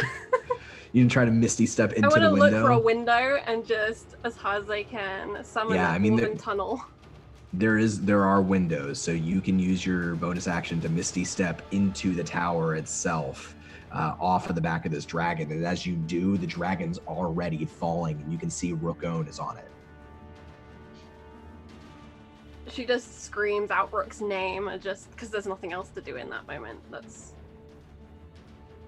And starts running downstairs without. Can we see this?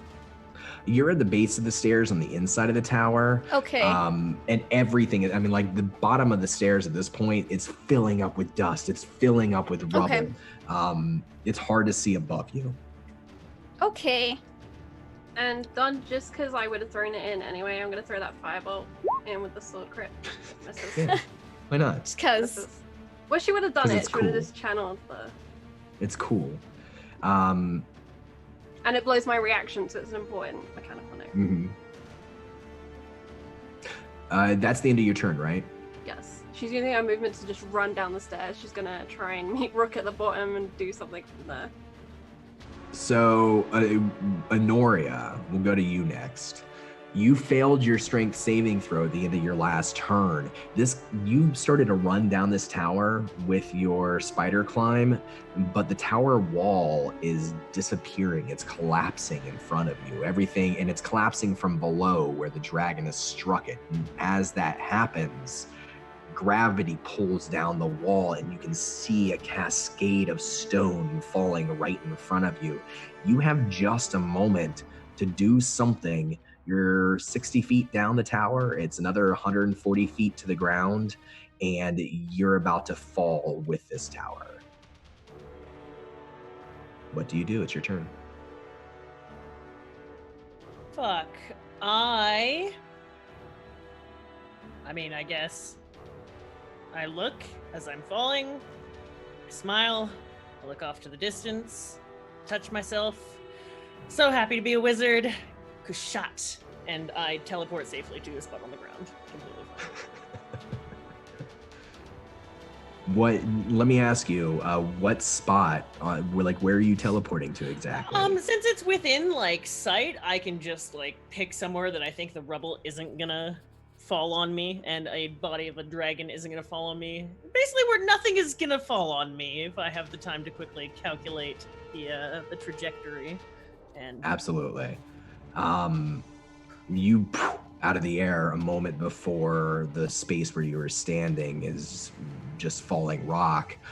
I need, let's see here. Rookone, let's go to you. You're still on this dragon, and you saw Agatha pierce it several times. The last blow, slayed it. You know that it's defeated. You're feeling yourself fall with it. What does Rookone do?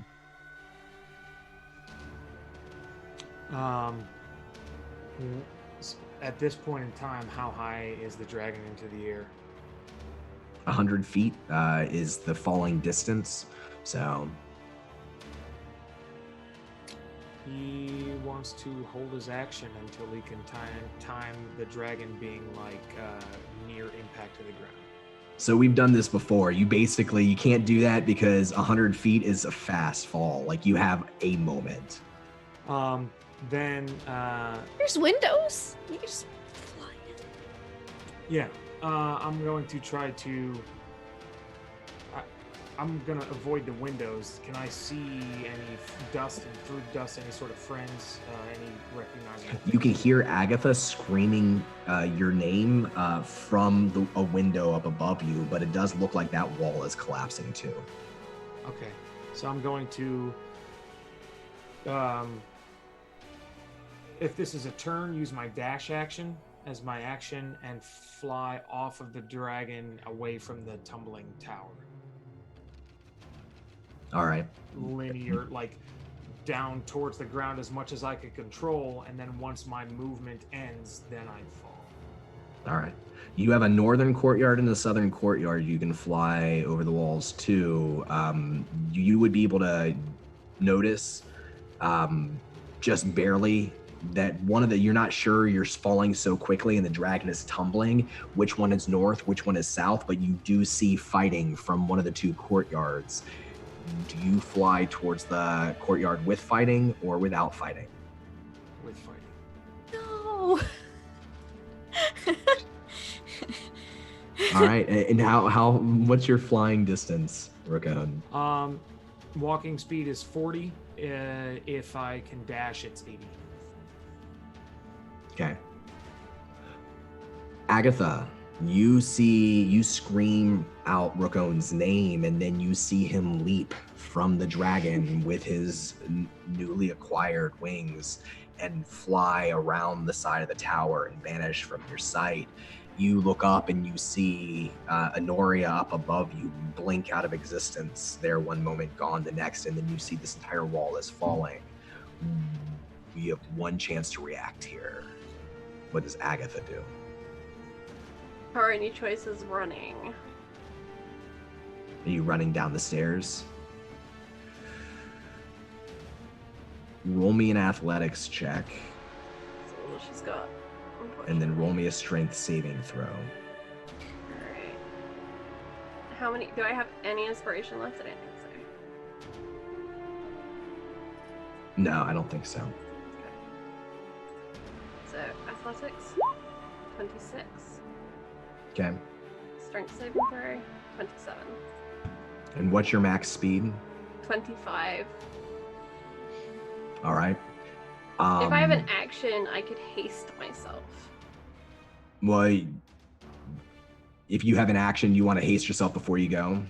And Yes, then- because then I can run faster.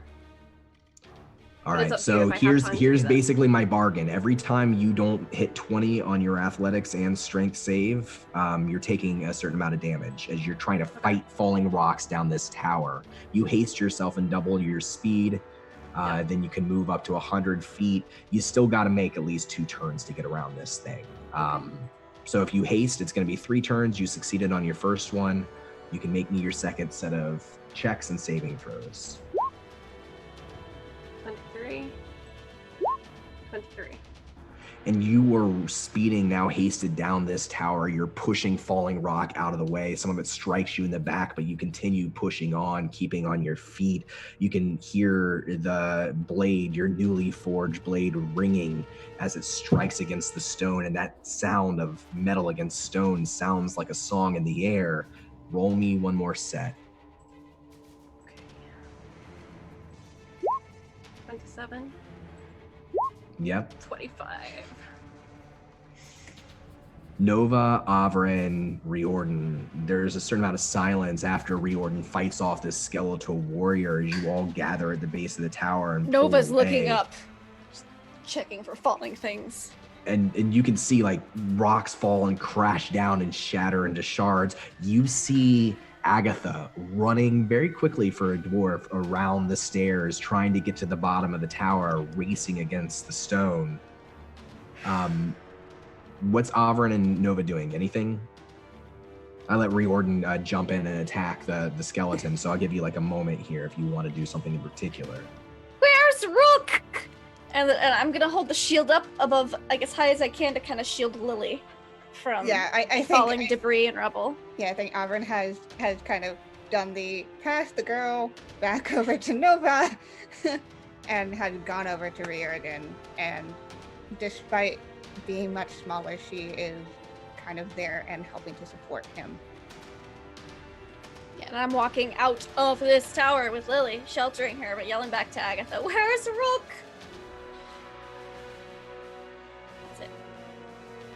You can hear her, Agatha. Oh, I can hear her. Okay. Yeah, you're almost to the base at this moment. He's on his way down. Last I saw. Oh, okay, good. That's good.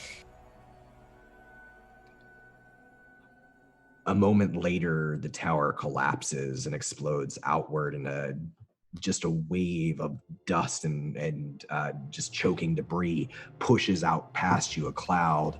Nova, Riordan, Averin. It begins to die down a few moments later, your ears still ringing just from the sheer sound of everything. And as you can kind of see through the dust, you see Agatha there, half buried in the rubble, her one hand still gripping the sword that she was wielding. Yeah, help her out. Yep. Dig her out.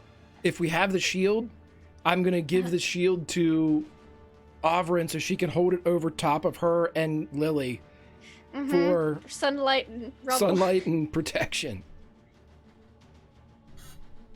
And she'll take it as you start to dig Agatha out. Agatha, you kind of blink, you're gone for a moment, just knocked unconscious for a brief moment. But somehow your armor and the way that you fell, and you made it just far enough, you were able to avoid getting crushed entirely, and you can feel them pulling the stone off of you. You can feel your fingers wrap around the hilt of your sword. You've not been paralyzed. You've not lost sensation. You just got stunned for a second, and as your eyes open, staring up at you, Riordan, Nova, Averin, and Tia. Did you go inside the tower or did you go outside? Outside. I would be walking towards the tower now to see once it's done falling. Yeah. Aren't you real glad we took that sled now, Riordan? He just offers Agatha an arm. And Agatha, blinking, just takes that arm, not wanting to be buried here beneath this rock. And then he will probably brace himself on Nova and lift Agatha out. Yep. You can see as you're gathering around through one of the exposed walls, the body of the dragon having fallen from the air, just a mountain of red scales against the ground outside the shattered wall. It's dead, I think. I'll ray of frost it just to be sure. It's frostier now, but it's still not moving. Pew, it's so icy. You're really sure? Okay, nope, yep, he's dead.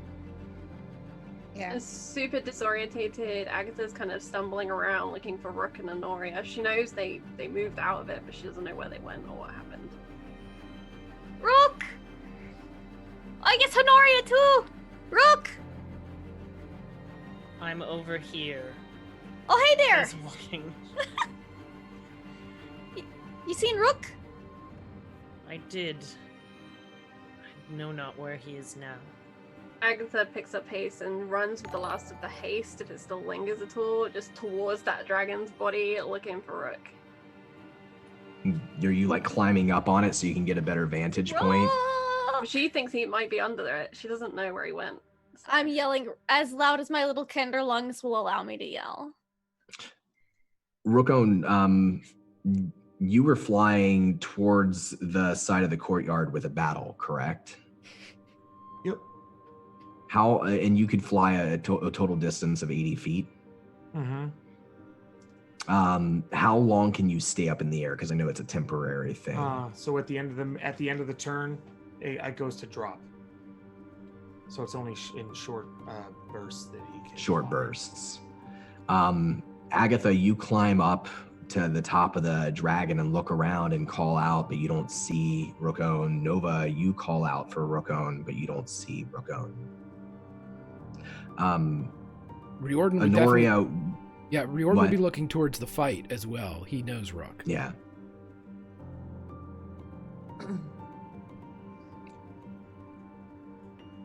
Honoria, you would have seen Rook before you teleported. I would have said you would have seen him jump off and start to fly, but you wouldn't have known where he landed. I just listen for the sound of something being beaten against something else, as I've known that Rook, his rage subsides in most interesting fashion. So instead of looking for him with my eyes, I am listening intently. You can hear the sounds of battle from the south side of the castle, the side towards the desert. And you know now that the Ivory Hills and the Lake of Sounds are north of the castle through the northern gate in the opposite direction. I'm not leaving without Rookon. Yeah, we're not leaving without Rookon. Rookon! I'm going to begin searching. Rubble. Riordan would turn to the others. Go towards the lake. Go to the lake. I'll get Rook. I cannot go without Nova, I say. And knowing that Nova's not going anywhere without Rookon. Number Nova. 2 on the list. He's a higher priority than everyone else here. Nova. Find them Except Mr. together. Let's go. Agatha is way too tired to have this argument right now. It's just gonna start stomping around the tower, looking for Rook. So what's Riordan say to Nova here in this moment? I mean, he would meet her gaze. You watch Lily, and on my honor, I will get Rook.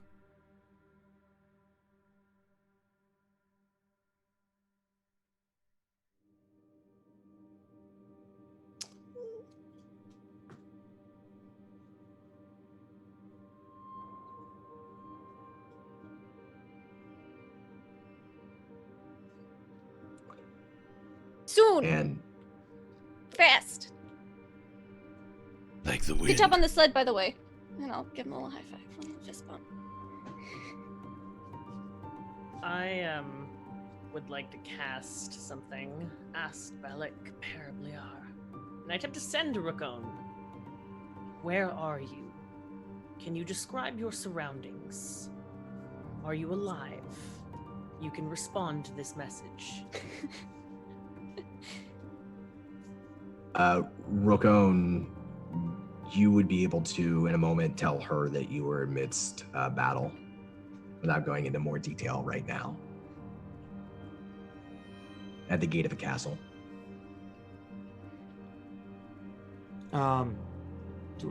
So how much time has lapsed between entering the battle and this moment? This is within, I mean, this is like a short conversation, 60 seconds. You know, it's not been long. Because, like, if he would have landed in hostile territory, he would have started fighting. Now that, so the nature of his rage is different. So he's attempting to destroy the dishonorable and call the weak.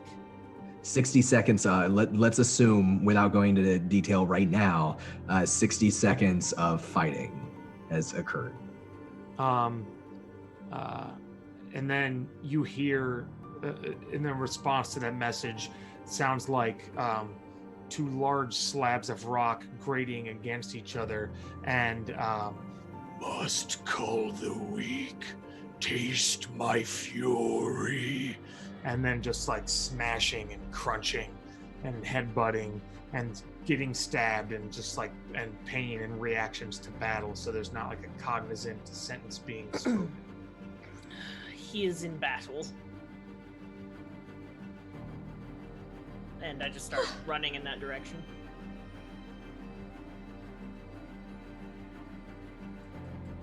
So Agatha using her greatsword as a walking stick, I think, at this point, but she's gonna keep going. And Riordan as well, rushing towards the gate, towards where the sounds of battle are. Everyone's following. Nova, they all move away from you, or start to. Lily stays behind. She's shaking. She's got one hand on the hilt of her little wooden sword, but she's shaking. She's shivering. It's not cold, but she looks like she's freezing.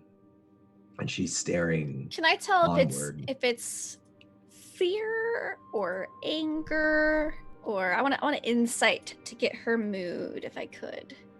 Roll me an insight check. 17.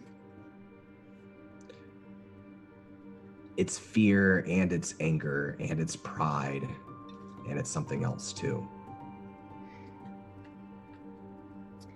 Can I just put my hand on her elbow and I'm gonna say, Offrin, we gotta get you underground. Because it's sunny. And then Riordan Pinky swore, so just gotta hold her and he upholds his. Are people going with Riordan? It sounds like Agatha and Honoria are following Riordan towards the sounds of battle. Agatha kind of got, and then when Riordan has a direction, she'll divert to meet that direction. Riordan's gonna turn to Honoria. I will get him. Get to the Lake of Sounds. We do not know what is out there. If you fall, it's over. We made our deal. I will leave you behind. No. You will see them home. It's your mission now, Honoria. I will get Rook. On my honor. Bye, old friend. I turn and leave.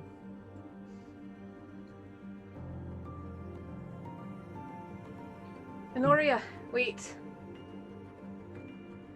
I need you to hold on to this for me. And she'll hand over the greatsword. That is heavy for Honoria to pick up, but she holds it. I want it back. And she looks at Riordan. We don't leave soldiers behind. We do this now. Don't argue with me, I don't have time for it. I wouldn't plan on it. I have breath to save. Sounds like you do, old knight. And she like creaks and groans and gets her bow in hand. Is there like a corpse on the way? Just Dawn, out of curiosity. Yeah, it's not hard to find corpses. Cool, I'm gonna take some corpse with me. What? Like a specific part of the corpse, or like a... like a drumstick. Yes, yeah. Riordan shattered that skeleton knight, so you can take an entire... Oh, is there like a meaty corpse? Yep. Okay. Sure. Yeah, I want to take that. I don't want it to be bony. I want it to be like real fleshy. A whole great big dragon if you want a bit of dragon. You know, that seems a little out of the way. I just want something, grab a leg or something on the way. All right. Okay, cool. Agatha, Agatha and Riordan are together. Honoria, you have Agatha's sword, and you turn away and head in the opposite direction after Nova. Avrin, what do you do? I'm beckoning to Avrin. I want to get this sweet baby indoors. It's sunshine. Avrin still has the shield above her. Mm-hmm. It's just She looks really weird with it, but she's doing it. And I think she just holds up a finger and goes into her pocket and pulls out the emerald and starts moving towards Riordan and Agatha.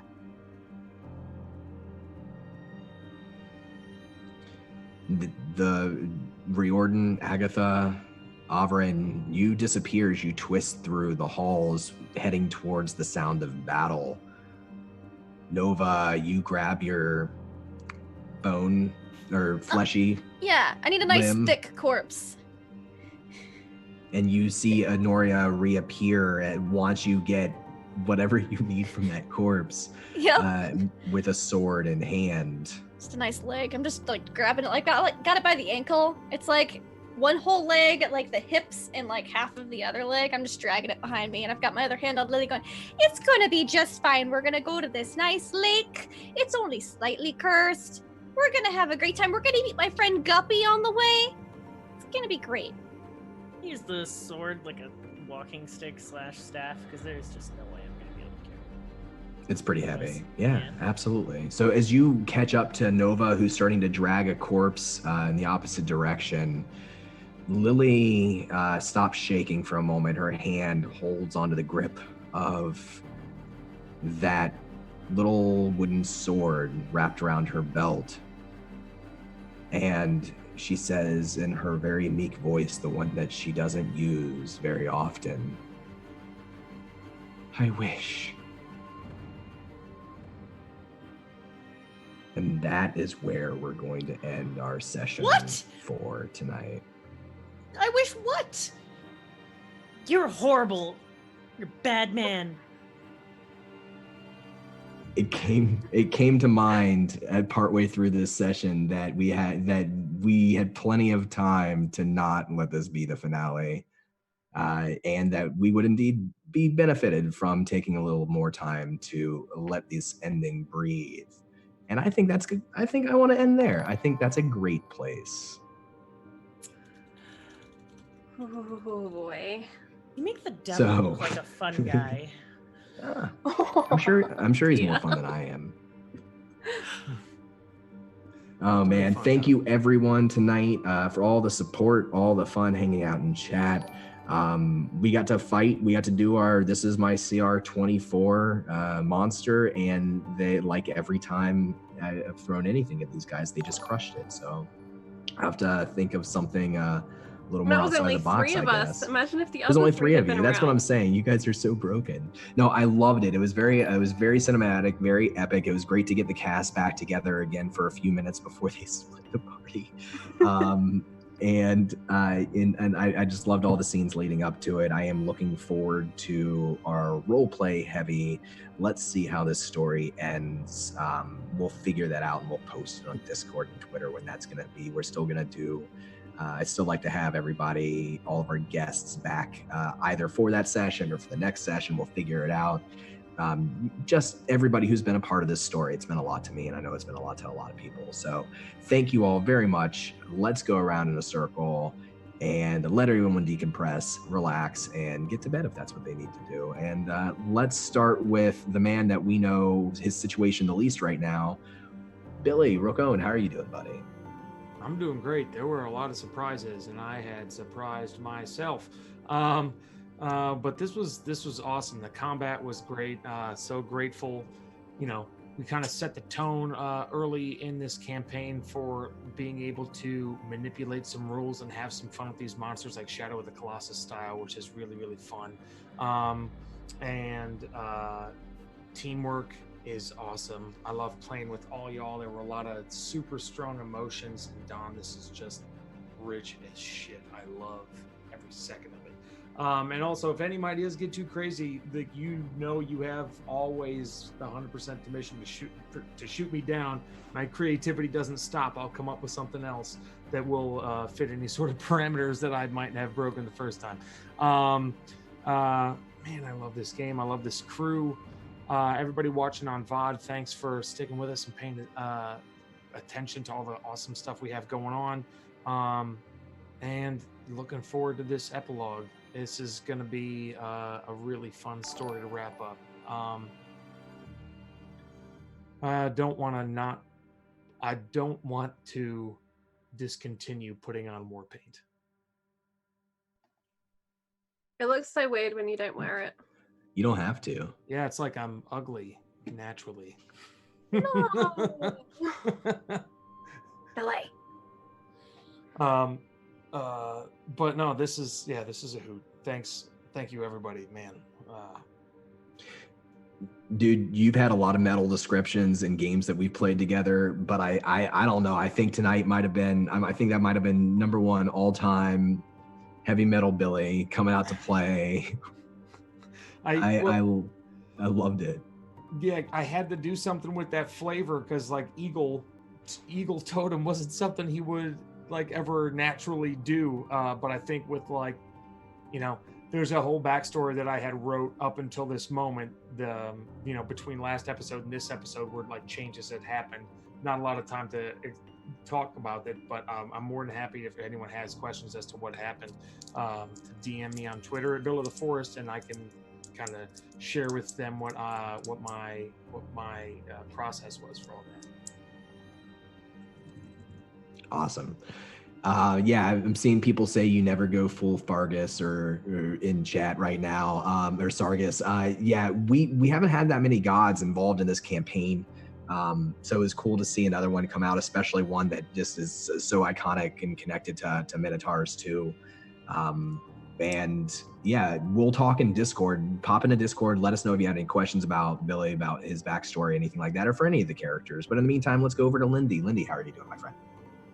Oh man, I'm doing super spiffy. I was a little sad today. I was like, this is putting on my freckles. I was like, this is the last time I'm gonna get to meet Nova, but we get to play again, so I'm happy. I liked Reardon and my sliding down a staircase. That was pretty great. That was fun. Just so much happened. That dragon fight was so intense, and I wanted to be there so bad.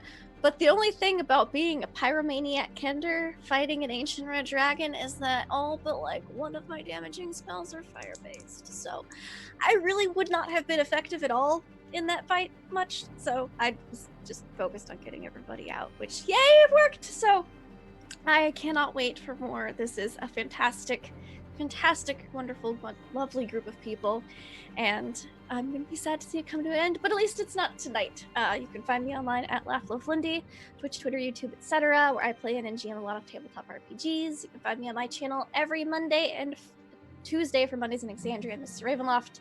Next month, we're going to have double Teenagers from Outer Space and Aliens because they didn't happen this month, and that's going to be super fun. And you should check me out on, this is my last week guesting on Tales from the Mists on the D&D channel this Friday. So check it out if you like spooky Ravenloft stuff, because I've got some secrets to unfold, and it's going to be great. I would be surprised if you were guesting over there and you didn't have secrets. So that's awesome. Definitely, if you haven't checked out Tales from the Mist, it's a really cool show over on the Wizards channel, Wizards of the Coast. So do check that out. They have VODs, they have a website, so it's really easy to find them anywhere.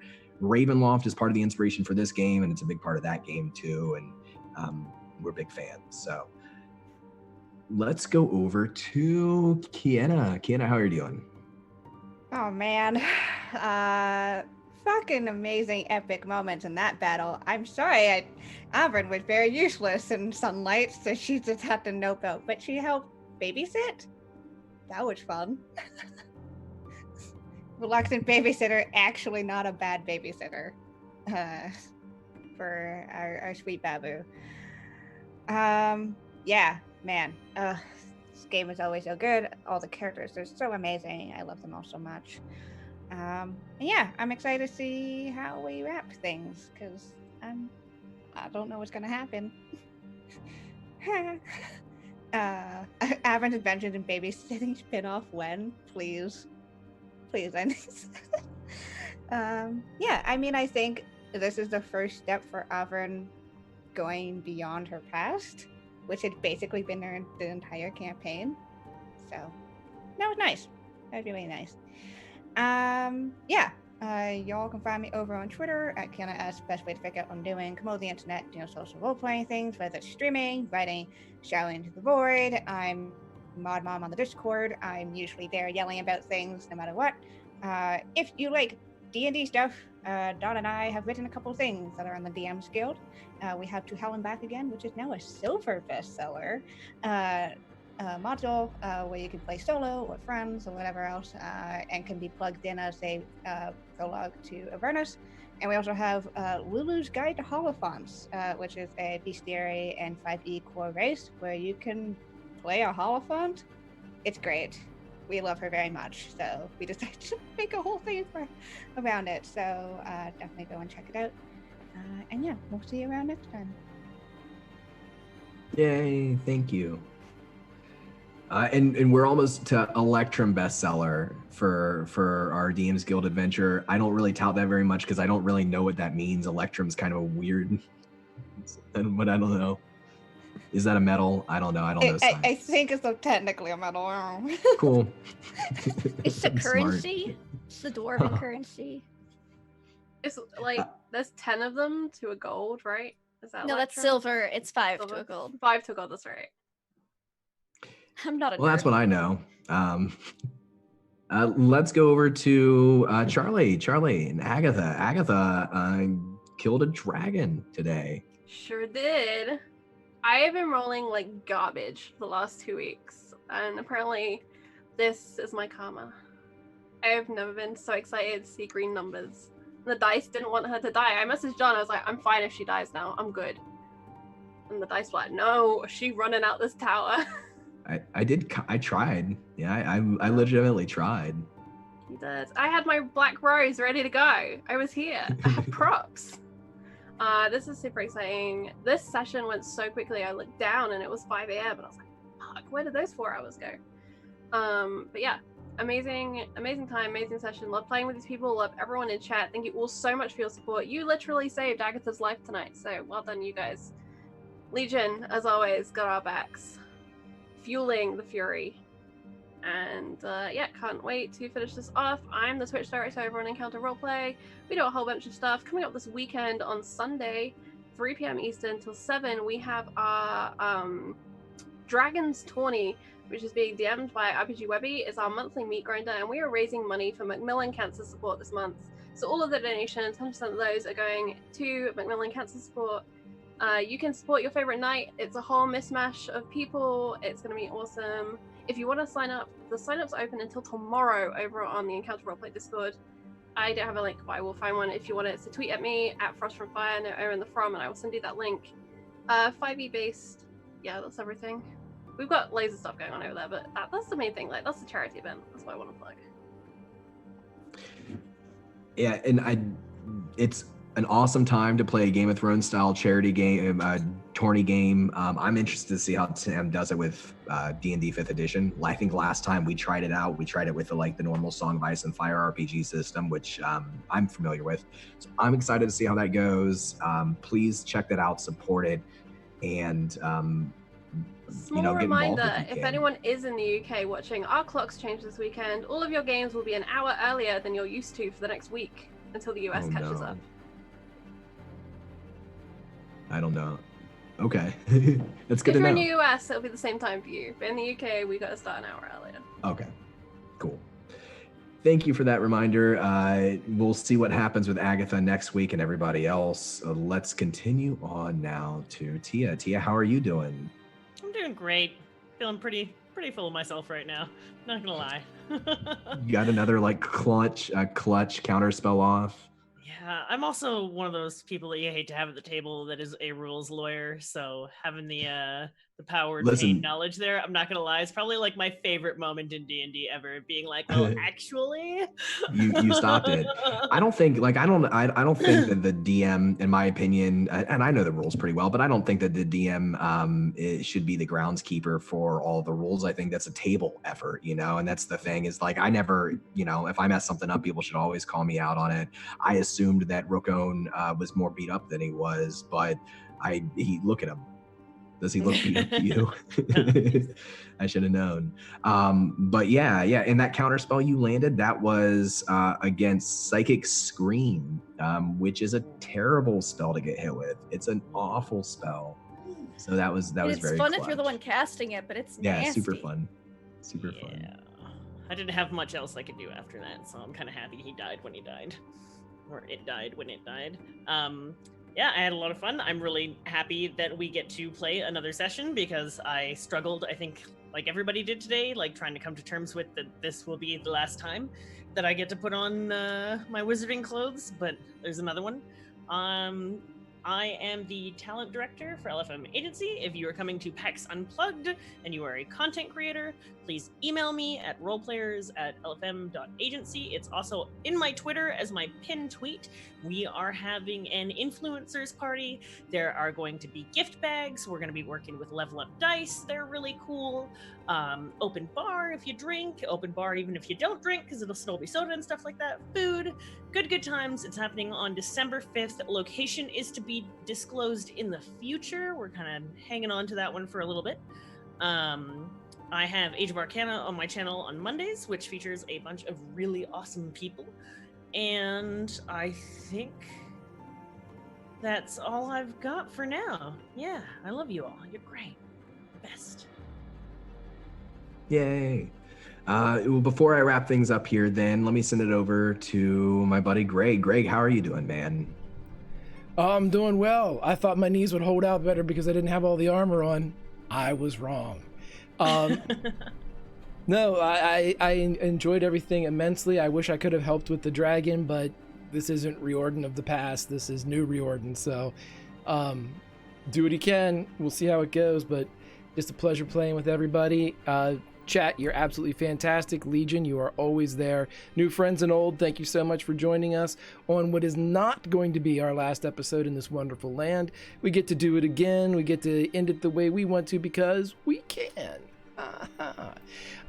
So yeah, anyway, Grimjack21502 on the Twitter, part of the Tales from the Grim team here on the Twitch. A lot of fun stuff coming up. We're actually going to end with something fun tonight, so whenever we go out, we'll show you our new Deadlands commercial that is coming out very, very soon with our very own Marshal Jim.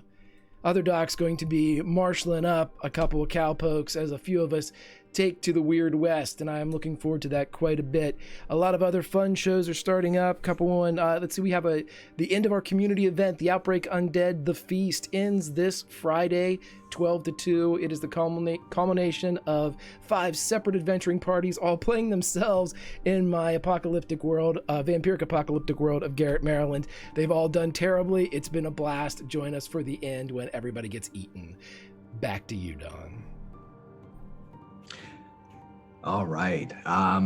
Well, that's about it for us tonight.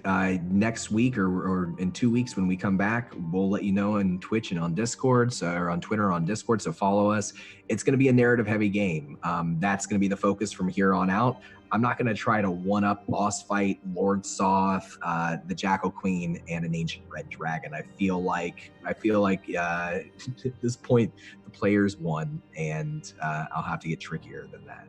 But yeah, so please do check us out. Thanks for all the new follows, folks tuning in for the first time.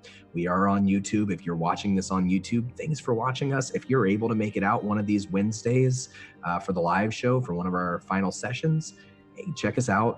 We'd love to have you. Our chat is great. Everybody's very, very kind and funny and entertaining to be a part of. And I just love our community here. So thank you all very, very much. That's all for me. So as the campfire dies down, there's only one thing left to say. You can't always roll nat 20s unless you're Agatha tonight. But you can always role play. Good night, friends. Nailed it. See you later, buddy.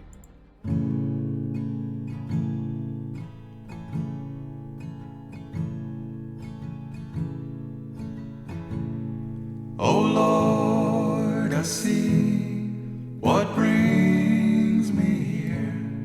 It's a mother to all my wanderings. The valley's green will age with me. Its dirt will shine